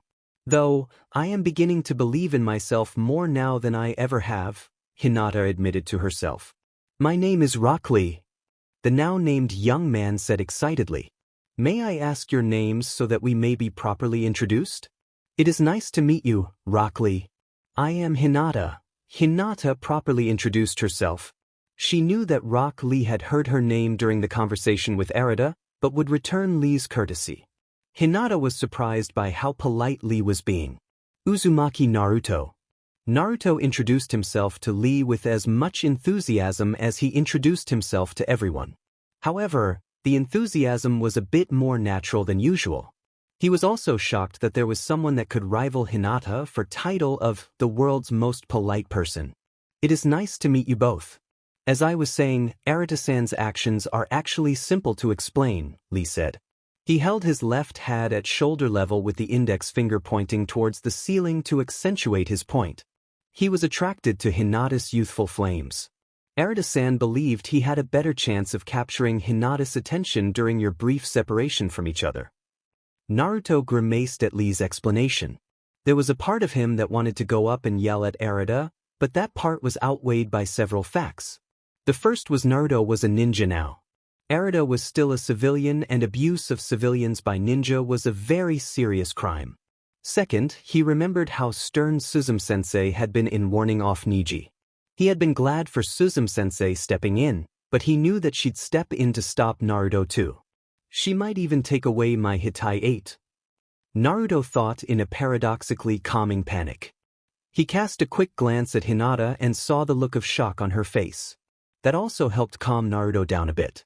Hinata blinked away her obvious shock. How do I even respond to something like that? So, why'd he get angry and walk off? Naruto asked. He assumed that something had caused Arata to give up and walk away. Naruto remembered what the older JRK had said when he came back from his exam. I think it's because I didn't pay him much attention, Hinata admitted as the pieces fell into place. That eased Naruto's concerns. So, that's why Sasuke ignores all the fangirls then? Naruto asked as he looked to where Sasuke had taken a seat. He wasn't surprised that Sasuke passed. Sasuke may have been a bit of a JRK, but he was good. That is likely, Hinata-san, Lee agreed. Naruto decided to change the subject. He was tired of talking about this Arata guy. Naruto really didn't want to think about Hinata picking up fanboys. So, when do you take your graduation exam, Lee? I will be last, though I will not be taking the standard exam, Lee answered as he watched the ninth potential ninja follow Tomatsu-sensei out of the room. He frowned as he realized the young woman who followed the Uchiha never came back. I'm not sure I understand, Lee-senpai, Hinata said gently. She didn't want to pry into a potentially delicate personal matter. Lee took a deep breath. I have a medical condition that prevents me from molding chakra. It is strange, I can create chakra normally, but I cannot mold it to wield ninjutsu or genjutsu. However, I will prove to the world that I can be a splendid ninja with only taijutsu. That'll take a lot of work, Naruto pointed out. Lee nodded enthusiastically. Indeed. However, I will endure and overcome any challenge to reach my dream. I am thankful that Gai-sensei has agreed to show me the way to focus the flames of my youth. That is wonderful, Lee-senpai. I do have a question though, Hinata said delicately. Rock Lee nodded. How will I be able to graduate? Naruto and Hinata both nodded. I have a medical waiver signed by the head of Konoha's Shinobi Hospital, the Hokage and Gai-sensei. If I did not have this medical waiver or a jonin willing to take me under his or her wing, I would not be able to continue my life as a shinobi. That's so cool that you've already got a jonin teaching you. Hinata-chan and I have been doing all our training on our own, Naruto said excitedly. Hinata smiled. We also realize that it will take a great deal of hard work to achieve our own dreams. Lee was clearly becoming emotional. It is so wonderful to see others who are dedicated to working towards their dreams. Number 11. Tomatsu called out from the doorway.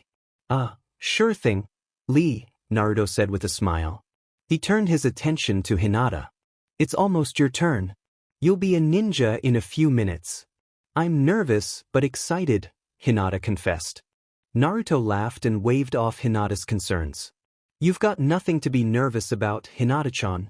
If they let me pass with my Bunshin issues and Sasuke with his not being as awesome as us issue, you'll pass no problem, Naruto said excitedly. Hinata matched Naruto's laugh. Lee even chuckled at the exchange. Naruto spent the next few minutes telling Hinata how the test was organized. He warned Hinata about how Suzume-sensei tested the substitution jutsu by not telling when she would throw the wooden kunai. Tomatsu-sensei called Hinata's number. Hinata took a few calming breaths before standing up and walking to where Tomatsu was waiting. Naruto and Lee were both cheering for Hinata. She couldn't help but smile at their support. Hinata didn't know Lee at all really, but she was grateful for his earnest support. She meant no disrespect to Lee, but his support paled in comparison to Naruto's. Naruto's support was a fundamental part of Hinata's life now. His support had pulled her out of her dark and lonely place. His support and his smile had saved her. I'm so close to being a ninja. I can almost feel myself growing and changing. Hinata felt her own smile grace her lips. Welcome to the graduation examination, Miss Hinata, Suzume greeted formally. Hinata bowed equally as formally. I am honored to be here. Now, Miss Hinata, please demonstrate the Henge no Jutsu, Tomatsu-sensei said without preamble, but with a friendly tone. Of course, Tomatsu-sensei. Is there someone specific I need to mimic? Hinata asked. Please transform into your father, Hyuga Hayashi, Tomatsu ordered. Hinata flinched at the order. Why did they have to choose him? Hinata felt a ghostly pain in her seal and a tremor of fear up her spine. But she carried out the jutsu. Well done, Suzume said as the smoke cleared. Hinata's Hayashi took a single deep breath. Thank you, Hinata said with Hayashi's voice. Hinata struggled to imitate Hayashi's stance and tone of voice. It was a titanic struggle. The memories of his harsh treatment were making Hinata want to run away. She wanted to dispel her transformation and find somewhere to hide. You may dispel the transformation, Hinata, Tomatsu said gently. Hinata nodded and gratefully undid the transformation. The next test will be the Kawarimi no Jutsu, Suzume announced as she adjusted her glasses. Hinata felt her body tense in preparation. She decided to activate her Byakugan as an added precaution. Hinata's bloodline limit warned her that Suzume-sensei would not be making the throw. It was Tomatsu. Hinata quickly went through the hand seals and substituted with the trash can behind the exam proctors. The Hyuga tutors had always taught Hinata that if she had to use the Kawarimi no Jutsu, that she should use the jutsu to close the distance and, if possible, appear in an advantageous position. Truly superb, the kunoichi instructor said in a tone bordering on awe. The tone caught Hinata completely off guard. I didn't do anything that special, did I? Hinata wondered. Regardless, her heart soared at the respect the teacher was showing her. You have done well, Miss Hinata. Please demonstrate your mastery of the Bunshin no Jutsu, Tamatsu commanded. Mastery. The word swam through Hinata's mind. No, I can't lose focus. I have to show that I can do the Bunshin. I'm so close. Hinata reprimanded herself as she walked back in front of the teacher's desk. Hinata quickly went through the ram, snake, and tiger seals. The proctors nodded as Hinata produced 3 perfect clones. Congratulations, Miss Hinata. I am proud to welcome you to the ranks of Konoha's shinobi forces, Suzume said warmly. Hinata bowed deeply before approaching the desk. Before you accept your hitaiate, I have a question.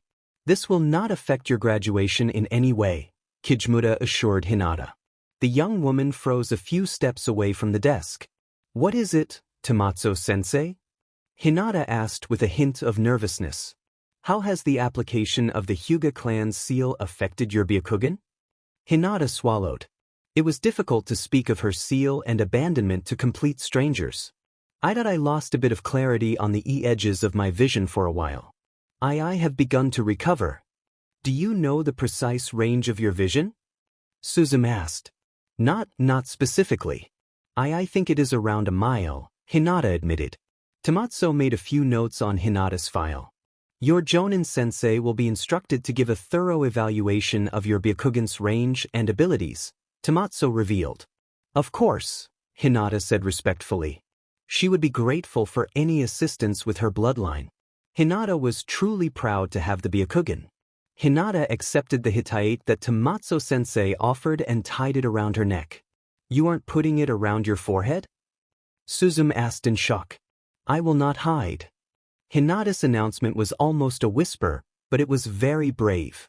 Naruto's reaction to Hinata's triumphant return caused quite the scene. He leapt on the desk and shouted to the heavens about how unbelievably awesome Hinata was compared to just about everyone. His exuberant celebrations caused quite a few laughs.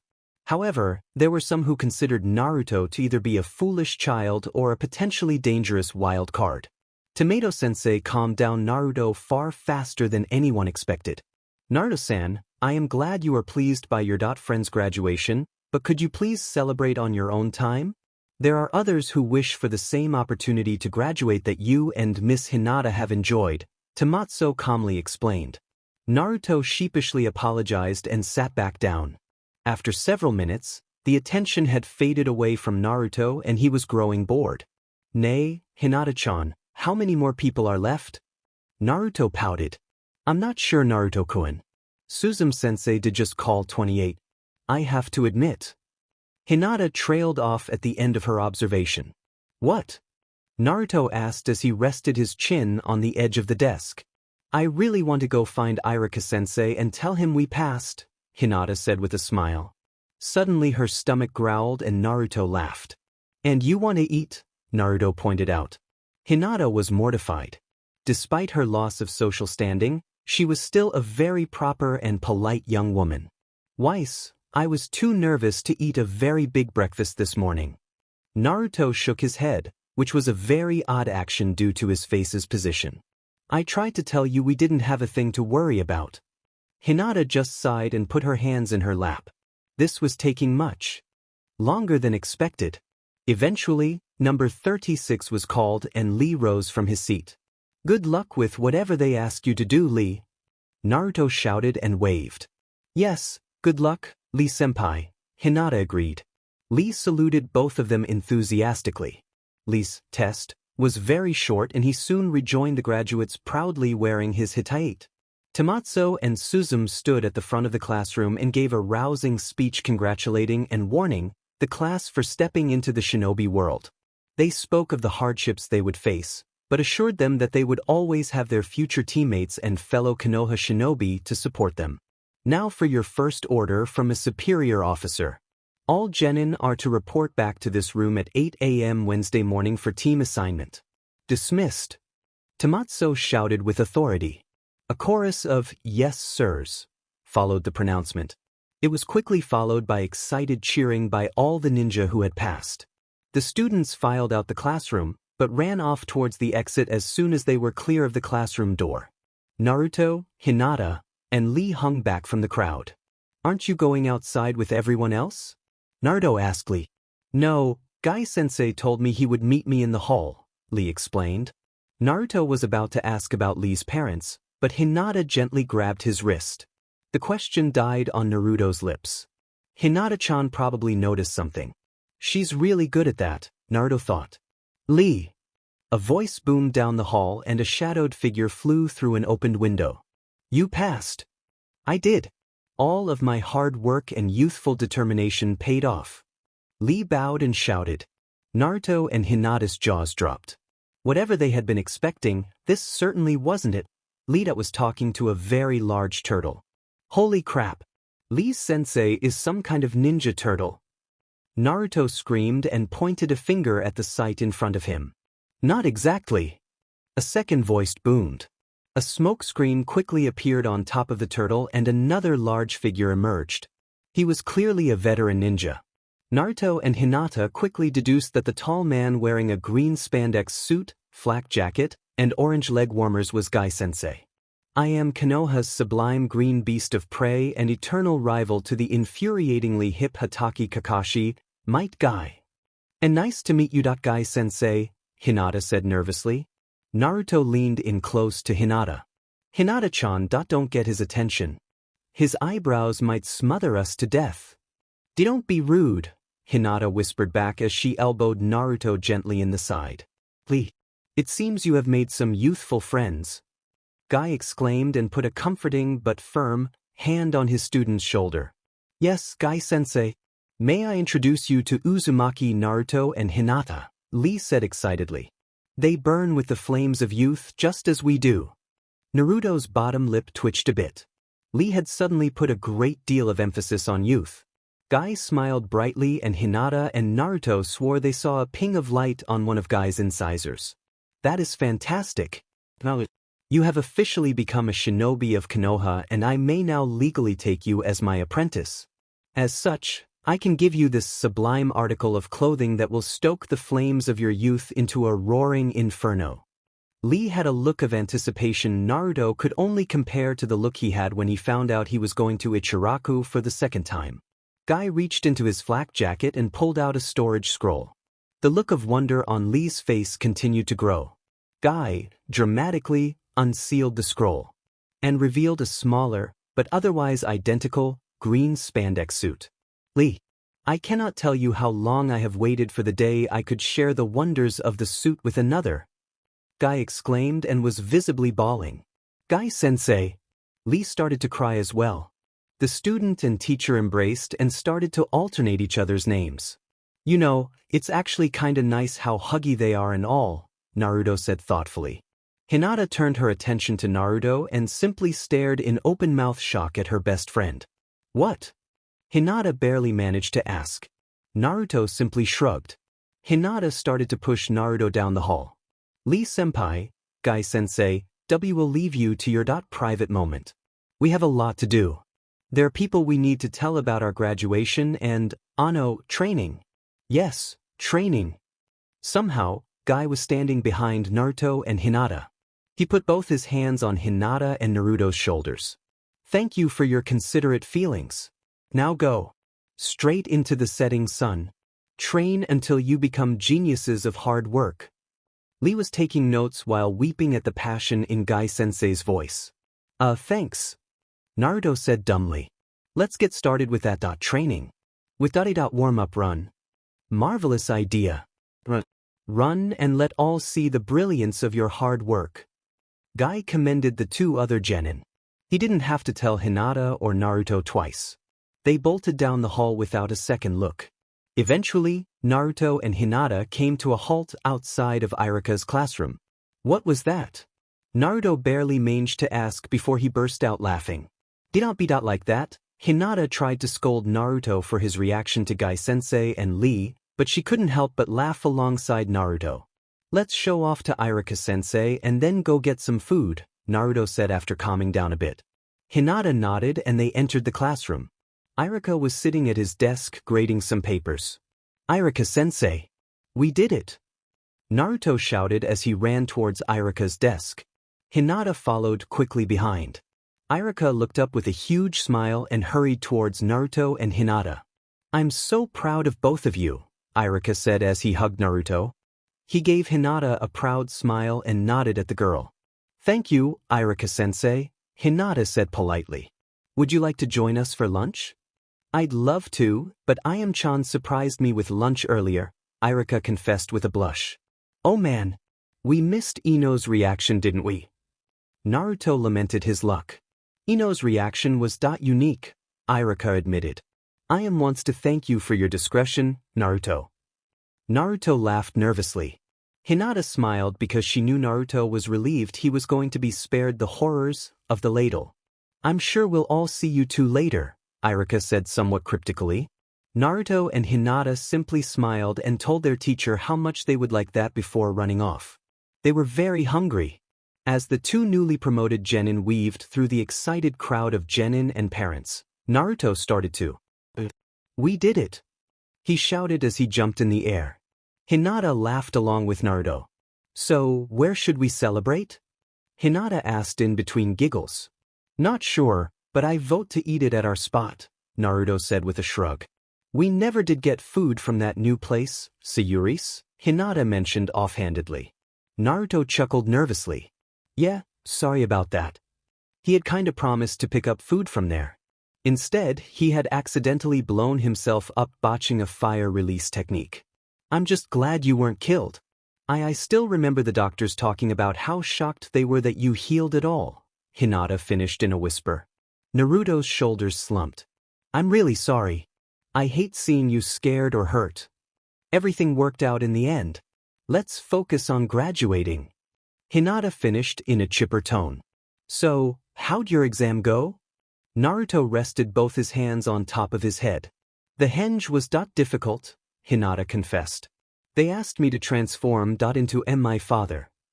Naruto stopped dead in his tracks and, for a moment, a flash of true anger appeared on his face. It passed quickly and Naruto made a dismissive noise. That was a bit of a D move. I wouldn't put it like that, but it was unpleasant, Hinata half agreed, half scolded Naruto for his point and choice of language. It wasn't all bad, Hinata quickly changed the subject. Suzume-sensei was very impressed by my use of the kawarimi.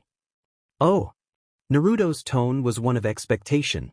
She called my jutsu truly superb, Hinata twirled happily as she spoke.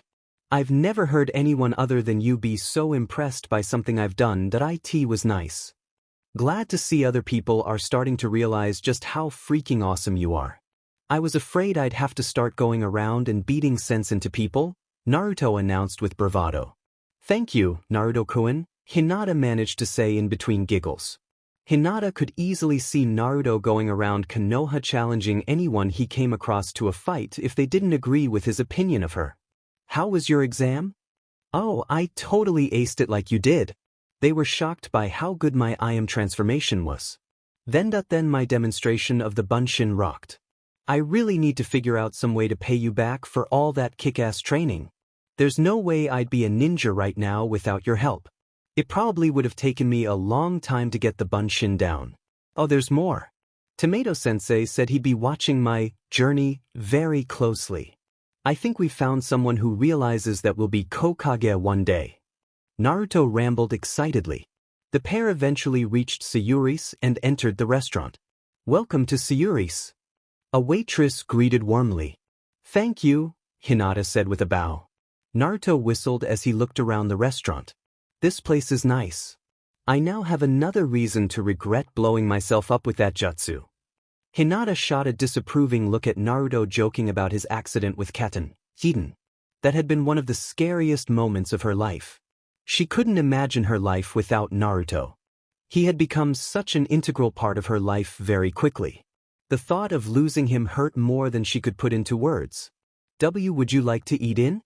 Hinata asked. Sure, Naruto said behind a radiant smile. We'll get ice cream to take to our spot. The waitress led Hinata and Naruto to a booth and placed menus in front of them. Oh, congratulations on your graduations. Naruto and Hinata, who had sat across from each other, beamed at the young woman. Thanks. We graduated early, Naruto proudly announced. That is incredible. The civilian woman said respectfully as she twirled a strand of her sandy brown hair around her index finger. We worked very hard to graduate early, Hinata added. Wow, graduating from the academy. Early, the waitress breathed.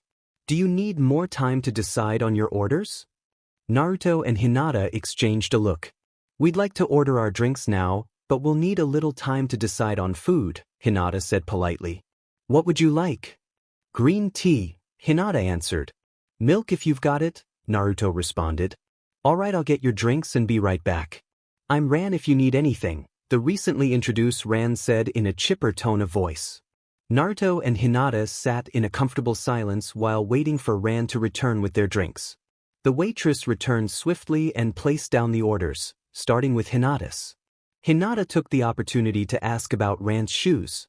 Naruto's eyes quickly glazed over a bit and he turned his attention to the menu. He saw that Sayuri's had ramen, but he wouldn't order it. Naruto couldn't bring himself to betray Old Man Tucci and Ayam-nichan by ordering ramen from another Konoha restaurant. He sighed as he looked through the menu and his thoughts turned to Hinata's conversation.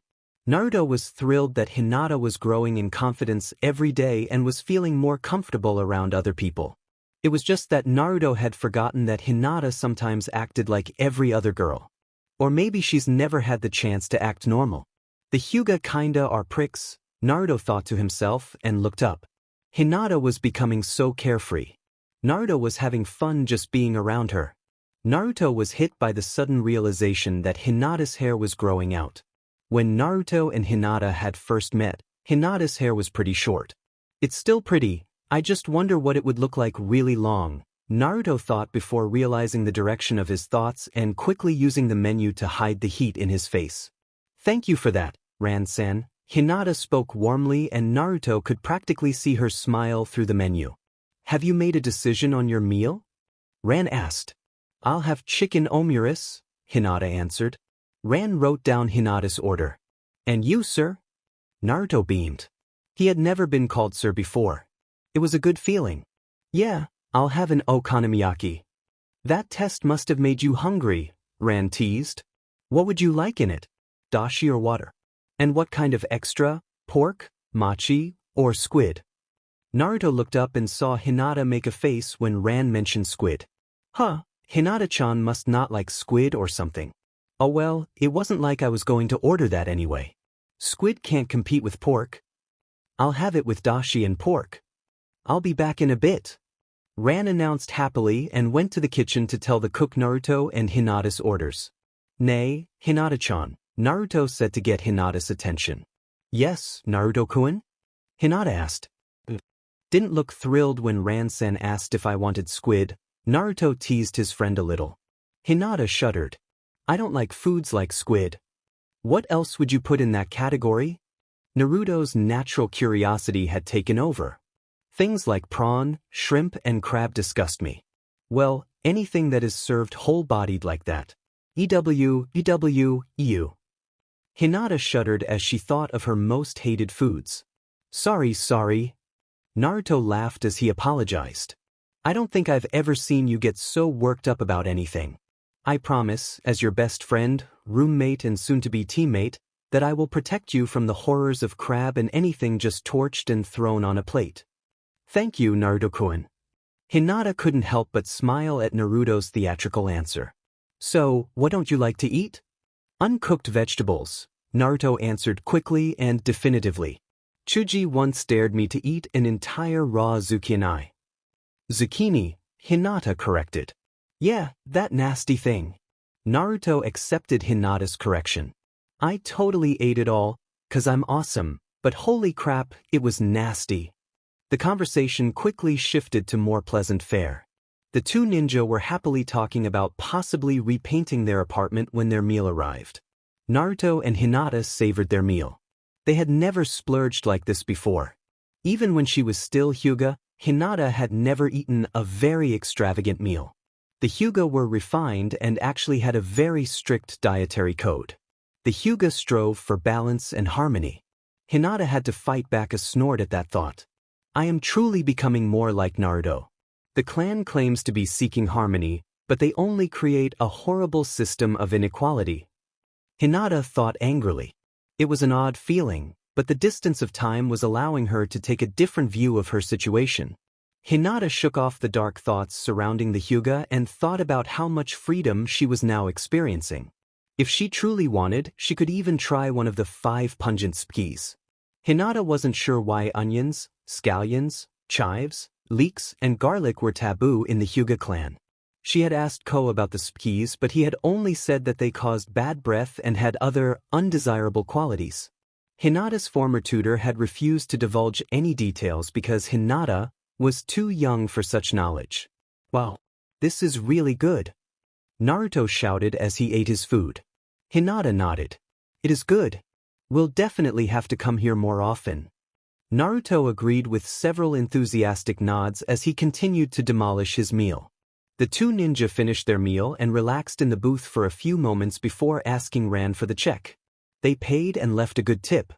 Hinata and Naruto knew they had indulged themselves, but it was worth it. They had just achieved something incredible. Naruto and Hinata left the restaurant and simply strolled along the streets of Konoha. They talked about anything that came to mind.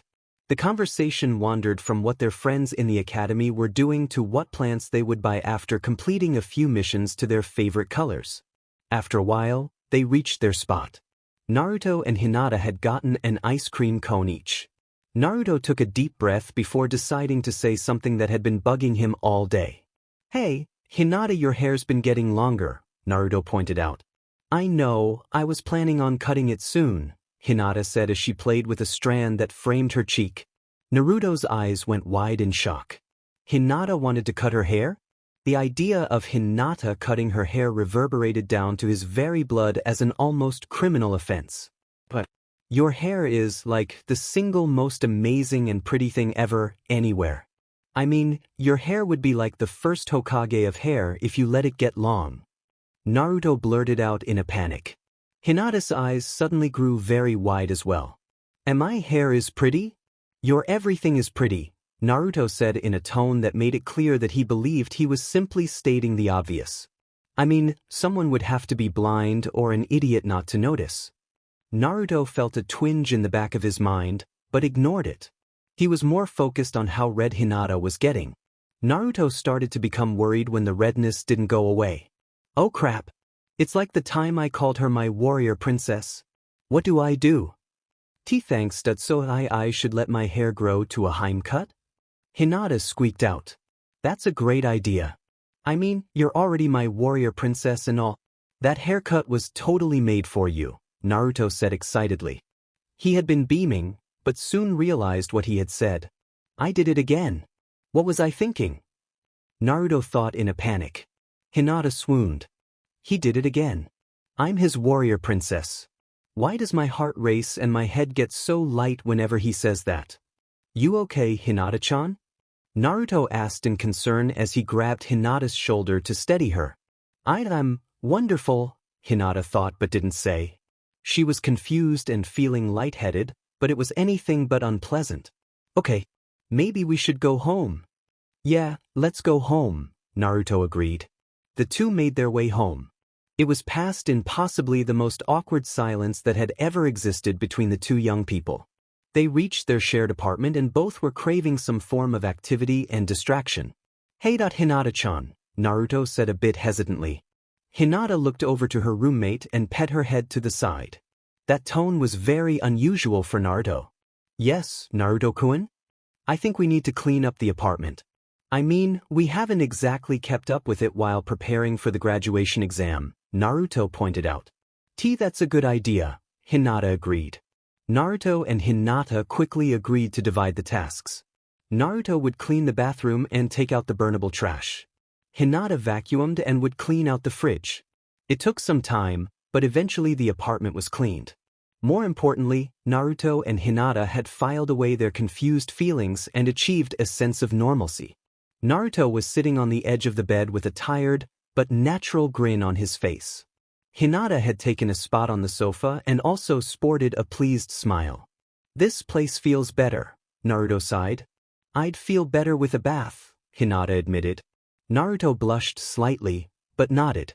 "Me too," Naruto agreed. "You can take yours first." "You did clean the bathroom after all," Hinata giggled. Naruto returned the laugh. "I get it. I stink. I see how it is." "That's not how I mentioned and you knew it," Hinata pouted. Naruto's laugh grew wilder for a second. "I'm just pranking you a bit, Hinata-chan," Naruto said as he grabbed a towel. Hinata blushed and looked away. She quickly grabbed one of Naruto's many training scrolls to occupy her attention. Naruto finished his shower quickly and traded places with Hinata. Ironically, he read the same training scroll to occupy his attention. Hinata was about to ask Naruto if he wanted chicken or pork-flavored instant ramen for dinner. They had splurged enough today and Hinata didn't want to cook anything that would cause a mess in their clean kitchen. Before she got the chance, there was a knock at the door. "I'll get it," Naruto called from the living area. "Hey guys. Come on in." Hinata was in the kitchen rifling through the now organized cupboard. "Who is it, Naruto-kun?" "Irika-sensei, I am Wani-chan, Old Man Tuchi and even Old Man Hokage," Naruto said excitedly. Hinata bolted from the kitchen and quickly fell back on her years of etiquette training. "Welcome to our home, Irika-sensei, I am Wani-chan, Tuchi-san." "It is an honor, Toketama," Hinata said with a perfectly measured tone. Her bow was precise and she held it for the correct amount of time to show proper deference to someone of the Hokage's status. "May I offer you anything?" Hiruzen chuckled and nodded at Hinata. "Thank you for being such a gracious hostess, but we actually came by to celebrate your achievements." It was only then that the two young people noticed that Irika was carrying a number of bags. The teacher flashed a lopsided grin. "We've got presents to congratulate you two on graduating." "Presents? Man, you guys are awesome," Naruto said excitedly and practically tackled the Hokage. "We also brought dinner," Ayam announced proudly. She tried to hide her nervousness, but couldn't quite push all of it aside. It wasn't every day she cooked for the Hokage. "Thanks, but I don't know if our table is big enough," Naruto admitted sheepishly. "Don't worry, Naruto. We have a place set up on the roof," Irika said with a smile. Naruto and Hinata nodded and returned their teacher's smile. The group made their way to the roof. There was a table set in the center of the roof. There were several covered pots and Naruto's mouth watered at the smell. He started to head for the nearest seat, but Hinata grabbed his hand. "Naruto-kun, the Hokage should sit down first. He's the highest-ranking person here," Hinata whispered. "Really?" Naruto asked. Hinata nodded in response. "Is there an order?" "Yes," Hinata continued to whisper. "Ayamoni-chan will sit next because she prepared the meal and probably planned this. We'll sit next because this dinner is for us." "Wow, Hinata-chan, you really know your stuff," Naruto complimented his friend. The group sat down in the proper order. The meal was excellent and Naruto was giddy at the incredible ramen Ayam had made for him. Hinata was very touched that Tuchi and Ayam believed that Naruto and Hinata's graduation was worthy of sekihin. Sekihin was only served on special occasions to celebrate birthdays or wonderful achievements. The message was clear. Ayam, Tuchi, Irika, and even the Hokage were proud of Naruto and Hinata. It warmed her heart. Ayam-chan, the simmered hijiki was delightful, the Hokage complimented the cook. Ayam bowed and profusely thanked the wizened leader. "Now, I believe we have two young people that are expecting gifts." Naruto looked for all the world like he was about to explode out of his chair. Hinata was also quietly struggling to contain her own building excitement.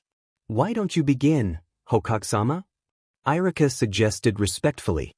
The Hokage smiled and lit his pipe. He had refrained from smoking during the meal out of courtesy for his subordinates and civilian acquaintances. First, I wish to express my sincere pride in your accomplishment, Miss Hinata and young Naruto. It has been several years since the last early graduations from the academy. Naruto and Hinata, your hard work and dedication will be an example to all of Konoha. The Hokage's practiced speech flowed so naturally that it appeared to all as if it was spontaneous. Thank you, the two young people said simultaneously. You are very welcome, the Hokage replied warmly after a drag on his pipe. I hope you two do not mind practical gifts. First, Naruto's. Naruto grinned and leaned forward expectantly. The Hokage shook his head as he imagined the years melting off of him. Naruto had such a wondrous effect on the Kage. The boy's energy and strength of will were a welcomed treasure. You have been itching to ask how we got the table to the roof, haven't you? Hiruzen asked. Naruto nodded very enthusiastically. Well, I placed the table in a storage seal. The Sarutobi clan's patriarch nodded at Iruka. The teacher inclined his head politely before passing a tastefully wrapped present to Naruto. The boy whistled at the no doubt expensive paper before tearing it apart to see what was inside. It was a book. That book explains the fundamentals of the sealing arts. I believe it is a subject you will enjoy. I have one more gift for you, Naruto. Sarutobi finished his statement with a flourish. The third passed another wrapped box to Naruto. Once again, Naruto tore into the packaging. Oh wow! This is so awesome! Naruto screamed happily. It was a high-quality set of kunai, ninja wire, and a few trap mechanisms. Thank you, old man Hokage. Thank you, thank you, thank you. Naruto finally gave in to his pent-up energy and rushed over to his grandfather figure. The boy wrapped the Hokage in a huge hug. I am glad you are so appreciative of my small tokens, Hiruzen said as he patted the boy on the back. They are, like, beyond awesome. Naruto released the Hokage and sat back down next to Hinata. Now, Hinata, I have a few gifts for you as well, the third chuckled. This time, I am past the gifts. Hinata smiled as she accepted the gifts. Her excitement was as evident as Naruto's, but Hinata managed to exercise a bit of restraint. The Hokage's gifts were 2 pairs of high-quality shinobi sandals, 3 pairs of pants, and mesh armor. Hinata was grateful for the gifts. The Hyuga had not given her any time to collect many items before her banishment. Hinata had been extremely worried about cutting into the limited budget she shared with Naruto to buy supplies. The second package included a set of high-quality kunai and wire similar to Naruto's. However, instead of the trap mechanisms, Hinata received a pair of fingerless taijutsu gloves. You are very generous, Hokama, Hinata said with a bow. I am flattered by your kindness. It is a small gesture, Hiruzen assured the young woman. The thoughtful gifts were anything but a small gesture to Naruto and Hinata. I'm afraid my gifts aren't quite as practical, Iruka said somewhat apologetically. He passed Naruto and Hinata's gifts politely. The first gift was a series of picture frames and a flower press. I know how much you both love gardening. I bet you two can get some mileage out of those. Thank you so much, Iruka-sensei. Naruto couldn't hide the emotion in his voice. He opened the small bag and pulled out an invoice. Hinata leaned in close to Naruto and the pair read it carefully. You're getting the hinges replaced, Naruto said excitedly. The hinges on the apartment door were very old, and Naruto joked that odds were that the door would fall on him the next time he answered the door. Thank you very much, Iruka-sensei, Hinata said earnestly. Your gifts were beautifully thoughtful. Iruka chuckled. You both are my precious students. I'll always try my best to help you. You're the greatest, Iruka-sensei, Naruto choked out. Once again he bolted from his chair and hugged the gift giver. Tsuchi laughed.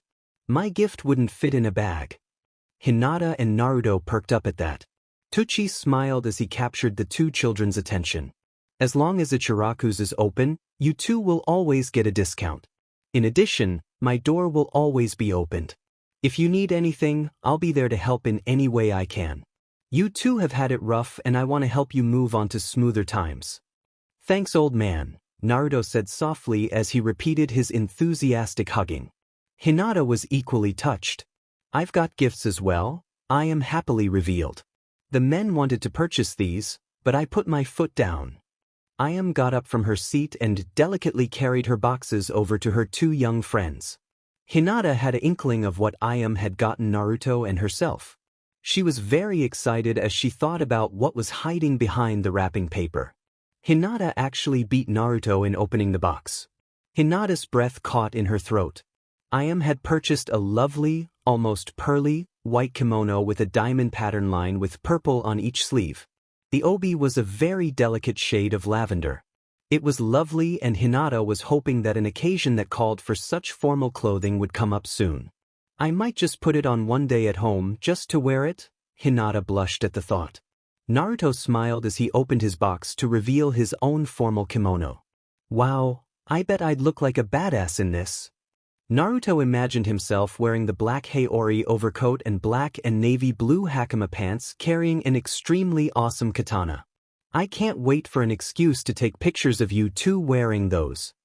Ayam practically squealed. Hinata and Naruto smiled softly at Ayam's enthusiasm. Oh, Hinata-chan, I have one more item. It's not so much a gift as a responsibility, though. Naruto was suddenly overtaken by a sense of dread. Ayam's mischievous smile was not helping Naruto's rolling emotions. As Naruto is now a ninja and Ayam a civilian, I can no longer keep him in line, Ayam announced. The Hokage, Iruka and Teuchi all laughed at Ayam's theatrics and Naruto's nervousness. So, Hinata-chan, the responsibility of the ladle is now yours. Hinata giggled as Ayam produced the object of Naruto's nightmares. She graciously accepted the cooking utensil instrument of terror. Naruto-kun is very well behaved and a gentleman, Hinata finished with a blush. I don't think I will need it, but will accept this responsibility with a heavy heart. The Hokage was rolling with laughter and slapped Teuchi on the back. The two old men could only shake their heads at Naruto's pleading, "You won't, I promise." Look. The evening ended on that amusing note. Everyone helped clean up and all departed with happy hearts. The Hokage and Teuchi decided to get a drink. Teuchi pointedly asked Iruka to escort his daughter home. Iruka was eager to agree. Naruto and Hinata exchanged a knowing look with each other. They were both happy for Ayam and Iruka. Later that evening, Naruto was sitting on the couch after hanging his kick-ass kimono in the closet. He silently watched Hinata gently replace the worn-out picture frames with the brand-new ones Iruka had given the pair. You know, except for the ladle, tonight was the perfect ending to an awesome day, Naruto said contentedly. Tonight was lovely, Hinata agreed as she glided into the room. She took a seat next to Naruto and smiled. But you know what was my favorite gift? Hinata looked at Naruto and silently asked for him to continue. Everyone just being here. It made me so happy to know that the two of us aren't alone. Iruka-sensei, Ayam-one-chan, and Tsuchiyaji-san that they have become our family. Hinata breathed the words. It was a big step for her. She had truly moved on. Yeah, they have. I feel so lucky to have all you guys, Naruto confessed. Hinata sighed and rested her head on Naruto's shoulder. We'll never be alone again. Naruto blushed at Hinata's unexpected action. However, he quickly realized she had quietly fallen asleep. Naruto found himself wishing for this quiet moment to last a lifetime. No, my warrior princess, we'll never be alone. Naruto was completely engrossed in the book the third Hokage had gotten him. He was standing over the kitchen table and grinning at his handiwork. The book had suggested several patterns to practice before moving on to the most basic of seals. Naruto smiled as he wiped at his cheek with the top of his ink-stained hand. This is so cool, Naruto whispered. He was struggling to keep his voice down. It was very late at night and Hinata-chan was asleep in the bedroom. Naruto couldn't wait to dive into the rest of the book. The newly minted genin had even pulled out his relatively unused binder to take notes. One day that diamond thing will be gone, Naruto declared to himself. And Naruto-kun? Hinata whispered from the hallway. Naruto quickly wheeled around. I was just thinking about her and she appears. How does she do that? Naruto wondered. I didn't mean to wake you up. I'm sorry, Hinata-chan. Naruto apologized. Hinata yawned softly and rubbed the sleep from her eyes. Naruto stared at her with a blush dusting his cheeks as he realized Hinata was wearing one of his older t-shirts and a pair of sweatpants that were a size too small for him. "You didn't wake me," Hinata yawned again. "I just needed some water." "Oh. I'm glad my studying didn't wake you up," Naruto chuckled nervously. Hinata returned the laugh as she walked over to the sink. "The day we get out of the academy is the day you start studying. I wonder what Irika-sensei would say." The question was awkwardly worded, but Naruto knew Hinata was half asleep. He was sure he'd said some crazy stuff when he was out of it. Probably grumble under his breath for a bit, then say something along the lines of, "At least you're studying." Naruto finished by mimicking Irika's voice. Hinata exited the kitchen, gingerly carrying her glass of water. "Probably," Hinata sighed. "It'll be strange not going to the academy and listening to his lectures." "I know, I'm going to lose so much sleep," Naruto honestly lamented. "And Naruto-kun." Hinata tried to scold her roommate, but instead laughed a bit. "So, what are you studying?" "I'm reading that book old man Hokage got me." "Here, look at what I've done so far, Hinata-chan." Naruto exclaimed proudly and pointed at his work. "See? This was the first exercise in the book. It's just supposed to be practice with seal-like calligraphy, but I think this is really meant to be like the chakra tubes." Hinata blinked at Naruto's excited babbling. She had always known her Naruto-kun was smarter than most gave him credit for, but his was surprising. He seemed to be making some pretty advanced connections, though she wasn't sure if the term chakra tubes was a technical one. "Wait, my Naruto-kun?" Hinata thought in utter surprise. She shook off the thought and took a quick sip of her water. "Chakra tubes?" she asked. The question was as much a way to distract her from her thoughts as it was to discover how much Naruto had picked up about seals in the short time he had been studying. "Well, that's not the technical term," Naruto chuckled nervously and rubbed the back of his head. "The short version is that these are the tubes your chakra flows through when you activate the seal. Can't you see it, Hinata-chan?" Naruto pointed to the patterns he had been drawing. Hinata followed the patterns and noticed that they were actually two parallel lines. They were so close together that sometimes the ink bled into each other to create a single line. "I think so, Naruto-kun." "Man, why didn't they teach us this at the academy? If Irika had a class on this stuff, I wouldn't have skipped class as much."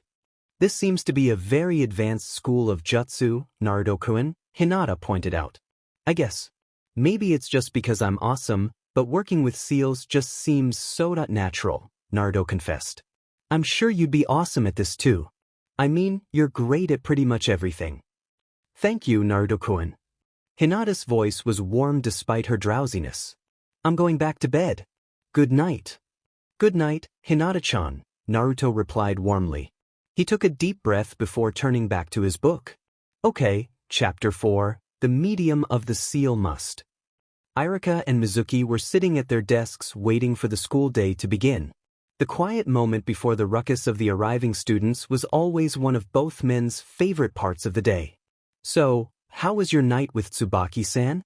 Irika asked Mizuki. "It went well," Mizuki said quickly. Irika picked up something in Mizuki's tone, but couldn't place it. "Did you go out with Ayam-san last night?" "We ate dinner together, but we weren't alone," Irika confessed. Mizuki was about to make a joke about Tucci hanging over Irika's shoulder, but Irika quickly continued. "Hoka-sama approached Tucci-san, Ayam-chan and myself right after Naruto and Hinata graduated. We all had dinner together with Naruto and Hinata to celebrate their graduations." "The Hokage?" Mizuki asked in disbelief. Once again, Irika noticed something in his old friend's tone that he just couldn't place. "Yes, it was a lovely dinner. Ayam-chan was so nervous. She prepared the entire meal. I don't ever think I've seen her that nervous. She was cooking for the Hokage." Mizuki pointed out the obvious. "That's what I tried to tell her. I also explained that the Hokage is a very understanding and considerate man." Irika spoke while grinning softly. He could remember pretty much every detail of Ayam's frantic preparation of the meal. She had even brandished the ladle at Irika. Irika had to chuckle at that memory. The door to the classroom opened before Mizuki could ask Irika what was so amusing. "Yumino Irika, may I have a word with you?" Tomatsu asked from the doorway. Will this conversation take long, Tomatsu-san? Class will begin shortly, Irika inquired. I'm afraid that you will have to miss a portion of the day. This meeting will take some time. Tomatsu remained impassive and ignored the budding curiosity of the instructors. Irika and I had no meetings planned for today, Mizuki spoke up. Tomatsu took a deep breath. This was unscheduled. The headmaster, Hokage, and I only came to this decision this morning. What decision? Irika asked. He could feel something brewing, something that would change everything. Yumino Irika, it is my pleasure to inform you that you have been nominated for Tokubetsu Jonin. The elder teacher gestured broadly at his pronouncement. Mizuki's mouth fell open. Tokubetsu Jonin? I don't know what to say, Irika murmured in shock. Nothing needs to be said. What is needed is for you to come with me, Irika-san. Tomatsu began to leave the room. Irika recognized the order and rose to his feet. I'm sorry, Mizuki. I'll try to get back and help you as soon as possible. Irika bowed before following Tomatsu out of the room. Mizuki's face hardened as the door shut. You aren't sorry? Not yet. Naruto and Hinata were jogging along the familiar path towards the academy. They decided to keep to the same path they occasionally ran. The path was familiar and each had memorized the distance. The pair also wished for the chance to see some of their classmates and friends again. Hinata-chan. Naruto. Sakura called out. Congratulations. Yo, Sakura, Naruto greeted. Good morning, Sakura-tan, Hinata warmly said to her friend. How are you? I'm good. To be honest though, I'll miss you too. The academy will seem, well, not as lively without you guys, Sakura admitted. Naruto flashed a lopsided grin. I'm sure we'll all be able to hang out when the team they put Hinata-chan and I on isn't out of the village. Sakura shrugged. Yeah, I'd like to hang out with you too. Ino-Pig and I need our daily dose of adorable romanticism. Huh. What?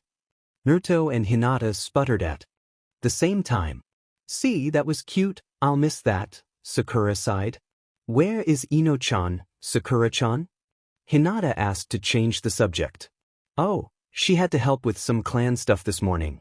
We'll meet up right before class, Sakura explained. The Pinkettes suddenly sighed. Ino-Pig and I are trying to figure out what to be rivals over now. Huh? Naruto asked dumbly. Aren't you two friends again? Well yeah, but, Sakura huffed. It's just that we pushed ourselves as rivals. I mean, I trained a ton to get Sasuke-kun's attention and so did Ino-Pig. The two of us realize we need something to compete for now that Sasuke-kun has graduated. Make it something long-term, Naruto said suddenly. His previous confusion was gone. You two want something that will drive you forward. How about racing to Chunin? Huh, that's not a bad idea. I'll run that by Ino-Pig later. Hinata-chan, Naruto, it was good seeing you too. We'll have to catch up when we have more time. Bye. Sakura said warmly as she ran towards the academy. I'd love that, Sakura-tan. Hinata replied. Bye, Sakura. Naruto waved. Naruto and Hinata resumed their run. They eventually reached the park. So, a bit of taijutsu work or chakra control? Naruto asked as he stretched. A bit of taijutsu, Hinata answered. After my Byakugan, my taijutsu will be my greatest contribution to our team. Yeah, your taijutsu is awesome, Naruto agreed. What do you want to work on? Hinata thought for a moment. I need to learn to adapt my juken to different terrain. I won't always fight on even ground. I need to work on my footing. That sounds good. I always pick up a trick or two whenever we spar. Naruto shouted excitedly and jumped to his feet. Hinata returned Naruto's grin and got to her feet. The two slipped into their respective stances. On 3. 3, Hinata agreed. The two children counted to 3 before launching into an enthusiastic spar. Naruto and Hinata trusted each other completely and felt comfortable sparring at a furious pace. Naruto decided to challenge Hinata's footing. He didn't go all out and aim any kicks at Hinata's knees. Instead, he did everything possible to force Hinata onto uneven ground or to keep Hinata moving. Hinata, for her part, was trying to keep Naruto away from rough terrain. She may want to learn to use the terrain better, but she also wanted to win. The two practically danced with each other for several minutes before they came to a halt. Hinata smiled as she held a knife hand strike at Naruto's chest. I win, Hinata beamed. If she had been using her Juken, she would have won decisively. Actually, it's a draw, Hinata-chan, Naruto countered. Hinata gave Naruto a disbelieving look which was countered by Naruto smiling broadly and flicking his eyes towards Hinata's leg.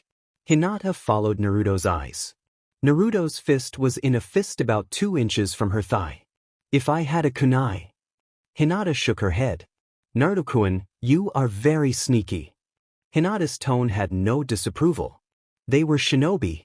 If Naruto hadn't done everything possible to win the spar, Hinata would have been disappointed. She honestly didn't want Naruto to fight fair on missions. Hinata wanted Naruto to win and come home. He was her rock and she couldn't bear the though of losing him. Thanks. I can't believe I finally managed to tie you. Naruto said excitedly. Shall we work on chakra control, Naruto-kun? Hinata asked as she brushed a bit of dirt off her pants. Naruto's stomach suddenly growled and the pair busted out laughing. Eat at home? Naruto asked. I think that would be best, Hinata answered. I don't think we'll be able to splurge again until we take a few missions. At least we'll always have Old Man Tuchi's discount, Naruto pointed out. I know. We'll always have a place where we are welcome. It's a lovely feeling, Hinata agreed. The two unassigned genin decided to walk back to their apartment. They had trained a good bit and needed a break. Hinata reopened the conversation by asking if Naruto believed Ayam would be the Hokage's personal cook. Of course, I mean, who else will be a personal cook when we become Hokage? Hinata laughed at Naruto's adamant declaration. The two walked at a relaxed pace through the slowly filling training grounds.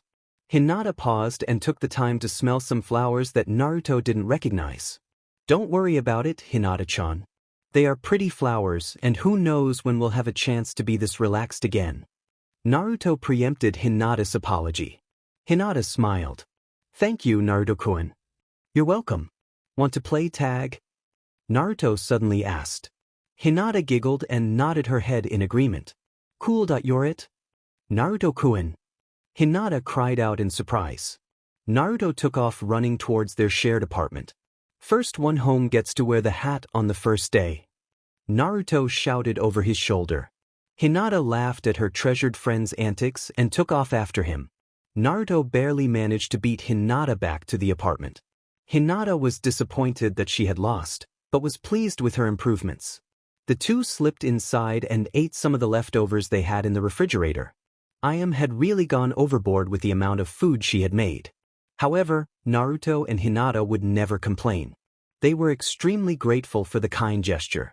After the meal, Naruto and Hinata simply relaxed for a few minutes. Naruto enthusiastically threw himself at the book on Fuinjutsu the Hokage gave him.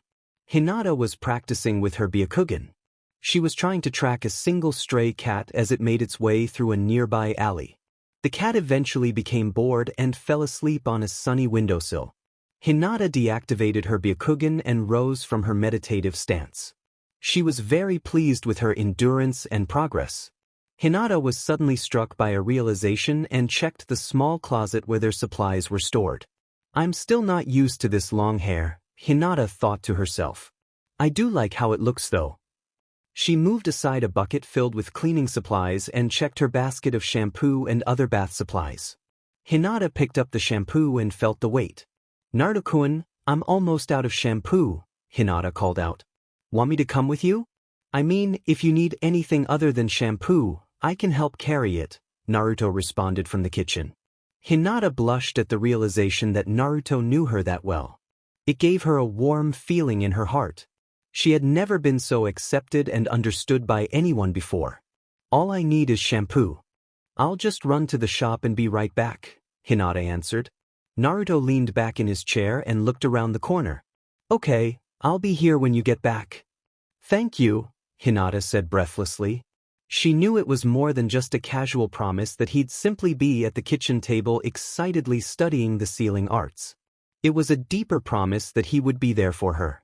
Naruto wouldn't abandon her like the Hyuga. Hinata had the sudden urge to hug Naruto. She swallowed back that urge because of her own insecurities. Would that be appropriate? Would that change things? Hinata wondered at the possibilities. A part of her wanted to take that step into the unknown. However, she still craved the stability of her friendship and relationship with Naruto. Maybe I should talk with Ayam. Hinata thought and missed that she had adopted Naruto's habit of referring to Ayam as an older sister. I'll see you in a little bit, Naruto-kun. See ya, Hinata-chan, Naruto said with a wave. He watched Hinata walk to the door, but his focus was on Hinata's hair. She had let it grow really long. Well, it's not really long. Hinata-chan's hair only goes to her shoulders now, but it's longer than the haircut she used to have, Naruto mused. His thoughts wandered into a new territory. Naruto had found himself wondering what it would be like to run his hands through Hinata's hair. That line of thought made it very difficult to focus on his study of Fuinjutsu and not on the powerful blush on his cheeks. Maybe I should talk with Iruka-sensei. Naruto shook off the thoughts, even though he found them to be surprisingly welcome. He had finally finished chapter 8 of the book. Naruto had really enjoyed the book and seemed to have an almost instinctive grasp for seals. Man, I wish they would have taught this in the academy. I would never have skipped. Now, Naruto was ready to attempt to make a simple storage seal. The young man quickly gathered the supplies and an empty ramen cup. He laid out the scroll and began inking the patterns that would act as the chakra conduits. Naruto was pleased that the ink dried so quickly. Naruto was well aware that patience was not one of his great strengths. Patience and calmly waiting were definitely some of Hinata's strengths. Naruto placed the empty ramen cup on the seal. Here goes nothing, Naruto said to the wall. He channeled his chakra into the seal matrix and held his breath as the ramen cup puffed away. So FAR.so good. I guess the lack of explosions is a good thing. Naruto waited a few minutes before attempting to unseal the ramen cup. Naruto put a tiny bit of chakra into the seal and waited, only for nothing to happen. Naruto crossed his arms in annoyance and stared at the defiant seal. He was almost challenging the seal to do something, anything really. The seal, after another second, happily obliged. The ramen cup shot out of the seal like a rocket and hit the ceiling. The cup hit so hard that it actually crumpled. Naruto's eyes went wide as one of the plates in the cupboard. That was so cool. Naruto shouted and ran to the trash can and grabbed every empty ramen cup he could. He threw them in an empty bag and grabbed his sealing supplies. The possibilities of his new discovery were dancing in his head. Hinata hummed to herself as she walked down the street toward home. The walk helped focus her thoughts on the future. The former Hyuga heiress still had trouble believing the progress she had made. She had graduated early from the academy and had been praised by the examiners. Hinata allowed herself to indulge in a vindicated smile. However, she was far more proud that she was growing as a person and a ninja. Hinata was proving her worth to herself. As she rounded the corner, she saw a young woman painting. Hinata became curious and approached the girl. "Excuse me," Hinata greeted cautiously. The young woman looked up and Hinata was struck by how familiar she was. Hinata struggled for a second to place the girl's long brown hair and brown eyes. "I'm sorry if this is forward, but may I ask what you are painting?" "It's all right," the artist responded. "I am drawing the Takeda warehouse. It was the first civilian building built in Konoha." "Your art is fantastic," Hinata said admiringly. "Oh, please forgive my rudeness. I am Hinata." The artist turned and responded to Hinata's polite bow. "It is all right. My name is Yakumo. Are you a Hyuga, Hinata-san?" Hinata looked away and towards her left. "No, I am not Hyuga. I am simply myself. My apologies for treading into difficult ground.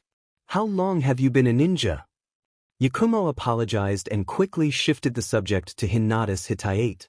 "I graduated yesterday and will receive my cell assignment tomorrow morning," Hinata answered.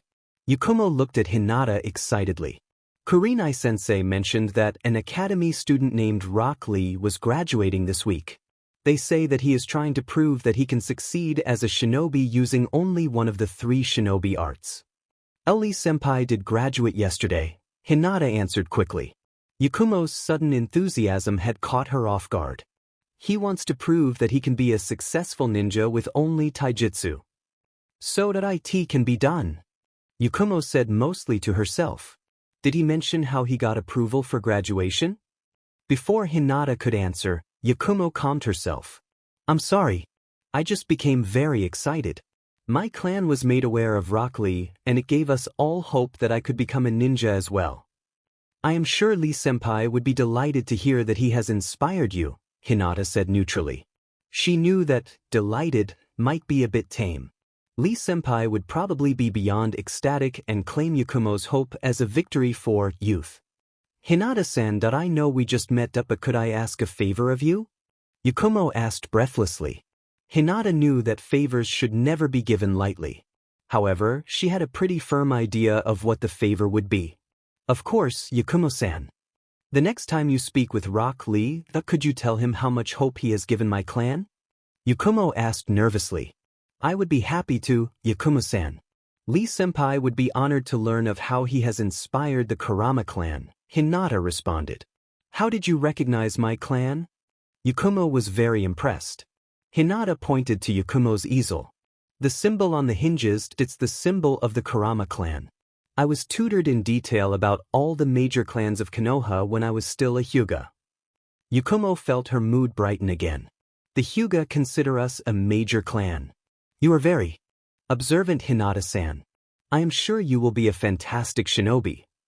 Thank you, Yakumo-san, Hinata said with a bow. Yakumo put a finishing touch on the painting and quickly returned the bow. You are welcome, Hinata-san, Yakumo replied with a smile. It was a pleasure meeting you. I really must be getting home. My roommate, Naruto-kun, is probably waiting to show me his progress on his Fuinjutsu studies, Hinata said politely. A boy? Yakumo thought in shock. Of course, I did not mean to keep you, Yakumo said politely. She, however, saw her sensei Yuhi Kurenai walking down the street. Yakumo waved to her teacher. It seems that my own time is up. My genjutsu tutor is here. Thank you for the lovely talk, Hinata-san. Yes, it was very nice to meet you, Hinata said as she walked towards home. As Hinata rounded a corner, she saw a beautiful ninja approach Yakumo. Hinata experienced a flash of strange familiarity with the woman, whom she assumed to be Yuhi Kurenai. Hinata shook off the odd feeling and headed for home. Hinata was an observant young woman and was very detail-oriented. She often saw things her friends missed. However, there was no missing the odd movement from the roof of her apartment complex.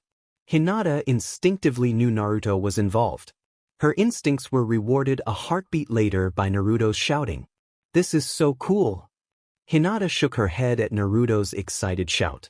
She quickly made her way to their shared room and put away her shampoo. Next, she joined Naruto on the roof. Hinata's jaw actually dropped at the sight awaiting her on the complex roof. Naruto was running back and forth activating nearly a dozen different seals. After a second, the seals would actually launch a piece of trash or other random item into the sky like a bottle rocket. Naruto came to an almost comedic stop in his mad dash when he noticed Hinata. Hey, Hinata-chan. You won't believe how awesome this is. Hinata giggled at her best friend's infectious enthusiasm. I saw it from almost a block away, Naruto-kun. Wow. They were launching that high? Naruto asked. Hinata nodded in confirmation. Oh man, this'll be great when we get our teams. These will make great traps. Hinata nodded. Her mind had immediately made the connection. If Naruto's seals were launching trash that high, then they could definitely launch kunai. How long is the launch delay? Naruto smiled at Hinata's curiosity. Depending on how I draw the squiggly trigger, I can get a delay of 6 seconds. I'm sure with more practice I can get it closer to 20 seconds. That's amazing, Naruto-kun. You've only been at this for around a day and you're making incredible progress. Hinata praised Naruto. Thanks, Hinata-chan. I had another idea earlier. We can use this to help you with your Byakugan. Hinata ran her left hand through her hair. What do you mean, Naruto-kun? Naruto jogged over to Hinata and grabbed her hand. Think about it. I can adjust how hard the seals launch their item. If I put a ball in the seal instead of trash, you can practice your dodging and stuff. Hinata's eyes went wide at the thought. It was brilliant. Hinata had been thinking long and hard about ways to exercise her Byakugan. I can practice some advanced aspects of my bloodline. Thank you, Naruto-kun. You don't need to thank me. I'm just repaying you for all your help. Besides, we're partners and we'll always have each other's backs. I'm glad you're my partner, Naruto-kun. I wouldn't dream of being with anyone else, Hinata said earnestly as she smiled. If I did dream of partnering with someone else, it'd probably be a nightmare. Especially if it was with that Neji a-hole or Sasuke. Naruto shuddered. Hinata frowned at Naruto's description of Neji. The relationship between the Hyuga prodigy and the ex-heiress was very strained, but Hinata still held out hope that she could one day repair her relationships with the Hyuga clan. I'm sure that would be quite the nightmare. I don't think I'd be able to sleep for weeks. Naruto poured every ounce of overacting he could muster into his false lament. So, want to train a bit? Hinata looked to the sky. She did a quick calculation and pegged the time as somewhere around 3 o'clock. Sure, I'd like to try out your idea. All right, I think we should only start with a few. I haven't exactly mastered this yet. Naruto confessed. Maybe we should start with 3? Hinata asked. Naruto nodded over enthusiastically. I'm ready when you are. Naruto positioned the paper seals in small piles. Okay, I'm going to have to substitute to keep up, maybe. That would be good training too, Naruto-kun. Hinata agreed before activating her Byakugan. Yep. Naruto agreed with Hinata's agreement. Don't think I'm going to go easy on you because you're my friend, Hinata-chan. Hinata watched as Naruto moved a few random items around and got into position. She took a breath to prepare herself and fought back a laugh as Naruto gleefully rubbed his hands together. Naruto acted faster than Hinata anticipated and she barely dodged the empty plastic bento box that came from her left. There was a sudden flash behind her and she rolled forward. Naruto is actually substituting with items. Hinata thought in shock as she dodged an empty ramen cup. Naruto was substituting with items and jumping between the 3 small piles. The attacks were coming from roughly the same angle, but Naruto's patterns were very unpredictable. Hinata was dodging the attacks easily enough, but was mostly testing her Byakugan's ability to track multiple items all around her. So far, she was very pleased. Hinata jumped over an empty water bottle that Naruto had fired at her feet and landed a few feet away from one of Naruto's substitution piles. Her body tensed as she prepared to dodge another item. However, it never came. "Aw man, I'm out." Naruto whined as he plopped to the ground. "You did pretty good, Hinata-chan." "I want to be very good," Hinata admitted as she sat down. Naruto chuckled a bit and shook his head. "What?" "Nothing, I'm liking the way you're thinking. We can always improve. I mean, we're not ready to be Hokage yet," Naruto said with a smile. "I can't wait to find out our team." Hinata changed the subject. Naruto instantly brightened. "I know. I wonder what our Jonin will be like." "I'm sure whomever our Jonin instructor is will be incredibly talented," Hinata said diplomatically. "They'll have us kicking even more but in no time." Naruto jumped to his feet. "Let's eat dinner. I can't wait till tomorrow." "But can't wait either." Hinata rose to her feet with a smile on her face.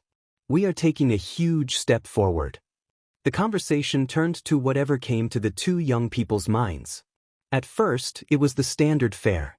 Eventually, Naruto changed the subject to something that made him slightly uncomfortable. "Nah, Hinata-chan, do you think we'll run into ghosts on a mission?" "Ghosts?" Hinata asked in surprise. "Well, yeah, I mean if we ran into one." Naruto gulped. "Maybe it would be a friendly ghost?" Hinata tried to reassure Naruto. "Maybe." Naruto wasn't convinced by Hinata in the slightest. "I'm getting hungry. Ready to eat." Hinata nodded. "Sure, it has been a long day." The 2 went inside and ate the quiet dinner. Hinata noticed Naruto would occasionally look around the room as if searching for something. She became increasingly worried by Naruto's nervousness. In order to allay her own growing worry, she activated her Byakugan while washing the dishes. Naruto seemed to have calmed down. Hinata shook her head. She couldn't believe how easily she had gotten caught up in Naruto's near panic. I never imagined Naruto would be afraid of anything, much less ghosts, Hinata chided herself. She finished the dishes just as Naruto came back from taking out the garbage. There was nothing out of the ordinary that Hinata could detect with her bloodline. She re-entered the main room and saw Naruto skipping ahead in his book on ceiling. Is something wrong, Naruto-kun? Hinata asked. Nah, I'm good, Hinata-chan. I'm just looking for spiritual seals, Naruto explained. I think there are already plenty of seals around Konoha, Naruto-kun, Hinata said in attempt to calm Naruto. Oh? Naruto asked hopefully. Yes, I'm sure the Hokages have taken steps to protect us, Hinata explained. That makes sense that I can't see old man Hokage letting ghosts run around Konoha, Naruto admitted. After a few moments, Naruto nodded and closed his book. Thanks Hinata, I feel a lot better. You're welcome Naruto-kun, Hinata said with a smile. I don't know about you, but I'm ready for bed. The sooner we go to sleep, the sooner we'll find out who our Jonin-sensei will be. Naruto shouted excitedly. Hinata let Naruto use their bathroom first. Naruto quickly got ready. He bounded out of the bathroom wearing his pajamas and an excited grin. I can't wait. Naruto flopped down on his bedroll in the corner of the bedroom. Hinata giggled at the return of Naruto's natural enthusiasm. After Hinata finished getting ready, she slipped into the bed. I can't believe how close we are to being real shinobi. Naruto rolled over. I'm so excited that I don't know if I'll be able to sleep. The next morning, Naruto woke up well before the alarm. He practically jumped out of his bedroll. The young man was shocked that he had actually slept so well. Hinata slipped out of bed groggily. She had gotten nervous several times during the night and hadn't slept very well at times. You all right, Hinata-chan? Naruto asked as they prepared a quick breakfast. I'm okay. Hinata paused and yawned. I'm just waking up still. The roommates finished their breakfast and headed for the academy. Hinata managed to quickly recover from her restless night. Naruto's natural energy and optimistic enthusiasm swept aside her own fatigue. The pair were happily chatting about their future missions. Naruto was utterly convinced their first mission would be a bodyguard mission. Hinata believed it wouldn't be something quite so grandiose. She was expecting something simple, like an escort mission, to be their first assignment. Naruto shrugged. I just know it'll be awesome. A moment later, Naruto looked up and began to wave. Sasuke. Hinata looked up and saw Sasuke approaching from the opposite direction. The Uchiha didn't respond verbally, but nodded at Naruto and Hinata. Naruto snickered at gaining some form of recognition from the stoic Uchiha. Hinata politely returned the nod. So, Sasuke, you ready to get assigned to a team? Naruto asked excitedly. Sasuke seemingly appraised Hinata and Naruto for a heartbeat. I would prefer to work alone. Others will slow me down.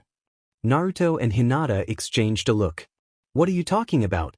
If anything, having a team will make you even more awesome.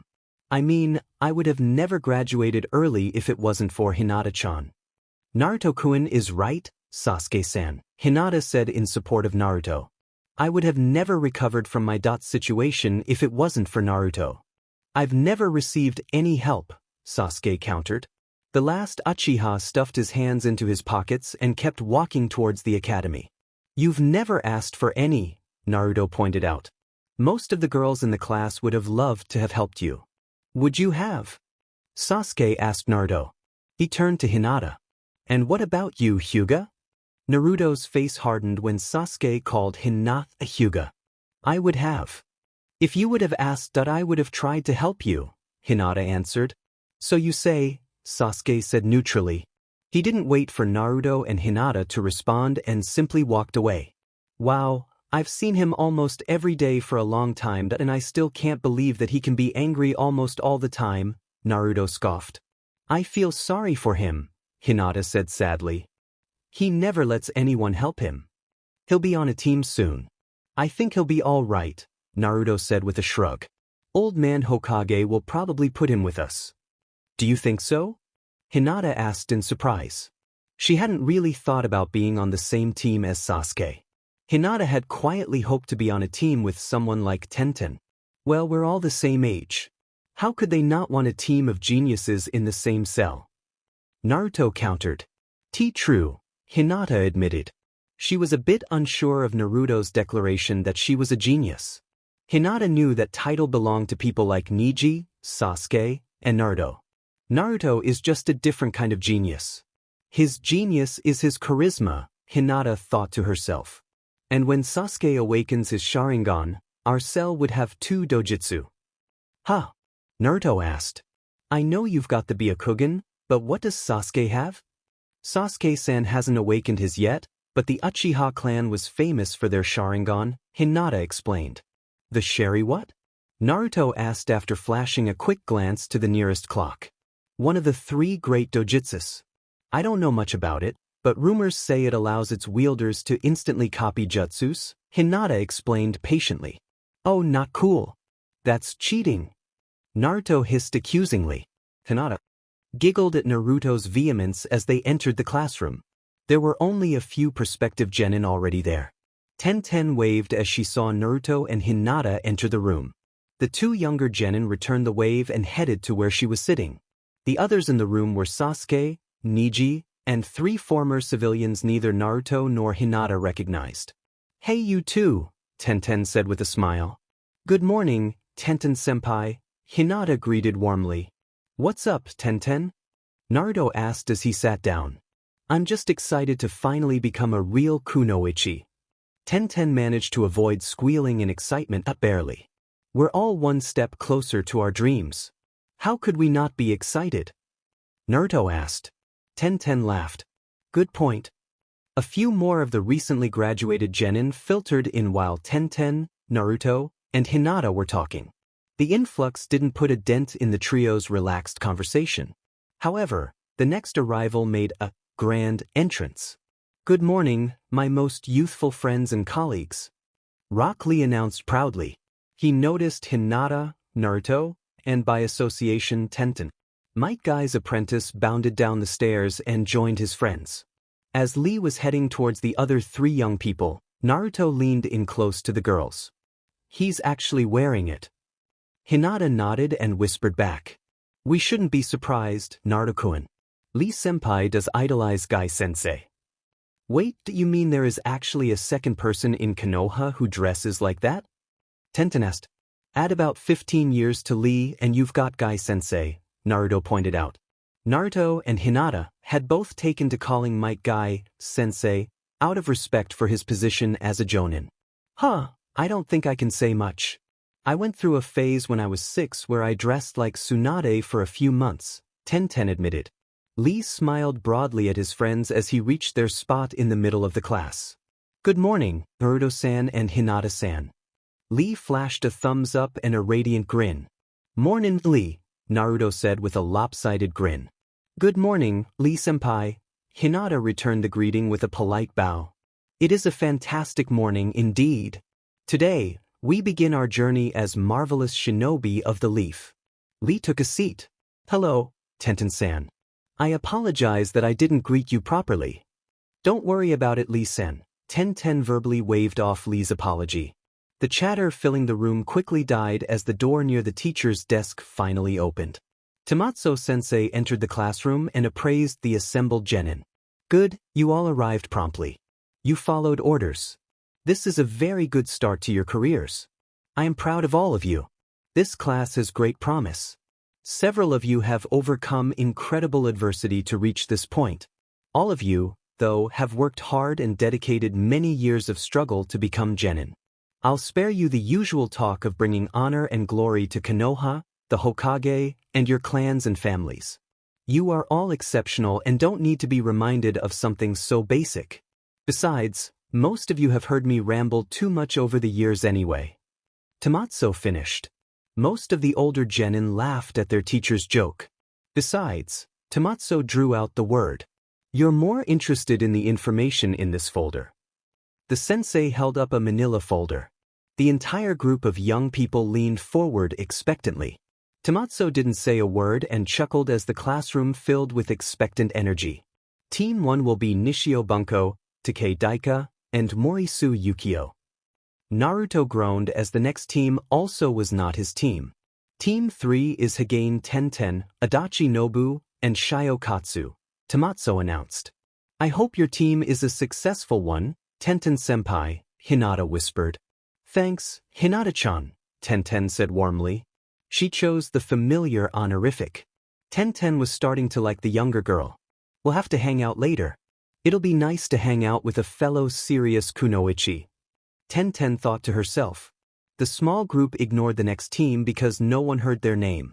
Team 5 is Yasui Kid, Hyuga Niji, and Uchiha Sasuke, Tamazzo revealed. Huh, and here I thought we'd be on a team with Sasuke, Naruto whispered to Hinata. Hinata nodded.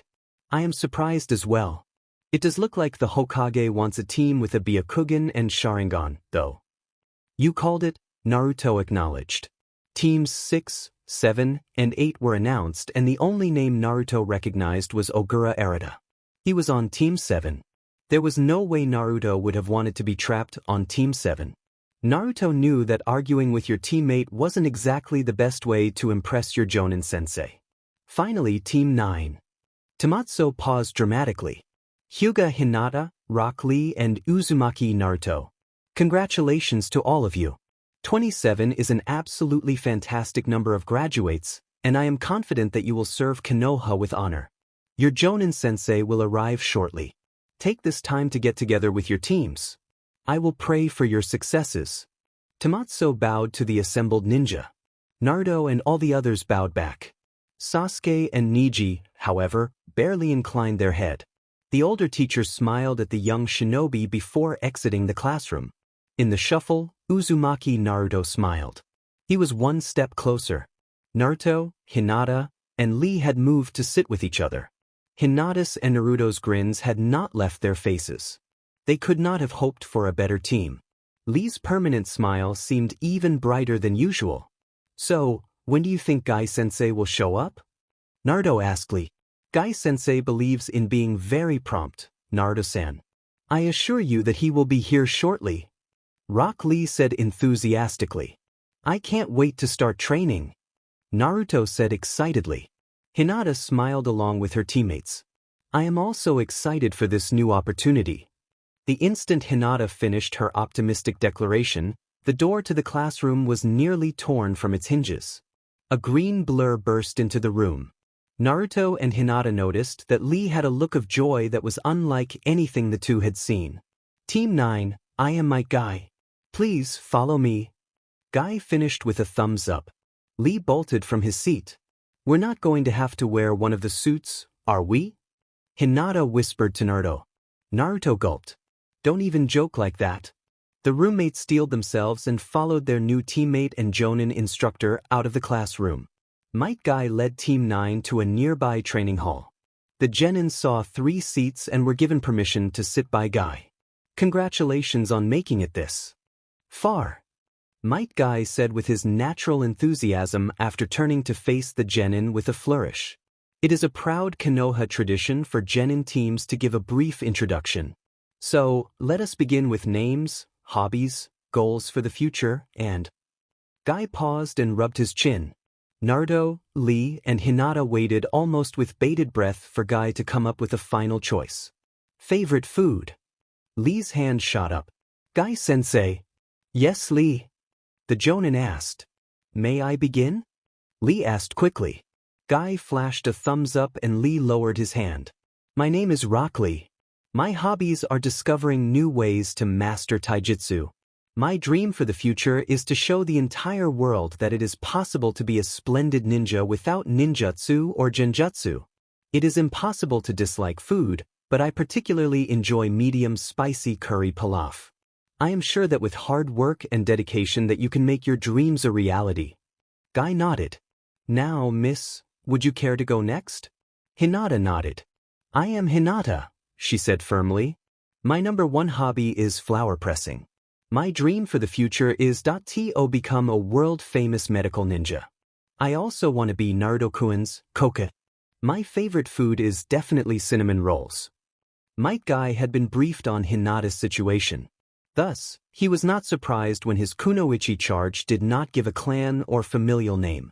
Guy masterfully hid his thoughts. There was something off about Hinata's predicament. It was true that she had lost her position as heiress, but that alone should not have been grounds for exile. I will have to look into that. If there is the potential for any danger to one of my students, I must be vigilant, Might Guy thought to himself. A most noble goal. Might Guy commended his second student. He noticed that Naruto was practically bouncing on his seat in anticipation of his turn. It is your turn now. Embrace that energy. It will serve you well. I'm Uzumaki Naruto. My hobbies are being with Hinata-chan and everyone I count as our family. I am going to be Hokage one day and surpass all previous Hokages. Without a doubt, the single greatest food ever conceived by humanity is ramen. All kinds of ramen. It was very hard for Might Guy not to break down and simply forego the true genin test. The test was not only required by the tradition and laws of Konoha, but served a vital role in preparing potential genin for the truth of the world. The academy exam was simply a tool to ensure that prospective genin had the physical and mental tools to carry out their future duties. The true genin test had a very clear purpose. Could the young shinobi put aside the academy mindset that glorified individual achievement? Were they willing to put aside their individual needs for the needs of the squad? Might Guy had high hopes for Team 9, but the genin had to validate Guy's hopes themselves. Thank you for your wonderful introductions. Allow me to extend the same courtesy. I am Might Guy, Konoha's sublime green beast. My hobbies are my intense training regime and my eternal rivalry with that infuriatingly hip Hatake Kakashi. I find it impossible to hate any food. Though, if I had to choose a single favorite, I would select super spicy curry chicken. My dream for the future is to ensure you all become proud shinobi of Konoha. The three genin exchanged nervous look. Hinata cautiously raised her hand. Guy acknowledged Hinata with a nod. Guy-sensei, what do you mean by if? I applaud your insight, Hinata, the jonin began. The academy exam you all passed recently was merely to ensure that you possessed the potential to be shinobi. I am proud to say that there is no doubt about Team 9's potential. Now, Konoha requires that your raw, youthful potential can be harnessed. Tomorrow I will administer the true genin test. This will determine if you are truly ready to become genin.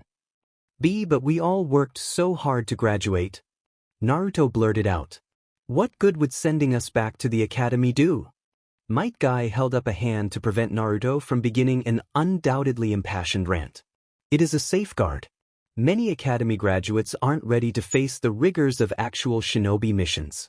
This test is to ensure that only the genin with the correct mindset, as well as mental and physical talents, will undertake missions for Konoha. Guy-sensei, are you saying this test is to make sure that only those with the greatest promise become full shinobi? Lee asked.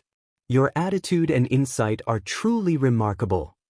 Guy answered with a definitive nod. The genin were about to press for more information when Might Guy smiled broadly. This attitude will ensure you and your teammates can fulfill their promise. Guy-sensei, Naruto raised his hand and wildly waved it back and forth. Guy-sensei. Yes, Naruto-san? Guy asked. So, when is this true genin test? Naruto asked with overly dramatic emphasis on true genin test. The test will be tomorrow morning at 8 a.m. I want you all to arrive promptly at that time at Training Ground 4. Guy crossed his arms. Is there anything else we should know, Guy-sensei? Hinata questioned. Guy rubbed his chin. Eat well tonight. I recommend a carbohydrate-rich, low-fat meal with moderate, preferably lean, protein. Eat around 11 hours before we begin tomorrow. A light breakfast rich in carbohydrates around 2 hours before the test is also something I recommend. I want you all at your best for this. You will need every advantage to pass. There was a moment of contemplative silence.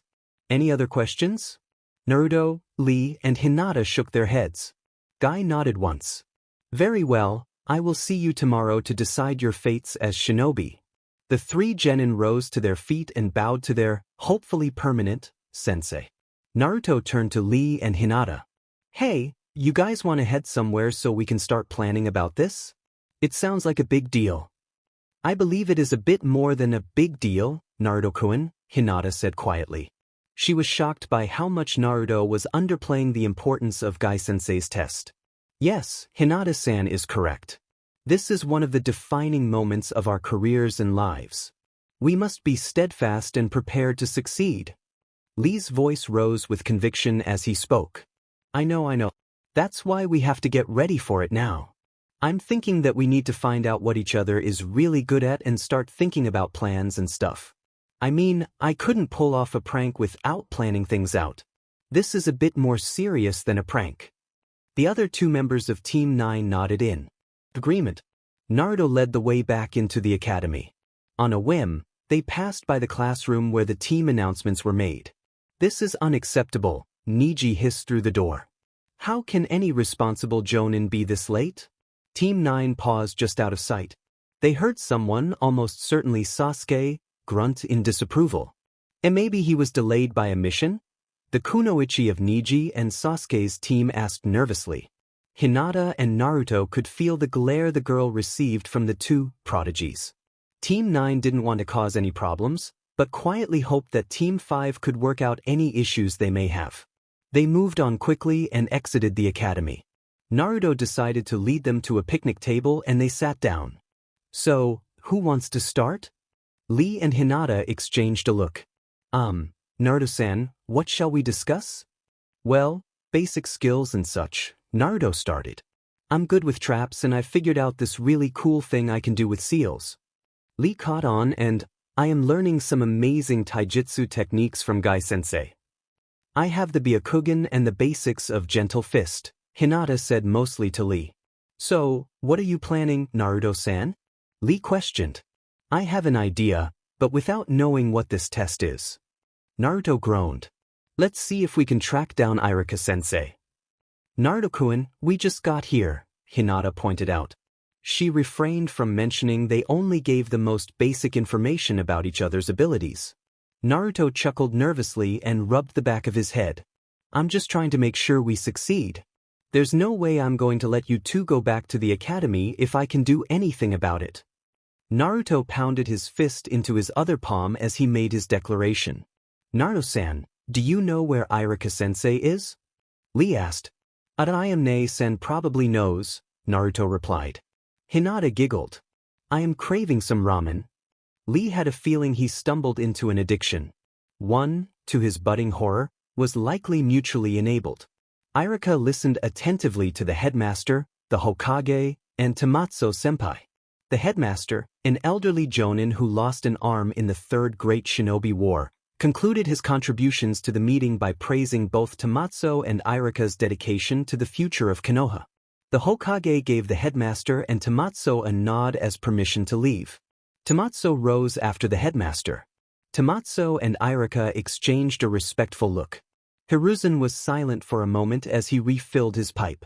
You have been surprisingly silent, Irika-sensei. This is an honor, Toke-sama. It is just that I'm afraid it caught me completely off guard, Irika confessed. You are a shinobi, Irika-sensei, the Hokage pointedly reminded the teacher. Which brings me to the next point of this meeting.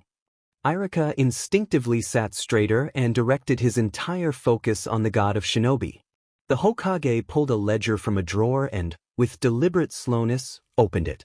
Irika immediately recognized the ledger as his own. You have an exceptional record, Irika-sensei. In fact, you have nearly as many successful A-rank missions as some of Konoha's most renowned Jonin-level shinobi.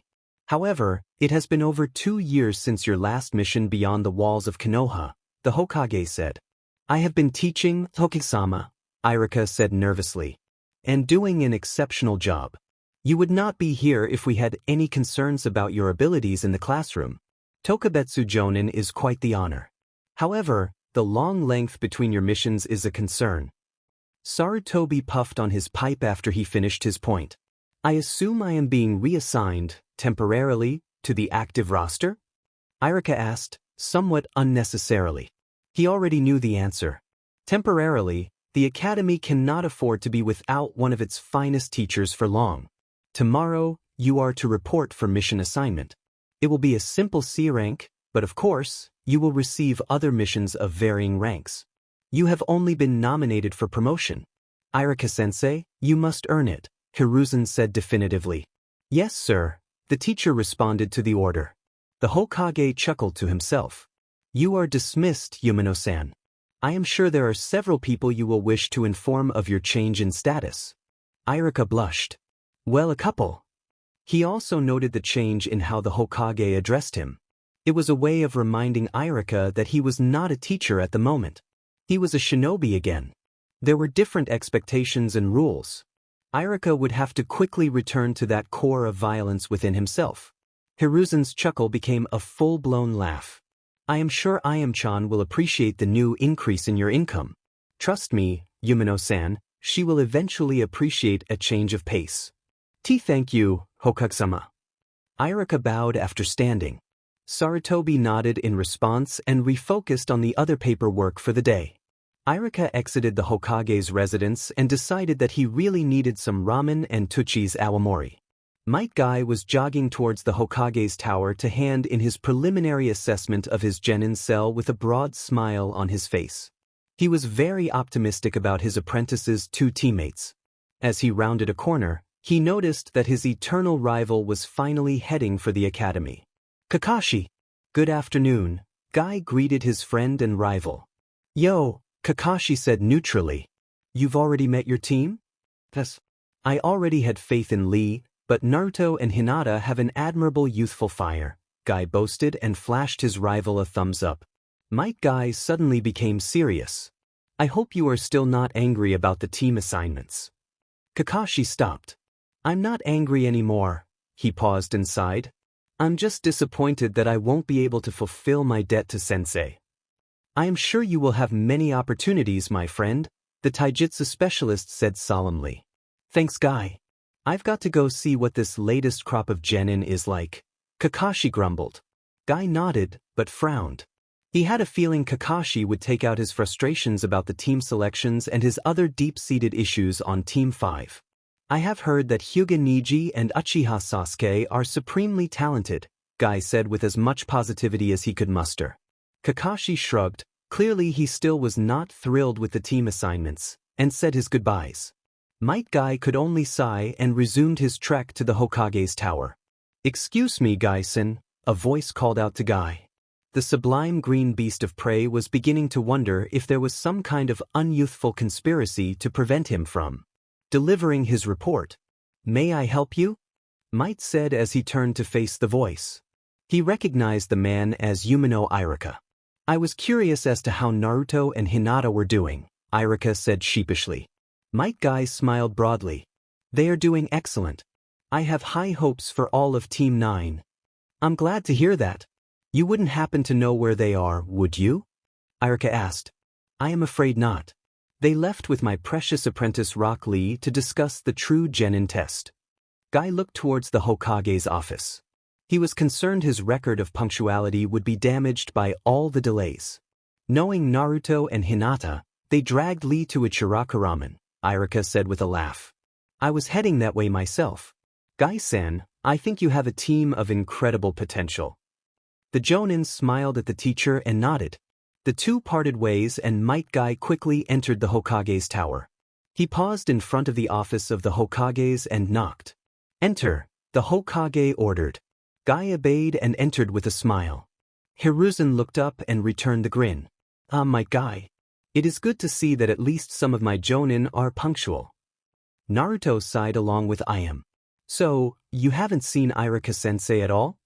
No, I went to visit him at lunch, but Mizuki-san said Irika-kun was in a meeting, Ayam huffed. Dang, we need to ask him about the true genin test. There's so much at stake and I don't want to put our futures at risk. Naruto groaned. Lee put down his chopsticks. Naruto-san, I do not believe you need to dampen your spirits with this unseemly doubt. We must have faith in each other and our abilities. I'm not doubting we're going to pass. Naruto grumbled. It's just I don't want to take any chances, you know? We've got more riding on this than most. This test has our dreams on the line. We're going to pass no sweat, but I don't want to worry about tripping up. That's a great attitude for a future Hokage to have, Irika said out of nowhere. Ayam and Naruto looked to the teacher excitedly. Hinata waved at the teacher and Lee bowed politely. Thanks, Irika-sensei. So did any hints? Naruto asked expectantly.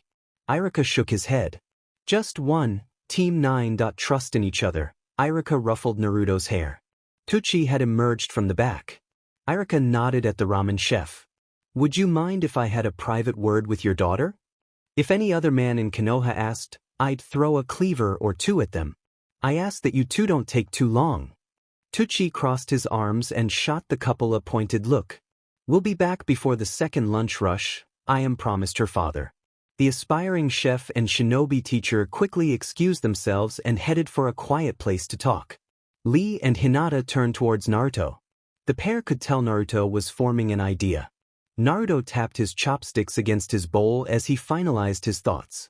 I think I figured something out, Naruto said as he turned to face his expectant friends. What one thing has Guy-sensei and Irika-sensei been telling us all day? That we need to believe in each other, Lee answered. Guy-sensei and Irika-sensei both focused greatly on how we should support each other. Teamwork, that's what Guy-sensei will be testing us on. Hinata interjected excitedly. It'll definitely be one of the big things. This test is probably to see if we can work together as a cell. Naruto rested his hands behind his head. Tomorrow's test is beginning to make more sense. The academy prepares us individually, but this test is designed to see if we are capable of carrying out missions as a genin cell, Lee mused. Hinata nodded in agreement. I believe that Guy-sensei will be looking for how our abilities complement each other as well. Yes, Guy-sensei will wish to see what kind of youthful synergy our abilities can create. Lee was clearly thrilled. I think we've got a plan now, Naruto said with a smile. Team 9, we're ready for our futures. The conversation turned to lighter, non-shinobi affair for several minutes. Lee and Naruto had a small race to see who could put away a bowl of ramen the fastest. After the impromptu eating contest, Lee said his goodbyes. Naruto and Hinata could not believe their luck. Lee was going to be a great teammate and, the two children hoped, an even better friend. Hinata paid Tucci for their meal and Naruto waved excitedly at one of his favorite people. The pair walked in contented silence for a short while. Naruto-kun, Hinata eventually began. We have come so far. Naruto smiled. I wouldn't have gotten here without you. I'd still be floundering on the bunshin, but more than that, I'd be alone. You saved my life after my banishment. I couldn't have continued if you hadn't found me that day. I would have been broken as well as sealed. Hinata's breathing became labored as she recalled that dark day. Almost instantly, she found herself wrapped up in a comforting embrace. The gesture was simultaneously expected and unexpected. Naruto's half-hug, only half because he had his arm draped around her shoulder as they continued to walk, had caught her off guard with its spontaneity. Hinata had learned to expect Naruto's ability to say or do whatever was needed to drag her up from her lowest moments. You'll never be broken. I'll be your superglue, Naruto promised. Hinata giggled at the wording of Naruto's heartfelt declaration. She was so grateful for Naruto being her best friend. Thank you, Hinata managed to say. However, they both knew it was all that was needed. Naruto and Hinata quietly exited their apartment after eating a breakfast like the one Guy-sensei recommended. The sun was still rising as they worked their way through the village towards Training Ground 4. Naruto actually really enjoyed this time of morning. The village was draped in this really cool orange glow. It was also really quiet. The quiet, aided by Hinata's presence, really helped him contain his nervousness and excitement. As they entered the acres of training fields, Lee approached his teammates. Good morning, Naruto-san and Hinata-san. Lee said in greeting. Morning, Lee, Naruto said with a bit of a laugh. So, will Guy-sensei give us time to warm up? Or are we going to have to get there a bit early to start on our own? Guy-sensei will give us some time to warm up, Lee revealed. After a pause, Lee continued. Have you come up with a more detailed plan, Naruto-san? Naruto shrugged as the group entered Training Ground 4. I'll have to see what Guy-sensei has in mind. Like you said yesterday though, we have to. Believe we'll pass. Team 9 arrived 10 minutes before 8 a.m. Naruto was lamenting to Lee about how he wasn't ready to use Katon Enden when Guy-sensei arrived. Good morning. I see you are all prompt and already channeling your youthful energies into being productive activities. Guy praised his prospective students.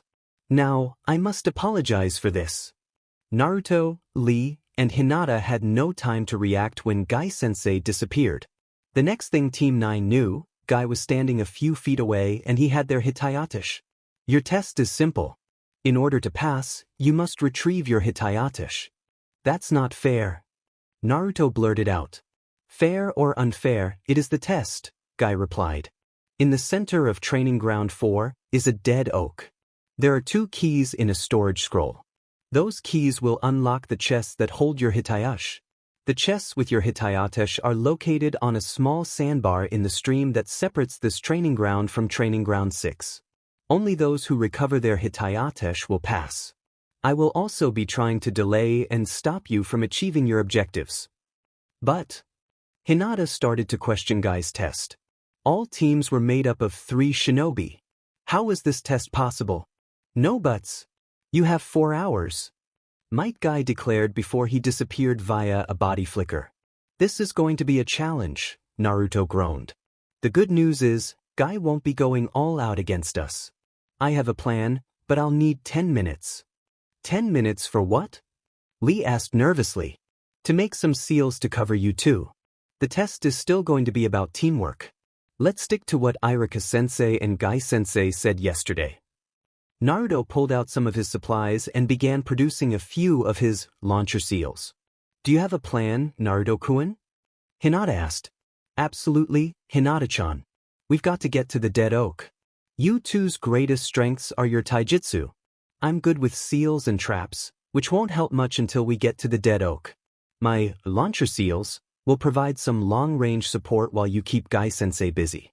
No matter what happens, we all need to get to the storage scroll with the keys together. I can't believe it has been 2 years, Irika thought to himself as he headed towards Konoha Gates. The temporarily reassigned teacher shifted his pack as he approached his first destination. Ichiraku was still closed, but he knew Ayam would be up practicing her culinary arts. She had been inspired by her success at cooking for the Hokage and revived a lifelong dream. Ayam wanted to go to the culinary academy in Marasai. Irika was going to help her achieve her dream. He was going to give her every Rio from this C rank. He stopped in front of the door and knocked twice. The door opened slowly and Ayam peered out. So, you're about to leave? It is just a C rank mission. I'm escorting a newlywed couple back to their home village. It should only take a week at the most, Irika promised. You could still be attacked, Ayam said worriedly as she fully opened the door. Irika wrapped her in a hug before she could say anything more. Have I ever told you my ninjutsu specialty? Not really, Ayam admitted. Barrier ninjutsu, Irika revealed. I am skilled with creating protective barriers. They are very strong, and if I can get them up in time, my clients and I will be very well protected. That helps a little, Ayam breathed into Irika's chest. I guess I've just gotten spoiled with you around all the time. I'm only temporarily being reassigned to active duty. After I complete a few missions, Hokage-sama will confirm my promotion and I'll be back in the academy. Ayam nodded. I'm going to miss you.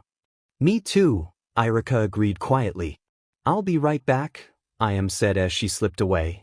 Irika didn't say anything, but was curious as to what she was up to. The young woman came back carrying a small bag. It was obviously bentos. I made your favorite and included some for your clients. Thank you, Ayam-chan, Irika said with absolute sincerity.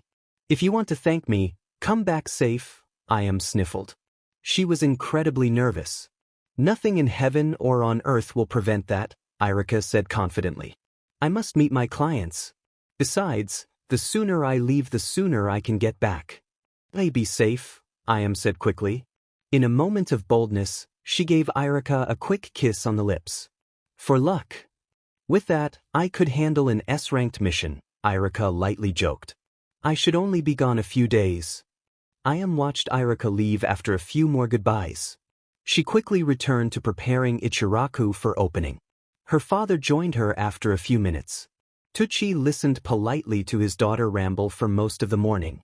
Ayam's word choices were very telling. I am going to need to have a conversation with Irika when he gets back, Tucci chuckled at his thought and Iam's fretting appraisal of her dish's presentation. Lee couldn't help but smile as his team worked their way towards the dead oak. His teammates were feeding off each other's building confidence. Naruto's plan was simple, but effective. The younger boy had positioned Lee in front, because of the boy's taijutsu focus. Lee also, proudly, recognized that it was a show of trust. Hinata had been placed in the middle so that her Byakugan could have the best coverage of the surrounding area. Naruto was in the back so that he could react to any frontal assault and continue to plan strategies for the team. I would have never expected Naruto-san to be so devious. He will make a splendid shinobi. Lee thought excitedly. Lee-san, Naruto-kun. Hinata said in an even tone of voice. She did not whisper, because the academy had taught that whispering actually draws attention to oneself and actions. I saw movement. Gai-sensei is going to make his first move. Naruto nodded. Great work, Hinata-chan. Lee, get ready. Just like we talked about. Gai exploded from the trees and began to engage Lee without preamble. Lee aimed a kick at Gai's ribs after dodging a strike from the Jonin. Gai caught the kick and used it to throw Lee at the charging form of Hinata. Hinata barely managed to roll out of the way and sprang to her feet. She immediately went on the attack. She's amazing, Naruto said in admiration as he helped Lee to his feet. And remind me never to be hit by that kick of yours. We will be sparring eventually, Lee pointed out with a wry grin. Woohoo, Naruto exclaimed sarcastically. Let's help Hinata-chan. Make sure I can get a clear shot. Lee nodded in agreement. Two boys charged at Gai. Hinata had been putting up a valiant fight, but Gai was too fast and too strong. He was dodging or deflecting her attacks. Hinata had even been incorporating some non-juken techniques into her assault. She had used a variety of kicks. Hinata had tried sweep kicks and even a few jump kicks. I have to keep him off balance. Everyone knows how Hyuga fight, but I'm not Hyuga anymore. Hinata used a backwards handspring to escape an axe kick from Might Gai that shattered a fallen log. Her Byakugan gave her a heads up that Naruto and Lee were coming to support her. Lee arrived first and launched himself at Gai in a flurry of crushing kicks and punches. Hinata still maintained complete situational awareness thanks to her Byakugan. She could clearly see what Naruto's strategy was. So, she rejoined the attack and started pushing Gai towards Naruto. Gai spun left to dodge a flying kick from Lee. The older genin smiled as he went prone. Gai arched an eyebrow in wonder. He didn't have to wait long as Hinata leapt over Lee and attacked with palm strike. Gai easily deflected the blow, and was pleasantly surprised when Hinata immediately substituted away. He cast a glance over at Naruto to see why the blonde-haired boy hadn't joined in the attack. Might Gai had looked just in time to see Naruto unfurl two scrolls. Naruto had a huge grin on his face as he channeled chakra into both scrolls. Might Gai was intrigued as he jumped over a kick from the prone Lee. Suddenly, a flurry of rocks and sticks exploded from the scrolls. They were moving at such a high speed that the Jonin actually had to use the substitution jutsu. Gai retreated, with an enormous smile on his face. Naruto rushed over to his friends. You two all right? I am properly warmed up. That was a most exhilarating encounter. Lee was incredibly enthusiastic about the brief skirmish with Gai-sensei. I'm fine. Did I really last that long against a Jonin? Hinata asked in between breaths. Naruto laughed. He actually laughed. Of course you did, Hinata-chan. You're the strongest person I know. Yes, Hinata-san. You were most exceptional. Lee agreed and flashed a thumbs up. Hinata found herself blushing at the praise and attention. Her time as a Hyuga had been marked by vocal disapproval by the clan's elders and crushing silence from her father. The positive reinforcement and support was a welcome change. Let's get to the oak, Naruto suggested. Lee and Hinata nodded in agreement and Team 9 moved quickly to the dead oak. Naruto found the storage scroll and quickly examined it. He made some mental notes about the layout of the calligraphy on a professionally made scroll. Lee and Hinata, still winded from their encounter with Gai-sensei, watched as Naruto unsealed the keys. They exchanged nervous looks as Naruto started giggling. We called it! Naruto shouted triumphantly. He got up and walked towards his teammates. As he approached, he held both keys up for Hinata and Lee to inspect. "What do you mean, Naruto-kun?" Hinata asked. Naruto didn't respond, but instead tossed Lee and Hinata a key. "If you give us these, you won't pass." Lee shouted. "I'm legally Guy-sensei's apprentice. You take the key and pass." "Two things," Naruto said as he held up two fingers. "First, Guy-sensei never said anything about only two people passing. He said that we had to recover our Hitayatish. Second, take a look at the keys." Hinata's eyes went wide as she realized a very important detail. "The keys are identical." "Exactly," Naruto grinned. "So, we were right. This test is designed for us to demonstrate our willingness to work together in any circumstance."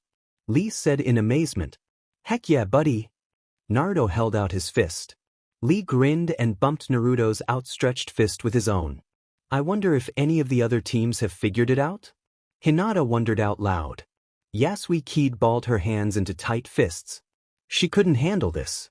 At first, Keed had been beyond thrilled that her teammates were a pair of gorgeous-looking geniuses. That was before their harshness began chipping away at her resolve.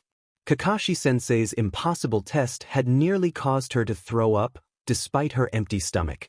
I can't do this," Keed thought forlornly. "Maybe I need another year in the academy." Keed looked in the direction of where Niji was fighting Kakashi. The Hyuga prodigy was doing so much better than Keed could even hope to do herself in her most optimistic dreams. She truly wasn't ready. "Kakashi-sensei!" she yelled at the top of her lungs. Keed looked up as Kakashi kicked Niji in the gut and disengaged with almost comical ease. The masked Jonin appeared in front of the young woman faster than her eyes could track him. "You've been awful quiet, miss." The tears came freely now. "I can't do this. I'm not ready to be a full shinobi. I know you said that if we failed to get a bell before the alarm went off we'd be sent back to the academy. Kakashi-sensei, I need to go back to the academy." "Are you absolutely sure?"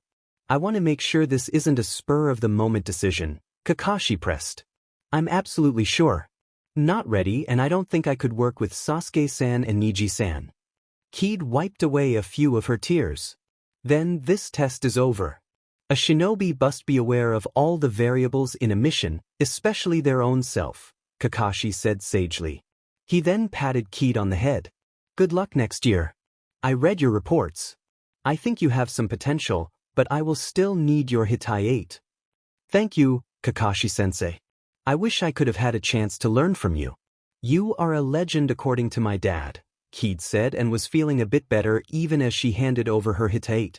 "Tell Jojima I said hello." Kakashi smiled and turned his head to the side. "I better go inform Niji and Sasuke of what is going on." "Of course, Kakashi-sensei," Keed said after bowing politely. She quickly exited the training ground. Kakashi watched her go for a moment. "A shame, but I think she'll eventually be a dependable kunoichi." Kakashi finished the thought and sighed. Niji and Sasuke, a word. The two geniuses approached their prospective Jonin instructor. "The exam is over." Keed washed out. "Do either of you have any idea why?" Sasuke was the first to speak. "She couldn't handle the pressure." "No, she couldn't. Keed actually told me that you two put the most pressure on her. She felt she couldn't live up to the bar the two of you set," Kakashi said firmly. "Fate decided her place. It is not our place to coddle any potential teammate. They must stand on their own. If a team is destined to fail, then it will fail. If it is destined to succeed, then nothing can stop it. Clearly, Keed's destiny lies elsewhere." Niji crossed his arms. Sasuke grunted after Niji finished. "The Hyuga's pretty much right. I don't share his obsession with fate, but if she had the strength to be a part of this team she would have succeeded." Kakashi noticed the strange agreement the two boys were sharing. Niji and Sasuke had a brooding respect for each other's abilities. "That is rather harsh," Kakashi pointed out. He decided to test his theory. "It is a harsh world we live in," Sasuke snapped. The Uchiha boy had no patience for those who believed the shinobi world was a game or some idyllic fairy tale where good always triumphed over evil. It was a bloody catastrophe full of sacrifice. Those who do not understand this have no place being shinobi, Niji agreed darkly. The legendary Kopinin frowned behind his mask. The two young shinobi in front of him had a very damaged worldview. I will have to include that in my report, Kakashi thought. The Jonin knew why he had been selected for these two. One, his skills would allow Kakashi to hopefully further develop two of the most promising young men of their generation. Second, once Sasuke awakened his Sharingan, only Kakashi could train the Uchiha boy. Finally, the Hokage had hoped Kakashi could connect with Niji and Sasuke and instill them with Obito's ideals. Their future superiors will have their work cut out for them, Kakashi sighed. It seems you two still have a lot to learn. This test had a very specific purpose. A purpose the two of you with your pride in sight completely missed. I think another year in the academy will do you both good. As such, I'm going to ask you to turn in your Hitaiate. Sasuke practically growled as he complied. Itachi was in NBU at this age. One moment, Niji forced the words out. He turned his back and replaced his Hitaiate with a simple cloth wrap. The Hyuga prodigy handed over his Hitaiate with great reluctance.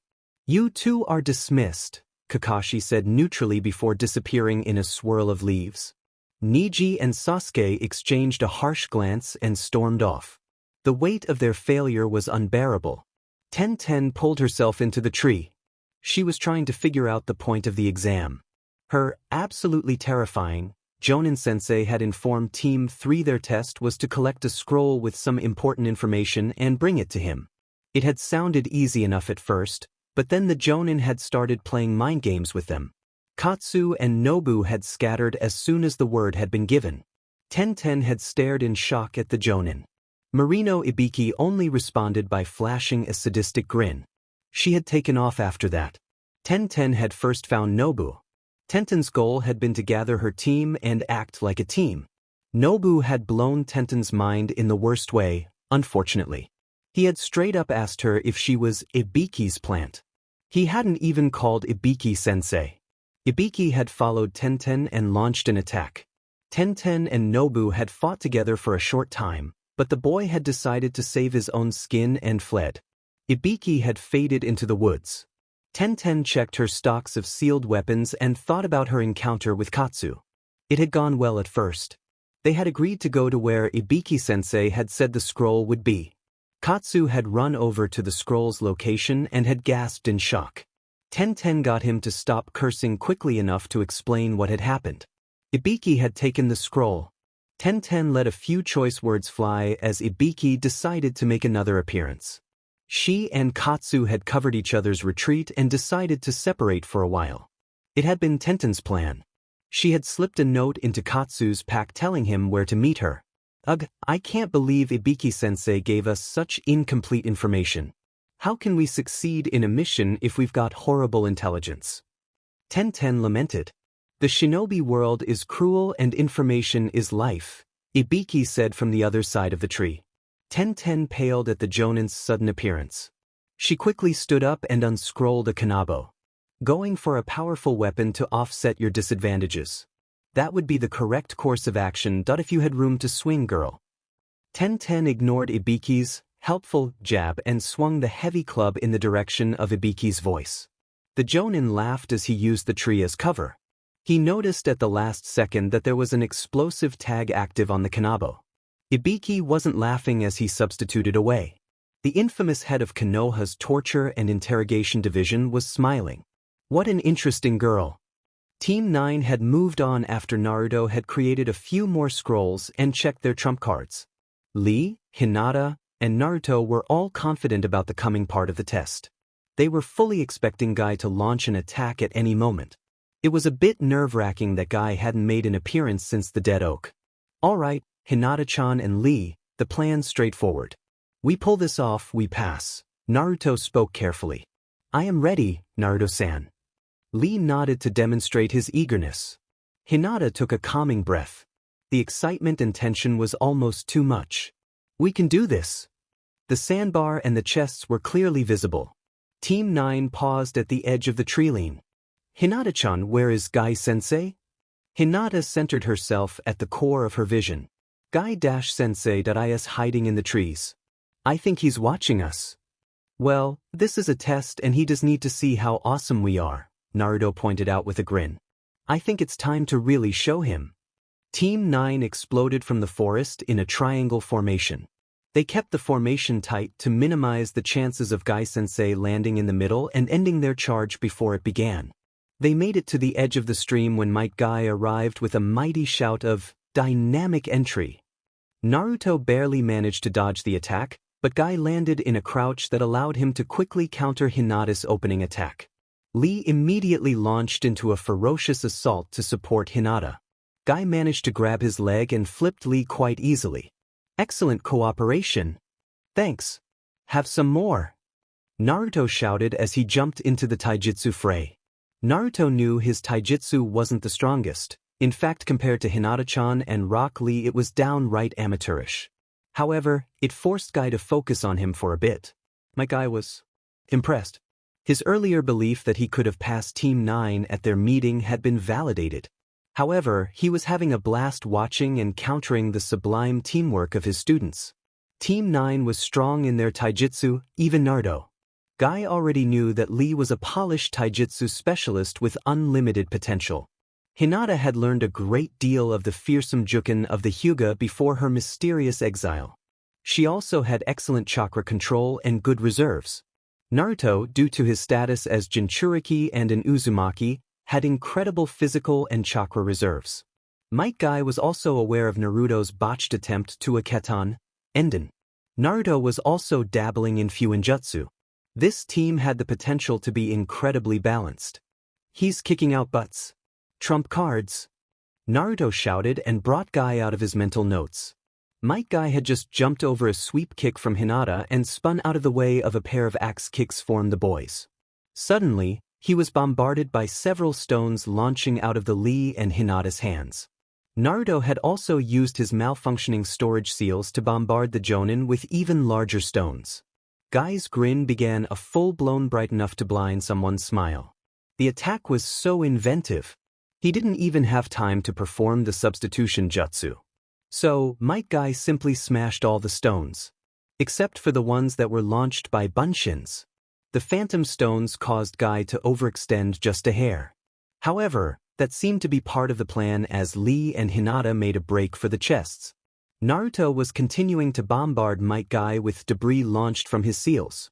Might Guy looked over his shoulder and laughed as his apprentice Rock Lee smashed one of the chests with a kick before unlocking the other. Hinata had also unlocked a chest. Enough, my students. This test has been concluded. Guy bellowed. Team 9 froze. Please, come here so I may give your evaluations. They all approached Guy, but Hinata and Lee did not let go of the 3 hitayatesh they carried. Lee and Hinata traded one pair. Lee had opened the chest that had Hinata's hite just as Hinata had opened the chest with Lee's. Rock Lee grinned as he politely returned Naruto's hitayate. Naruto wasted no time in giving Lee a high five. Team 9, you may put your hitayatesh back on. I am honored that I will have the sublime pleasure of guiding you down the path of the shinobi. I cannot recall a team that so flawlessly grasped the true meaning of this test. Now, we can truly begin to stoke the flames of our youth together. Congratulations! Guy exclaimed with unadulterated pride. Naruto, Lee, and Hinata all cheered. Naruto, as usual, went beyond simple celebrations and wrapped Hinata up in a huge hug. The young woman squeaked in surprise as Naruto began to spin her around. He continuously shouted, "We passed!" Eventually, he put down a very dizzy Hinata and gave Lee a high five. "We have accomplished something great," Lee said with pride. Naruto shouted a wordless cry of joy in agreement. Team 9, Guy interrupted the celebrations reluctantly. Your first orders are simple. The 3 official genin calmed down immediately, or in Naruto's case, almost calmed down. Yes, Guy-sensei? Lee asked. Tomorrow you will report to the Hokage's tower for your official ninja registration. We will meet as a team here in Training Ground 4 at 1:30 in the afternoon. Tomorrow will be a formal introduction. I will be going over the areas you all need to improve on. I, Might Guy, promise to help temper the iron of your spirits in the flames of youth and turn it into steel. If we work together and become geniuses of hard work, we can achieve wonderful things. Thank you, Guy-sensei, all three genin said in unison. Now go towards the setting sun. Enjoy this time of youthful celebration. Tomorrow we march into our new lives. Guy was nearly overwhelmed by his emotions. Lida was completely overwhelmed. Guy-sensei. Lee. Guy exclaimed. Gee, good afternoon. We will see you tomorrow. Hinata stammered in shock. Naruto nodded enthusiastically. Yeah. We'll see you tomorrow. We've, gotta tell some people how we did. Naruto gave his support to Hinata. Guy and Lee broke off their emotional moment for an instant. Might Guy flashed a thumbs up and blinding smile at his other two students. Thus, Team 9 will be spending so much time together in the future. I do not wish to take away from your time with the other vital people in your lives. Hinata and Naruto smiled at their friend and new sensei. Hinata bowed politely and Naruto extended a fist respectfully. Guy never wavered in his thumbs up. Naruto and Hinata left the training grounds, but their smiles never left their faces. I am so hungry, Naruto blurted out. Hinata giggled at Naruto's exaggerated hand motions. We are going to start missions soon. I think we can splurge. Yeah. We'll each get paid for our missions, so that'll be a good way to save up some cash, Naruto agreed. Let's go to that Sayuri's place. I would like that, Hinata smiled. The pair made their way through the village at a relaxed pace. Hinata and Naruto's pace was a combination of celebration and exhaustion. They had fought hard against Guy-sensei. Hey, Hinata-chan, your Byakugan was amazing today, Naruto complimented Hinata. We wouldn't have passed without you. Don't sell yourself short, Naruto-kun. You came up with the strategy that helped us pass. We also can't forget about Lee-senpai. He held off Guy-sensei and saved us both, Hinata reminded Naruto. Yeah, Lee did awesome too. Heck, you two did a lot more than I did. Naruto rested his hands behind his head. We all worked together. That is what was important, Hinata said diplomatically. Naruto smiled softly in agreement. The two continued to head into the village proper in a comfortable silence. It was nice to simply catch their breath after the test. Naruto looked to his left and noticed a familiar face. Ten. The older girl looked over and frowned. Naruto and Hinata immediately noticed her lack of Hitayate. The exuberance Hinata and Naruto had been experienced ebbed as they saw Ten deflate a bit. Hey, you two, Ten said as warmly as she could manage. She fought down a flare of jealousy before continuing. Congrats on passing. Naruto could hear the disappointment in Tenten's voice. He decided to let Hinata take the lead on speaking. Hinata always knows how to say what needs to be said the best, Naruto thought. Thank you, Tenten-senpai, Hinata bowed. Naruto-kun and I were going to have a meal at Sayuri's to celebrate the results of our exam. We would love to share a meal with a friend. It'd be great. Naruto chimed in. The food is good and the prices don't make you go, how much, like some places. Naruto was talking out of the side of his mouth. Sayuri's was the only restaurant other than Ichiraku Naruto had ever been to. He really had no idea, but his enthusiasm seemed to make Ten feel a bit better. If there was one thing Naruto sought to do, it was make his friends and allies smile. I wouldn't want to intrude on your date, Ten teased. Though, I can walk with you for a while. My parents' apartment is in that area. Naruto and Hinata blushed, and in Naruto's case blushed and stuttered, for a moment. The two genin nodded in agreement as they tried, with some difficulty, to regain their composure. That's cool. Naruto had managed to recover first. I'm sorry about your test. You don't have anything to be sorry about, Naruto-san, Ten huffed. If anyone has anything to be sorry for, it's that flipping idiot Nobu. Why did he not work with you as a team? Hinata asked. Ten shook her head. Our Jonin started off with some really strong head games. I can't even remember half of it. All I remember is feeling this creepy dread and doubt. I tried to get Nobu to work with me, but Ibiki had been tailing me. He really screwed with Nobu's head and got him to distrust me. We sparred with Ibiki for a bit. I managed to get away. I had to sacrifice a Kanabo though. Ouch, what about your other teammate? Naruto asked and felt a bit guilty about asking all these questions. Katsu-san wasn't bad. We worked together pretty well. It didn't matter though. Even though we impressed Ibiki-san, Nobu basically stabbed us in the back and tried to pass on his own. Ibiki-san went off on him after he called off the test. I don't think Nobu will be going back to the academy.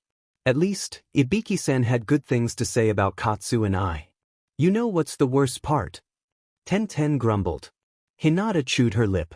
She knew exactly what Tenten was thinking. The worst part was how close you were to passing. Exactly, Tenten sighed. I better get home. I'll have to figure out how I'm going to explain things to my parents. Don't worry too much about it, Naruto said with the most reassuring smile he could muster. Your parents will support you. Heck, you impressed the Jonin it sounds like. That's something. I supposed so. Tenten looked down as she spoke. She quickly looked up and smiled broadly. You are the most optimistic person I've ever met. Thanks for helping to cheer me up a bit, you too. You're welcome, Tenten-senpai, Hinata replied politely. The older girl waved and dashed off towards her home. Hinata and Naruto paused for a moment before Naruto spoke again. We really got lucky with our team. Hinata nodded at Naruto's statement as he continued. I think being on a team without you would have been a nightmare. Fortune has truly blessed us, Naruto-kun, Hinata agreed. Eventually, the pair reached Sayuri's. They had a simple lunch. Naruto and Hinata were not extravagant people due to their situations. Still, they greatly enjoyed the meal and each other's company. Hinata and Naruto were each other's rock. That night, Hinata was having difficulty getting to sleep. It was strange, she thought. Sleep was not coming easily, but she felt completely at peace. Naruto had saved her from her melancholy and the potential abyss that had nearly engulfed her following her exile. His presence had helped her heal faster than she ever dreamed. Hinata's world had expanded in new and amazing ways. Now, it was her time to move forward. She would still be at Naruto's side, but this time she would be his equal. A small smile graced her lips and Hinata enjoyed her first truly peaceful sleep in a long time. Marino Ibiki enjoyed the public anonymity walking around in broad daylight provided. The civilians of the village gave him a comfortable berth, but not out of fear. They respected his status as a veteran shinobi. Ibiki knew that some rumors of his profession made the rounds, but for the most part the civilians only knew he was steadfastly loyal to Konoha. The nods of respect and greeting were a welcome change from the reactions he usually got in his line of work. Ibiki even smiled at the though. As he entered a utilitarian apartment complex, his smile took on an edge. He was visiting a fellow Jonin after speaking with the Hokage. Ibiki stopped in front of the apartment and knocked twice. The next sound the head of the torture and interrogation department heard was the unlocking of a few deadbolts. As professional as Ibiki's associate was, there were likely several security seals worked into the windows and doors as well. The door finally opened and Hatake Kakashi stood in the doorway. Well, this is a surprise. Come on in, I'm sure Hokage-sama sent you here for a reason. Ibiki entered. Thank you. Kakashi's apartment was the typical ANBU apartment. It was almost completely bare. This wasn't a surprise as most of the people who fully submerged themselves in the shinobi world used their apartments only to sleep and physically recover once out of the hospital. The most defining feature of Kakashi's apartment was a well-stocked library of Ika books. How did Hokage-sama take us failing our teams? Kakashi asked as the two Jonin took a seat. Hokage-sama was disappointed. He had high hopes for both us and the potential teams. We were not censured in any way. I do believe that both he and the council want to retry the Uchiha and Hyuga experiment at a later date. Kakashi groaned. I'll be saddled with that, I assume. I can tell from your tone that you probably won't be nominated for another go as a Jonin sensei. Not for a while. Jiraiya-sama has requested my assistance in establishing a stronger intelligence network in Degarashi Port, Ibiki explained. Degarashi Port is the largest port in the world in terms of both size and amount of cargo moved. I can understand needing a strong Humint presence there, but why you? Kakashi was running through all the facts about the world's greatest port. He also remembered one of his first missions after Rin to deny the port's use to Kirigakure in one of the many shadow wars that followed the Third Great Shinobi War. "My brother," Ibiki revealed. Kakashi quirked his one visible eyebrow questioningly. Ibiki continued, "We've discovered that he has been taken in by the Wasabi family. It hasn't become a house shinobi, so Hokage-sama won't be making any changes to Idate's bingo book entry." The Kapinin was silent for a moment. "Idate is the Wasabi's runner in the Todoroki Shrine race. That's our in with the family. You'll be offering the carrot of Konoha's support for the family. I'm sure we've sweetened the pot for Idate as well. He'll be dropped from an B rank to a D rank missing nin if he accepts," Ibiki revealed. "The capture on-site directives will also be rescinded. So, Idate will get a chance at a quiet life and we get a solid support base in Degarashi Port," Kakashi reasoned. "Solid? We'll have started the process of a formal alliance with the ruling family of the city," Ibiki smirked dangerously. "As long as Idate can run, that is." Kakashi nodded. He was always a world-class runner. That being said, it shouldn't take that long to establish that Humint network. "I'll also be part of the team going after Aoi if we can get any information out of Idate." Kakashi narrowed his eyes. "That'll mean a hit inside Amigakure. The last thing we need is to PSS off Hanzo of the Salamander. Konoha cannot allow the scroll and sword of the Nidaime Hokage to remain in the hands of a foreign nation. It is a grave insult to our honor." "True, but you haven't explained why you won't be a Jonin instructor next term and why you are here." Kakashi crossed his arms. "Isn't it obvious? My secondary mission will put me into direct conflict with Amigakure, and Hanzo is not the forgiving type. I will have to remain within the village for some time," Ibiki replied. Kakashi accepted the point, even as he realized he was being roped into another genin team next term. "There's a graduate you want looked after. Her name is Hagain Tenten. She's a shinobi I will be keeping my eye on. The second she hits Chunin, I'm requesting her for the intelligence division," Ibiki declared. "You think she'll be able to handle being stuck with the Hyuga and the Uchiha?" Kakashi asked with a chuckle. "I'm more curious about if they can handle her," Ibiki bragged. Naruto and Hinata had just taken their ninja registration form photos and were heading to the training ground to meet with Guy and Lee for training. They were curious as to what Guy would have them do on their first day. "I bet Lee had his picture taken first thing and is already training," Naruto wagered. "It would not surprise me, Naruto-kun," Hinata agreed with a smile. She admired her teammates' work ethic. "We better step up our game or Lee will leave us in the dust." "He's going to be an awesome ninja," Naruto said with complete respect. Naruto and Hinata reached the training ground. Lee and Guy were stretching. Guy looked up. "Welcome, Naruto and Hinata. Are you ready for your first official day?" Hinata nodded. "We are very excited for this opportunity." "Oh yeah, this is what we've been dreaming of our entire lives," Naruto agreed. "Excellent. Excellent," Guy exclaimed. "Today will be a light workout. I mainly want to learn about your skills, level of physical fitness, chakra control and the like." "So, Guy-sensei, how are we going to get started?" Naruto asked. The Jonin smiled broadly and flashed a thumbs up. "First, we will start with physical endurance. There is a dojo on the outskirts of Training Ground 12. It is a building I purchased specifically for training any genin teams I have and will ever have. I will head there now. In 7 minutes, I want you all to run to the dojo as fast as you can." Guy put an alarm clock down and set the timer. He then disappeared using the body flicker technique. Hinata and Naruto immediately began to stretch. It wouldn't be enough, but they were hoping Guy-sensei wouldn't hold it against them. The timer went off and Team 9 dashed off towards the dojo. "The dojo is over 3 miles away." Naruto scoffed but kept running. He knew he was in good shape and that Hinata was as well. Naruto cast a glance to his right and saw Lee running at a solid pace. Team 9 passed through Training Ground 6 and saw that Team 2 had passed their test. Hinata was really breathing hard as she tried to maintain the punishing pace she had set for herself. She wanted to push herself to her limits. Hinata had decided on a new mindset after she had permanently moved in with Naruto. She would always push herself to improve. Hinata wanted to improve as a shinobi and a person.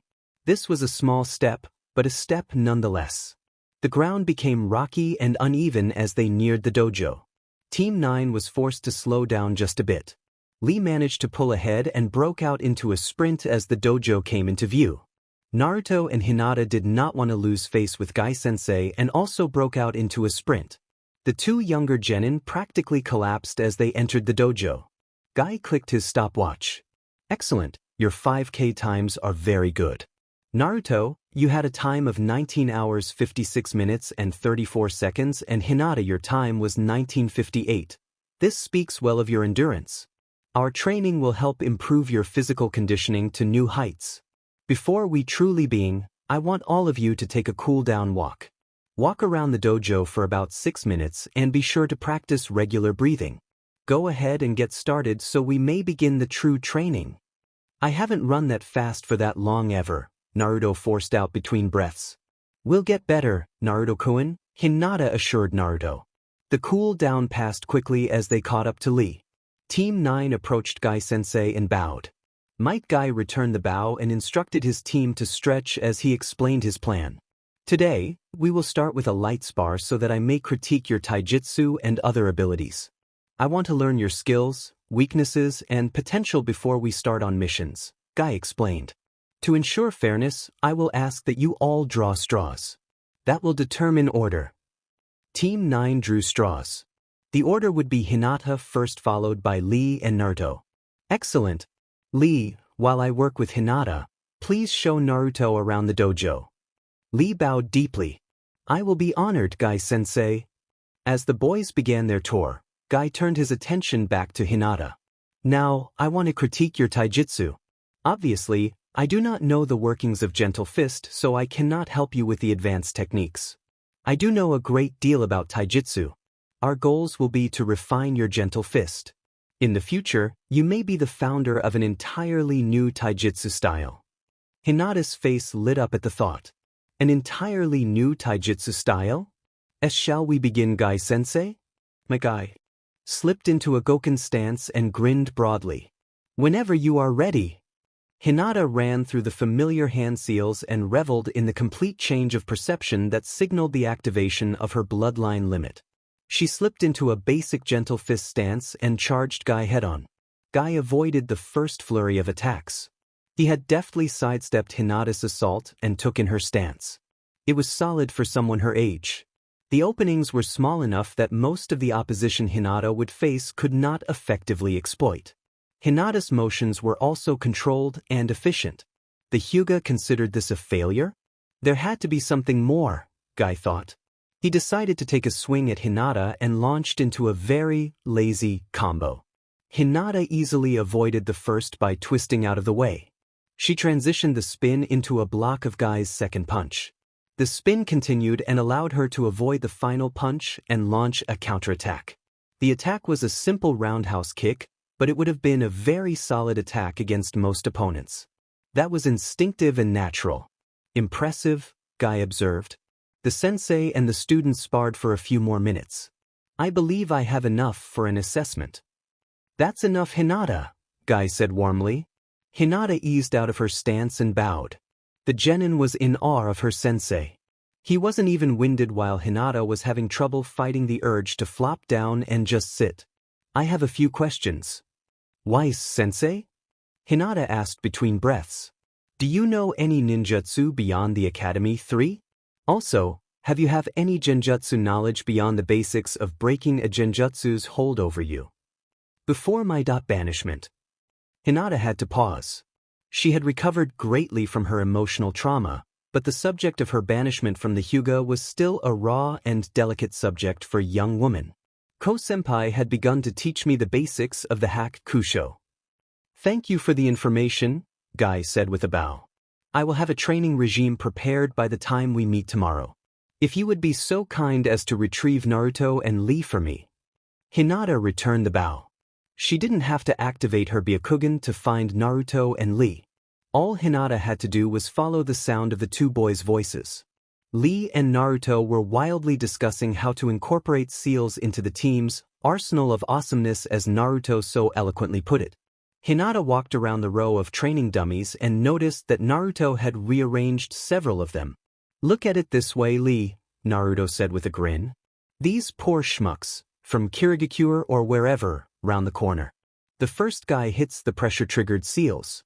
Of course, they don't go right off with the first guy. There will be a few seconds of delay, but only for part of the reason you're thinking of. Obviously, the delay will allow more enemy shinobi to enter the blast radius. However, shinobi cells always put enough distance between each other so that explosions or area of effect jutsus aren't as likely to take out the entire cell. However, the shinobi will remain close enough to communicate and cover each other." Lee crossed his arms as he explained. That was the basics of team positioning that was drilled into every academy student. And for a chakra pulse to travel along the network to activate the other explosive tags. "I got the idea from reading about explosive tags in my book." Naruto grinned broadly. Naruto-kun, doesn't your book only cover the basics?" Hinata asked as she approached her teammates. "Well, yeah, Hinata-chan, but this idea just came to me. I haven't worked out the details, but I can get this," Naruto exclaimed as he whirled around to face Hinata. "We have faith in your natural talents, Naruto-san," Lee assured his friends. "Definitely," Hinata agreed eagerly. "Oh, Naruto-kun, Guy-sensei wants to see you. You'll be sparring so Guy-sensei can test your abilities." Lee nodded. "Yes, Guy-sensei will want to discover the best way to help you reach your potential." Naruto beamed at his friend's support. "Thanks, you too." Hinata returned Naruto's happy smile. The young man rushed off towards Guy. Naruto found his sensei stretching as he waited. "Ah, Naruto. What did you think of the dojo?" Guy asked with a smile. Naruto returned the smile. "It's awesome. I just don't get why your training dummies are so heavy." "The dummies are so heavy because I had them custom made. My fighting style goes through training dummies very quickly," Guy explained. "I can provide more details later. Right now, Naruto, I need to see your abilities." "Hinata-chan gave me a warning, Guy-sensei," Naruto said as he slipped into his taijutsu stance. Guy entered his Goken stance. Naruto wasted no time and attacked. His form was solid, but it wasn't exceptional like Hinata's and Lee's taijutsu. Guy was impressed though. Naruto would be very good after training more with the team. Guy also knew that Naruto's true strengths were ninjutsu and fuinjutsu. Naruto would be groomed to be the long-range support for the team. Guy blocked a spinning strike from Naruto, only to have the young boy drop to the ground. As Naruto fell, he executed a spinning kick. Guy was impressed. Naruto had no set style and was winging it. Guy had an idea of how to train Naruto in taijutsu. "This will be fun," Guy admitted to himself. "That is enough, Naruto. Your primary role will be supporting Lee and Hinata with your fuinjutsu and eventually ninjutsu. Earlier, I heard you talk about your jutsu repertoire." "My reap what?" Naruto asked while standing in a lazy stance. Guy-sensei hadn't told him to stand normally, so he adopted a half-normal, half-stance. "Collection," Guy said with a smile that the light of the dojo practically pinged off of. "You know the Academy 3 and blew yourself up attempting another jutsu." "Yeah, I think I messed up the chakra mix or hand seals in it," Naruto admitted. "Which jutsu were you attempting?" Guy asked in a thoughtful pose. He was standing perfectly straight with his right elbow resting on his left wrist as he held his chin between his index finger and thumb. "Ketan, Enden, Guy-sensei," Naruto answered while wondering how Guy-sensei had entered that pose without him noticing. "A C-rank technique. I am confident I can guide you towards the proper use of the technique." Guy flashed a thumbs up at Naruto. "Thanks, Guy-sensei," Naruto said excitedly. "Let's return to our teammates. I will speak with all of you for a few moments." Guy responded with excitement that rivaled Naruto's. Naruto followed Guy into the dojo's central hall. Lee and Hinata quickly joined them. Guy smiled at his students. "Naruto and Hinata, I will spar with Lee for a moment. I want you two to start exercising your core." Naruto and Hinata gave Guy a questioning look as he practically got on the ground. He made a triangle with his body as the long end, his left arm as the short leg, and the ground as the other leg. This is one of a few exercises I'll be showing you. Might Guy put his right hand behind his head and then brought his right arm down towards his left. I want you to do at least 50 of these before Lee and I finish our spar. Is this going to be our normal workout, Guy-sensei? Hinata asked. Guy still hadn't gotten up from his exercise position. Do not worry, Hinata. We will soon begin our proper training. Not every day will be this relaxing. Hinata and Naruto exchanged a quick glance. If this was what Guy-sensei considered relaxing, what would a hard workout be like? Irika bowed as the Hokage dismissed him from the office. The on-hold teacher was eager to see the two people who mattered to him the most. First, he wanted to see Ayam. Irika had thought about her constantly during the mission. He had actually thought about Ayam more than Naruto. Irika had considered Naruto to be his little brother and, occasionally, even his son.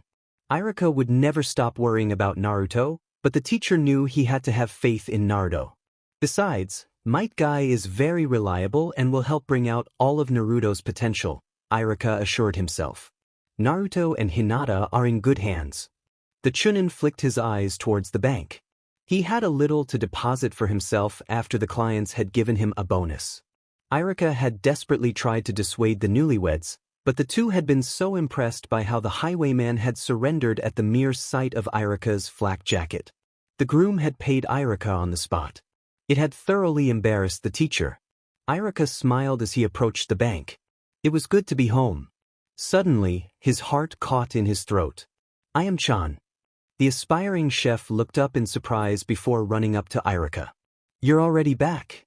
Irika and Ayam quickly embraced. I told you that it was a short C rank. There was only one highwayman and he surrendered the second he saw my flak jacket. I'm so glad you're back, Ayam whispered as they ended the embrace. Were you headed to the bank too? The clients gave me a bonus.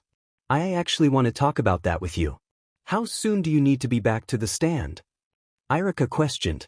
Father gave me the day off, Ayam admitted. I was working on my admission to Marasai.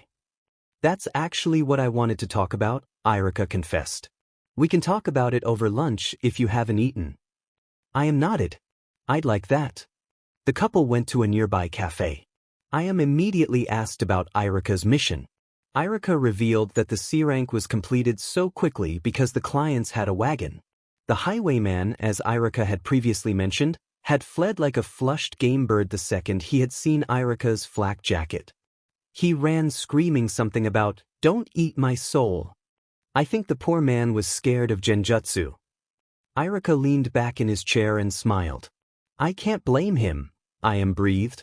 Genjutsu can be horrifying. Genjutsu is the least understood of all the shinobi arts, Irika said as he naturally slipped back into his well-rehearsed lecture on genjutsu. Ayam giggled. You really want to get back into the classroom, don't you? I love teaching as much as you love cooking, Irika said with a contented smile. How is your savings for Marasai shaping up? At the rate I'm saving, it'll take years, Ayam lamented. I need around 22,000 just to pay the tuition and another 5,000 for room and board. Irika listened intently. Then the 38,000 I made from my C rank will cover it. What? Ayam wasn't sure she heard Irika correctly. The shinobi smiled. I am using my C rank to pay the remainder of your tuition. But you might need that money. Why would you spend so much on me? Ayam stammered. I will be going on a B rank soon. As for why I do this, well, Irika suddenly felt his throat go dry. Well, because I love you. Ayam's eyes went wide and she sat silently for a moment. See, could you say that again? I'm using my pay from the C rank to pay for your tuition, Irika restated. No, you idiot, the important part, Ayam said, only partially in jest. I love you, Irika said firmly. Ayam reached across the table and kissed Irika. In public. Today had become a very good day. Naruto had sprawled out on the couch the second he had gotten back to the apartment with Hinata. Hinata had gone straight to the shower and Naruto was more than happy to let her. The young man was exhausted and the thought of moving was currently abhorrent. Guy-sensei had really worked them to the bone. Team 9's Jonin-sensei had tested their endurance, chakra control, and even their ability to read maps. There was a very unwelcome knock at the door. Normally, Naruto would be thrilled to have a visitor. Naruto was way too tired to be thrilled at the moment. "Hello. Naruto, it's Irika," Irika said through the door. "Well, that changes things," Naruto thought as he pried himself off the couch. "I'm coming, Irika-sensei." Naruto opened the door with a huge grin. "Hey, Irika-sensei. What's up?" Irika chuckled and rubbed the back of his head. "I wanted to check on you guys. How was Guy-sensei's training? Want to come in? I'll tell you all about it," Naruto said. Irika nodded and entered the apartment. Naruto quickly headed to the bedroom. He stopped with a hand on the doorknob. "Hey, Hinata-chan, I'm going to shut the door. Irika-sensei is here." "All right, Naruto-kun. I'll be out in a minute." Hinata answered. Naruto turned back to Irika. "Guy-sensei is going to be awesome. He works us real hard, but that'll make us so strong." Irika smiled approvingly. "He is one of the most respected jonin in the village." "That's so cool. I can't wait to see how badass Hinata-chan and Lee will be in taijutsu soon. They'll be able to take down anybody. Guy-sensei said he'll help me with ninjutsu too." Naruto rambled for a minute about seals, ninjutsu, and Hinata gut-punching a missing nin. Irika laughed and ruffled the young man's hair. "You are doing very well. I'm proud of you and Hinata." "Thanks, Irika-sensei. How's the academy?" Naruto asked. "I don't. Hokage-sama has me doing missions again. I've been nominated for Jonin, but I haven't taken actual missions in a while. I just got back from a C-rank mission." Irika sat down in the chair Naruto gestured at. "Oh man, you have to tell us all about. Don't say anything until Hinata-chan gets here," Naruto said excitedly. "Where is Hinata?" Irika asked. "She's, Naruto stalled and his eyes flicked back to the bedroom. "In the shower?" Irika finished. A blush appeared on Naruto's cheeks. "Yeah, that." Irika didn't press Naruto on that point. Would you like something to drink?" "I'm fine, thank you." Irika shook his head. The door opened to the bedroom opened and Hinata joined Naruto and Irika at the table. Irika spent a few minutes quizzing the pair on how they liked their cell assignment. "Nay, Irika-sensei," Naruto cut off another question about Guy's training. "Now that Hinata-chan is back, can you tell us about your mission?" "I'd be happy to." Irika leaned forward towards two of his favorite students. "As I told Naruto earlier, I'm not teaching at the moment. Hokage-sama, Tomatsu-senpai, and the headmaster of the academy have nominated me for Tokubetsu Jonin." "Congratulations, Irika-sensei," Hinata said politely. "Thank you," Irika responded. "In order to be promoted officially, I have to go on a few missions. My last mission was a C-rank mission. C-ranks are generally escorting civilians, hunting for animals, searching for missing people." "Did you fight any enemy ninja?" Naruto asked expectantly. "No." Irika shook his head. C-ranks generally deal with predatory animals, bandits, or highwaymen. I encountered only a single highwayman. He ran away the second he saw my flak jacket. "I am glad your presence protected the clients," Hinata said politely. "Naruto, you're going to have to wait a while before your first C-rank. I'm sure Guy-sensei will want to get a better feel for your abilities and have your team carry out a few D-ranks." "Ah man," Naruto whined. "But Naruto-kun, D-ranks will be a chance for us to save up some money with little risk to ourselves." Hinata put a calming hand on Naruto's shoulder. "Hinata's right, Naruto," Irika said quietly. "I think I'll take my leave. You two look like you could fall asleep standing up." Hinata giggled. "We are very tired. Good night, Irika-sensei." After Irika left, the two genin went to sleep. Naruto was asleep the second he got into his bedroll. He was pretty sure Hinata fell asleep the second she crawled in the bed. They woke up on time for the next morning and jogged to Might Guy's dojo.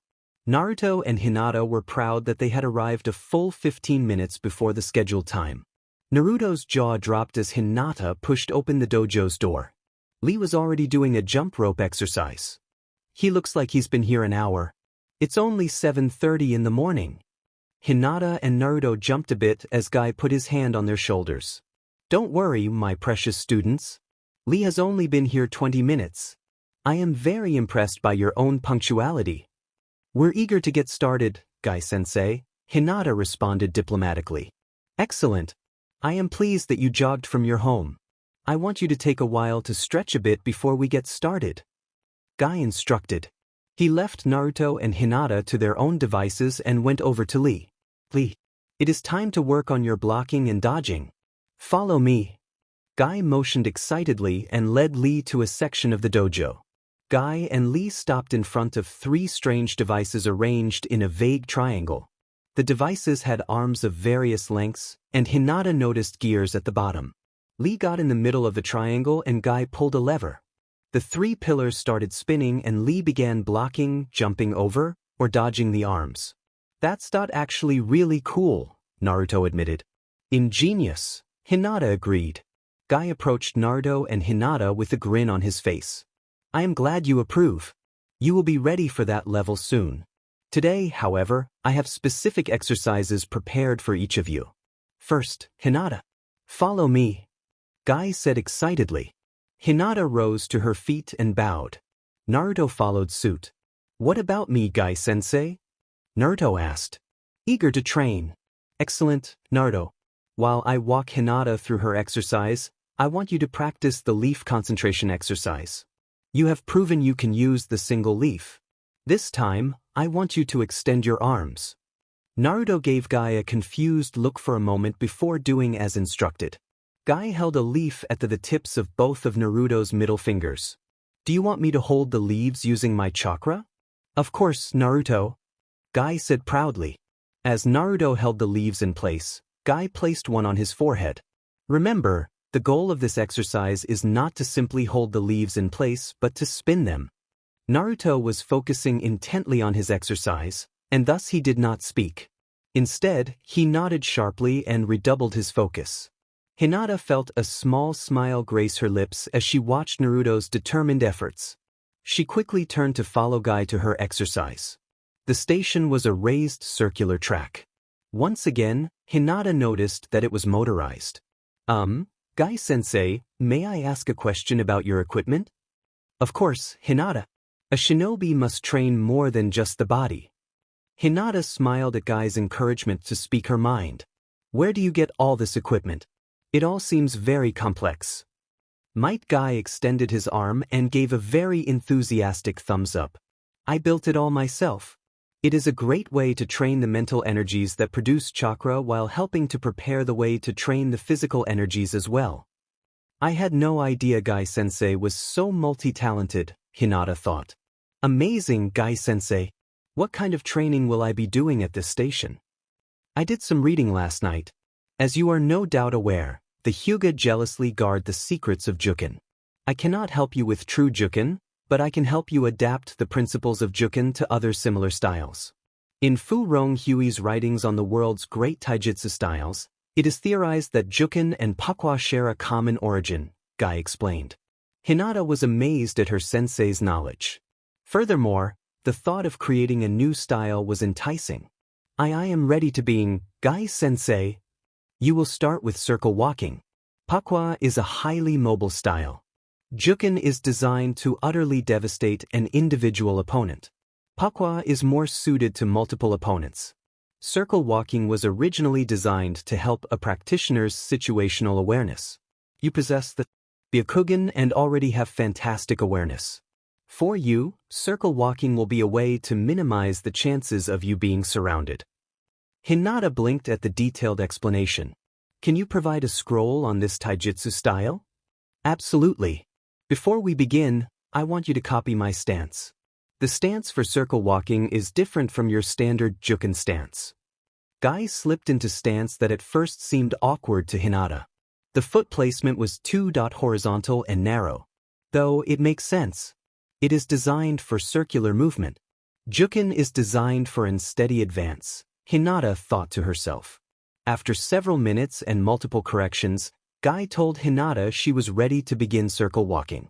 She climbed onto the station and entered her new stance. Hinata immediately noticed the track was far more narrow than she initially realized. Might Guy left Hinata to her exercise and went back to where Naruto was practicing with the leaf concentration exercise. Guy-sensei, my arms are tired. Excellent work on the exercise. You may stop now. Tell me, how many times did your leaves fall? Naruto gratefully followed Guy-sensei's orders.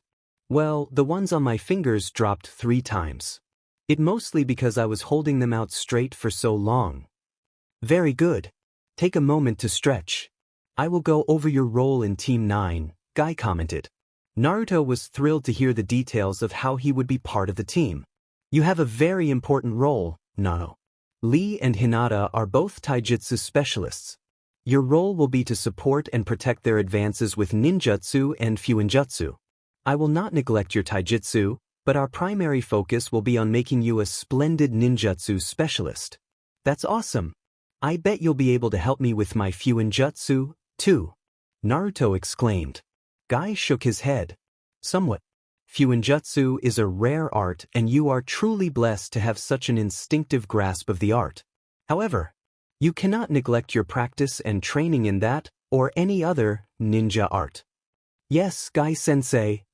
Naruto acknowledged his teacher with a face-splitting grin. There was no way Naruto would stop practicing fuinjutsu. 1. It was too much fun. 2. Learning about seals was crucial to a goal Naruto held as dear to his heart as becoming Hokage. Now, let us collect your teammates. Guy ordered warmly and excitedly. Naruto nodded and followed Guy to each station. Lee emerged from Guy's strange blocking machine with a huge grin on his face. Naruto admitted to himself that the contraption actually looked kind of fun. How was your workout, Lee? Naruto asked. It was exhilarating. I am currently on the lowest setting, but I am eager to improve, Lee replied. We've all got to start somewhere, Naruto said in support. He turned his attention to Guy-sensei for a momentarily. Hey, Guy-sensei, will I use that thing you had Lee training with? You will make use of the mechanized dummy very soon. Guy assured Naruto. Naruto smiled at the thought. Guy's training dummy looked like a very cool way to work on his taijutsu. Hinata was practicing walking in circles. Hinata, you may finish your current lap. After that, please join us, Guy said excitedly. Hinata finished her exercise and quickly joined her team. Team 9 stood at attention and Guy's smile was almost blinding.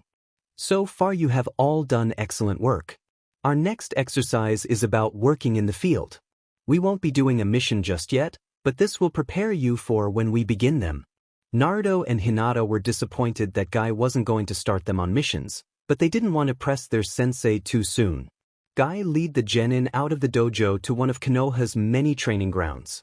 Strangely, Guy-sensei took Team 9 to the very edge of the training ground instead of the center as Lee, Hinata, and Naruto expected. I am sure you all are wondering why we are here and how I will train you in working in the field, Guy said the second he stopped walking. Hinata was the first to nod. You must cross training ground 26 without being detected by Team Yanai. If you succeed, tomorrow I will introduce you to advanced shinobi techniques. On the other hand, if you fail, I will punish you all. Punish? Lee asked his sensei and role model. Guy nodded. I will intensify your training to ensure that you overcome your shortcomings. Intensify? Naruto and Hinata thought at the same time. For some reason, that word was absolutely terrifying. See, can you give us any more information, Guy-sensei? Naruto asked with a forced chuckle. On missions, you will not always have complete information. This is an exercise in caution and your abilities to move and think like true shinobi, Guy responded. Team 9 exchanged a few glances before slipping across into training ground 26. Naruto had decided to take point. He turned to his teammates and nodded. Hinata had been around Naruto long enough to know what he was about to ask. She quickly and wordlessly heard Byakugan. They are Chunin, Hinata mouthed. Naruto and Lee exchanged a troubled look. You have more bad news, don't you? Naruto mouthed silently back. They are looking for us, Hinata responded. We need to get going, Lee communicated using Konoha's sign language. Naruto and Hinata nodded in agreement. They moved quickly as they could without sacrificing stealth. Hinata kept her teammates appraised of the Chunin searching for them. Naruto called Hinata and Lee over to his position. He informed them via hand signs that he was going to set off a timed distraction. Naruto found himself wishing for a simple genjutsu. Maybe Guy-sensei can teach us one. I don't know if I have the control for it, but Hinata-chan probably does, Naruto thought quickly. He set up his trap seals and armed them with smoke bombs. Team 9 made it a little ways away before a member of Team Yonai arrived to investigate Team 9's passing. Lee, Hinata, and Naruto were using academy concealment techniques. The Chunin saw and managed to avoid Naruto's obvious trap, but it had been a ruse. The Kunoichi used a bit of chakra to quickly disable the simple snare trap. The chakra was just enough to trigger the smoke bombs. That is our cue, Lee thought as the team made their move. Team 9 moved very quickly from their locations. The smoke gave them a bit of cover and freedom to move at a rapid pace. Hinata's eyes suddenly went wide. It was an instinctive and unconscious reaction to what she had seen. We're being boxed in. Hinata told Lee and Naruto using hand signals. I shouldn't be surprised. These guys are Chunin. We're out of our league right now. Speed is crucial right now, Naruto thought quickly. We have move, Naruto said out loud. Time was of the essence. Lee nodded emphatically and Hinata gave a single nod in agreement. Team 9 began to move very quickly to avoid being surrounded and discovered by the Chunin. Hinata-chan, how close are we to the edge of the training ground? Naruto signed to Hinata. He knew that with her Byakugan that she could see his hand signals even though he was in front of the team. Hinata moved quickly to catch up to Naruto and Lee followed closely behind. Training ground 24 is about 200 meters to our east. Naruto smiled. Good, let's keep going. Lee agreed with a salute and took point. The genin picked up the pace. Naruto noticed Lee and Hinata tense out of the corners of his eyes. Something was up, but he couldn't place it. Naruto turned to Lee, but his teammates simply faded away. Genjutsu, Naruto spat the word like a curse. He pooled his chakra to dispel the genjutsu.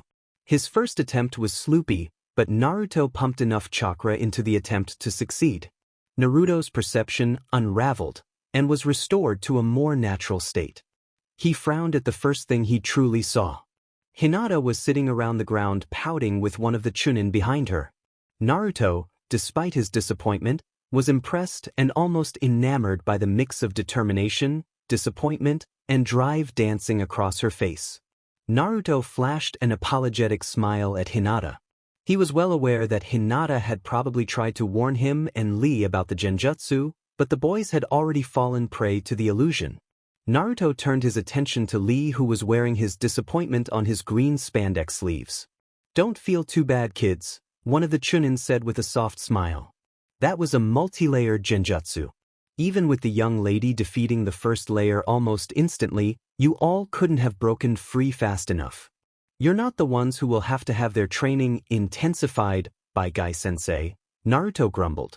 The Kunoichi stepped forward authoritatively. Like Rokuro said, you guys don't need to worry too much. You all did pretty good for a bunch of fresh-faced genin. We'll put a good word in for you with Guy-senpai. Thank you, Lee replied. Rokuro laughed. Something Kohei and I were wondering. What is it? Hinata asked politely. Which one of you guys set up the sealed trap? That was hilarious. I think it's been months since we saw Tomomi get so annoyed. Kohei jumped in. Tomomi huffed and looked away. Naruto chuckled and raised his hand. That would be me. Little punk, Tomomi grumbled under her breath. Team Yonai escorted Team 9 to where Guy was waiting. True to their word, Team Yonai gave the genin a fair report and praised their teamwork. Guy thanked the Chunin for their assistance and filled out a form stating that they had completed their D rank mission. What the heck was that, Guy-sensei? Naruto asked in shock. I must agree with Naruto-kun's curiosity, if not his tone, Guy-sensei, Lee agreed. Guy's face didn't reveal anything. I wanted to give you a practical test. Team Yonai is one of Konoha's best genjutsu teams. Rokuro is a member of the Kurama clan and Kohei and Tomoe are members of the newly established Yonai clan. They are personal acquaintances of mine, and I knew they would test which aspects of the flames of youth you all need to stoke. I am pleased by your skills, but there is a great deal of work that needs to be done. Guy-sensei, Hinata spoke up as soon as her teacher finished. Will you be focusing on our defense against genjutsu? I will train you in recognizing genjutsu, but I cannot teach you advanced defenses against the subtle art. Guy crossed his arms as he answered. Let us return to the dojo. I have much to introduce to you all today. Yash. I look forward to discovering new training methods, Guy-sensei. Lee exclaimed. Naruto grinned and nodded excitedly in prospect of learning new jutsu overrode Naruto's earlier annoyance almost instantly. Guy led his charges back to his dojo for additional training. Guy spent a full hour having Team 9 recognizing simple genjutsu. Hinata could quickly recognize the presence of genjutsu thanks to her Byakugan. She had asked Guy about techniques that could disrupt genjutsu on a large scale. Unfortunately, Guy only knew of a few vague theories. After the genjutsu practice, Might Guy shifted his focus to taijutsu. Now, I will introduce you to a core aspect of how I will train you all, Guy announced. Please follow me. Team 9 followed their teacher to another section of the dojo. I am introducing you all to training weights. Training weights? Lee asked. Guy nodded. Yes, these are not, technically, weights.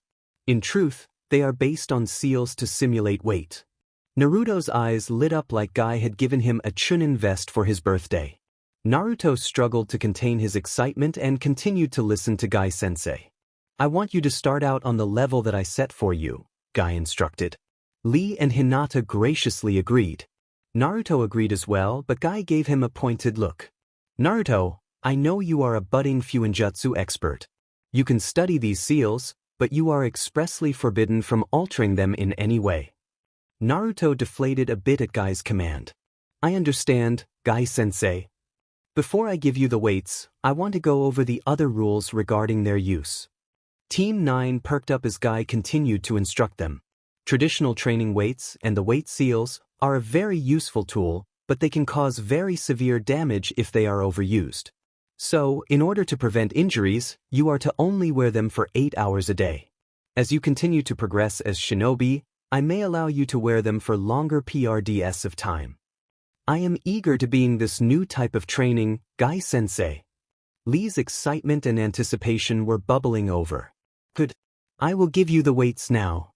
Guy shared his students' excitement. Lee stepped forward and Guy walked Lee through how to activate and use the weight seals. Naruto jumped at the chance to get the seals next. Guy shared the same explanation, but Naruto found it really difficult to follow along with Guy-sensei's words. He was too interested in studying the seal network on the weights. Besides, Hinata-chan will listen closely.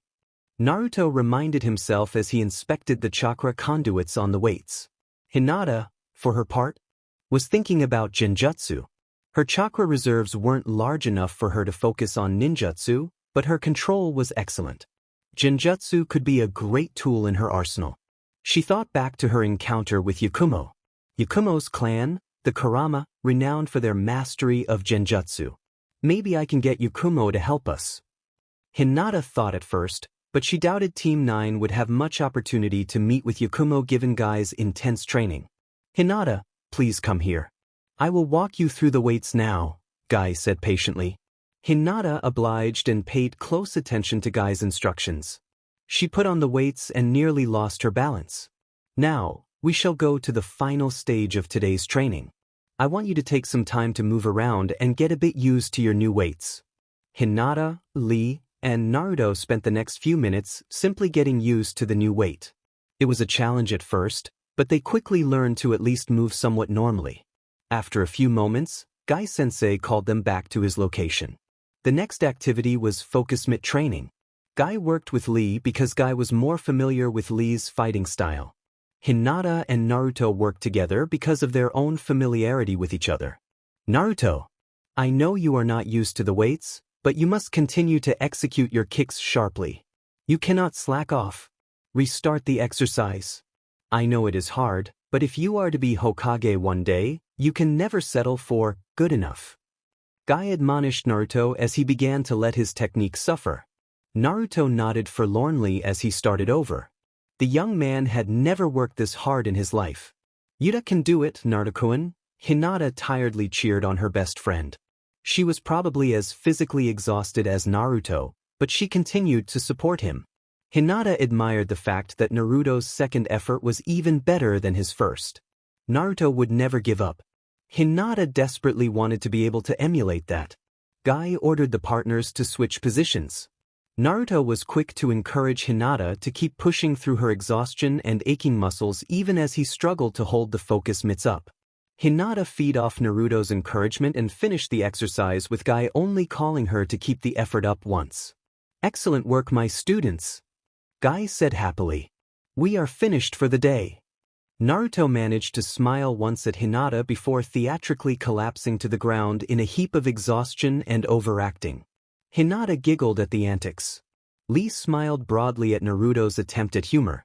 Guy shook his head at the sight. He was glad there was youthful camaraderie amongst his charges. "I will give you all the day off from official training tomorrow on 2 conditions. The first is that you wear your weights for at least 3 hours and no longer than 6. Second, you cannot do any strenuous activities. Your bodies need time to recuperate. Am I clear, my students?" "Yes, Guy-sensei. I will follow your instructions," Lee shouted and bowed deeply. "Clear," Naruto said from his position on the ground as he flashed a thumbs up. "Thank you, Guy-sensei," Hinata said politely. Guy grinned at his team. "Excellent. You are all dismissed after you take off your weights and perform a series of cool-down stretches." Hinata, admirably in her mind, managed not to sigh at Guy-sensei's last-second proclamation. She helped Naruto to his feet and took off her weights. Lee was far more reluctant to stop training, but did as Guy-sensei ordered. The 3 students performed their cool-down exercises and received Guy's permission to leave. "I'm tired," Naruto said flatly. "I'm so tired that I'm not even wanting ramen." Hinata stumbled a bit due to her own exhaustion. "I want nothing more than to just get to our house." Something about Hinata's words sent Naruto's addled brain for a loop. There was a warmth at Hinata's use of "our" that filled every corner of Naruto's mind. "It's always nice to go home together," Naruto agreed. Now, it was Hinata's turn to embrace a warmth that filled her aspect of her being. She had always craved acceptance, even before her exile. Naruto's acceptance was so unconditional and earnest that it completely overshadowed any of the token gestures of acceptance her former clan had provided. Hinata was overcome by a sudden impulse, and in defiance of all her etiquette training, whirled to face Naruto. Her muscles ached at the sudden exertion, but she found she really didn't care. What did I say?" Naruto asked. He was a bit nervous by Hinata's reaction, and there was a nagging sensation in the back of the boy's head. He was really worried he had said something wrong. "Something very sweet," Hinata said airily. Naruto had no idea, but Hinata seemed to be as happy as Naruto had ever seen her. So, he decided to simply keep going on that track. There was something in Hinata's smile that struck Naruto. He felt an unexplainable but fierce determination to protect that smile. The 2 youths continued on in companionable silence. As they reached the apartment, Naruto stopped dead in his tracks. Hinata felt him come to a halt and turned to see Naruto take on a look of despair. It was something she didn't think was even remotely possible. "What's wrong, Naruto-kun?" Naruto looked at Hinata and his face was almost ashen with concern. "We live on the 4th floor." Hinata's muscles felt like they were burning at the mere thought. "We do have to get to our apartment." "Lean on each other for support?" Naruto suggested. "Always," Hinata said with a weary smile. The 2 slowly, very slowly, made their way to their apartment. They could barely stand, but they drew strength from each other and made it to the bed. I think I'm going to take a break before I get ready for the night." Naruto yawned as he sat on the edge of the bed. Hinata flopped down and stretched out luxuriously. "Did you ever think we could be worked that hard?" Hinata said quietly. Naruto flicked his eyes towards Hinata and saw she had a contented smile on her face. Naruto smiled back despite being as tired as he had ever been. "Nope, but it will be worth it." Guy-sensei and Lee are really going to help us get strong. I can only imagine what it is going to be like, Hinata said warmly. We will definitely reach our dreams now. Naruto nodded as the fatigue he had been fighting for a while overcame him. Maybe if I just rest a bit, Naruto thought to himself. I never doubted you for a second, Naruto said verbally. Thank you, Naruto-kun, Hinata responded with a yawn. The two started to talk about anything that came to mind. Eventually, the conversation slowed as the two genins succumbed to their own fatigue. Ow! Naruto groaned as he felt how sore he was following the intense training Guy-sensei had put Team 9 through. He tried to stretch his legs, but his feet hit a wall. That, Naruto thought, was definitely odd. His bedroll was in the main room away from most of the walls. Naruto couldn't have moved that much in his sleep. Unexpectedly, he felt the pillow he was resting on move. What? Naruto asked himself and flicked his eyes around the room. Then he noticed his ramen poster. How? Naruto's confused thoughts suddenly became nervous ones. He heard a soft sigh to his left. Quickly, he sat up and realized he was in his bed. Naruto hadn't slept in his bed since Hinata-chan moved in. Hinata sat up slowly and rubbed the sleep from her eyes with the heel of her palm. Naruto found himself watching Hinata quietly instead of bolting from the room like he should have. Somehow, I'm not sure should have is right, Naruto gulped. And Naruto-kun? Hinata asked between yawns. Her eyes instantly shot open. Naruto-kun? Good morning? Naruto's greeting was less of a greeting and more of a question. Gee, good morning, Hinata replied somewhat hesitantly. We slept in the same bed. I'm a boy. Hinata-chan is a girl. That's only allowed if you're married. I remember hearing some of the adults talking about that once. They were really upset that Mariko and Yukio were sleeping in the same bed before they got married. Naruto thought in a whirlwind. Are you sore from yesterday? Naruto asked distractedly. A bit, Hinata answered shyly. She knew Naruto's question was innocent, but there was something almost awkward about it. Me too, Naruto added. I'll get breakfast started. Thank you, Naruto-kun, Hinata said genuinely. She watched Naruto slide off the bed and head into the kitchen. The young woman breathed a sigh of relief. Naruto-kun and I shared a bed. That's only supposed to happen when a couple is. Hyuga elders always talked about how that is highly improper and leads to accidents. I hope the accident doesn't involve the oven. It's on the verge of breaking and we can't afford a new one. I should talk with Ayamone-chan about this.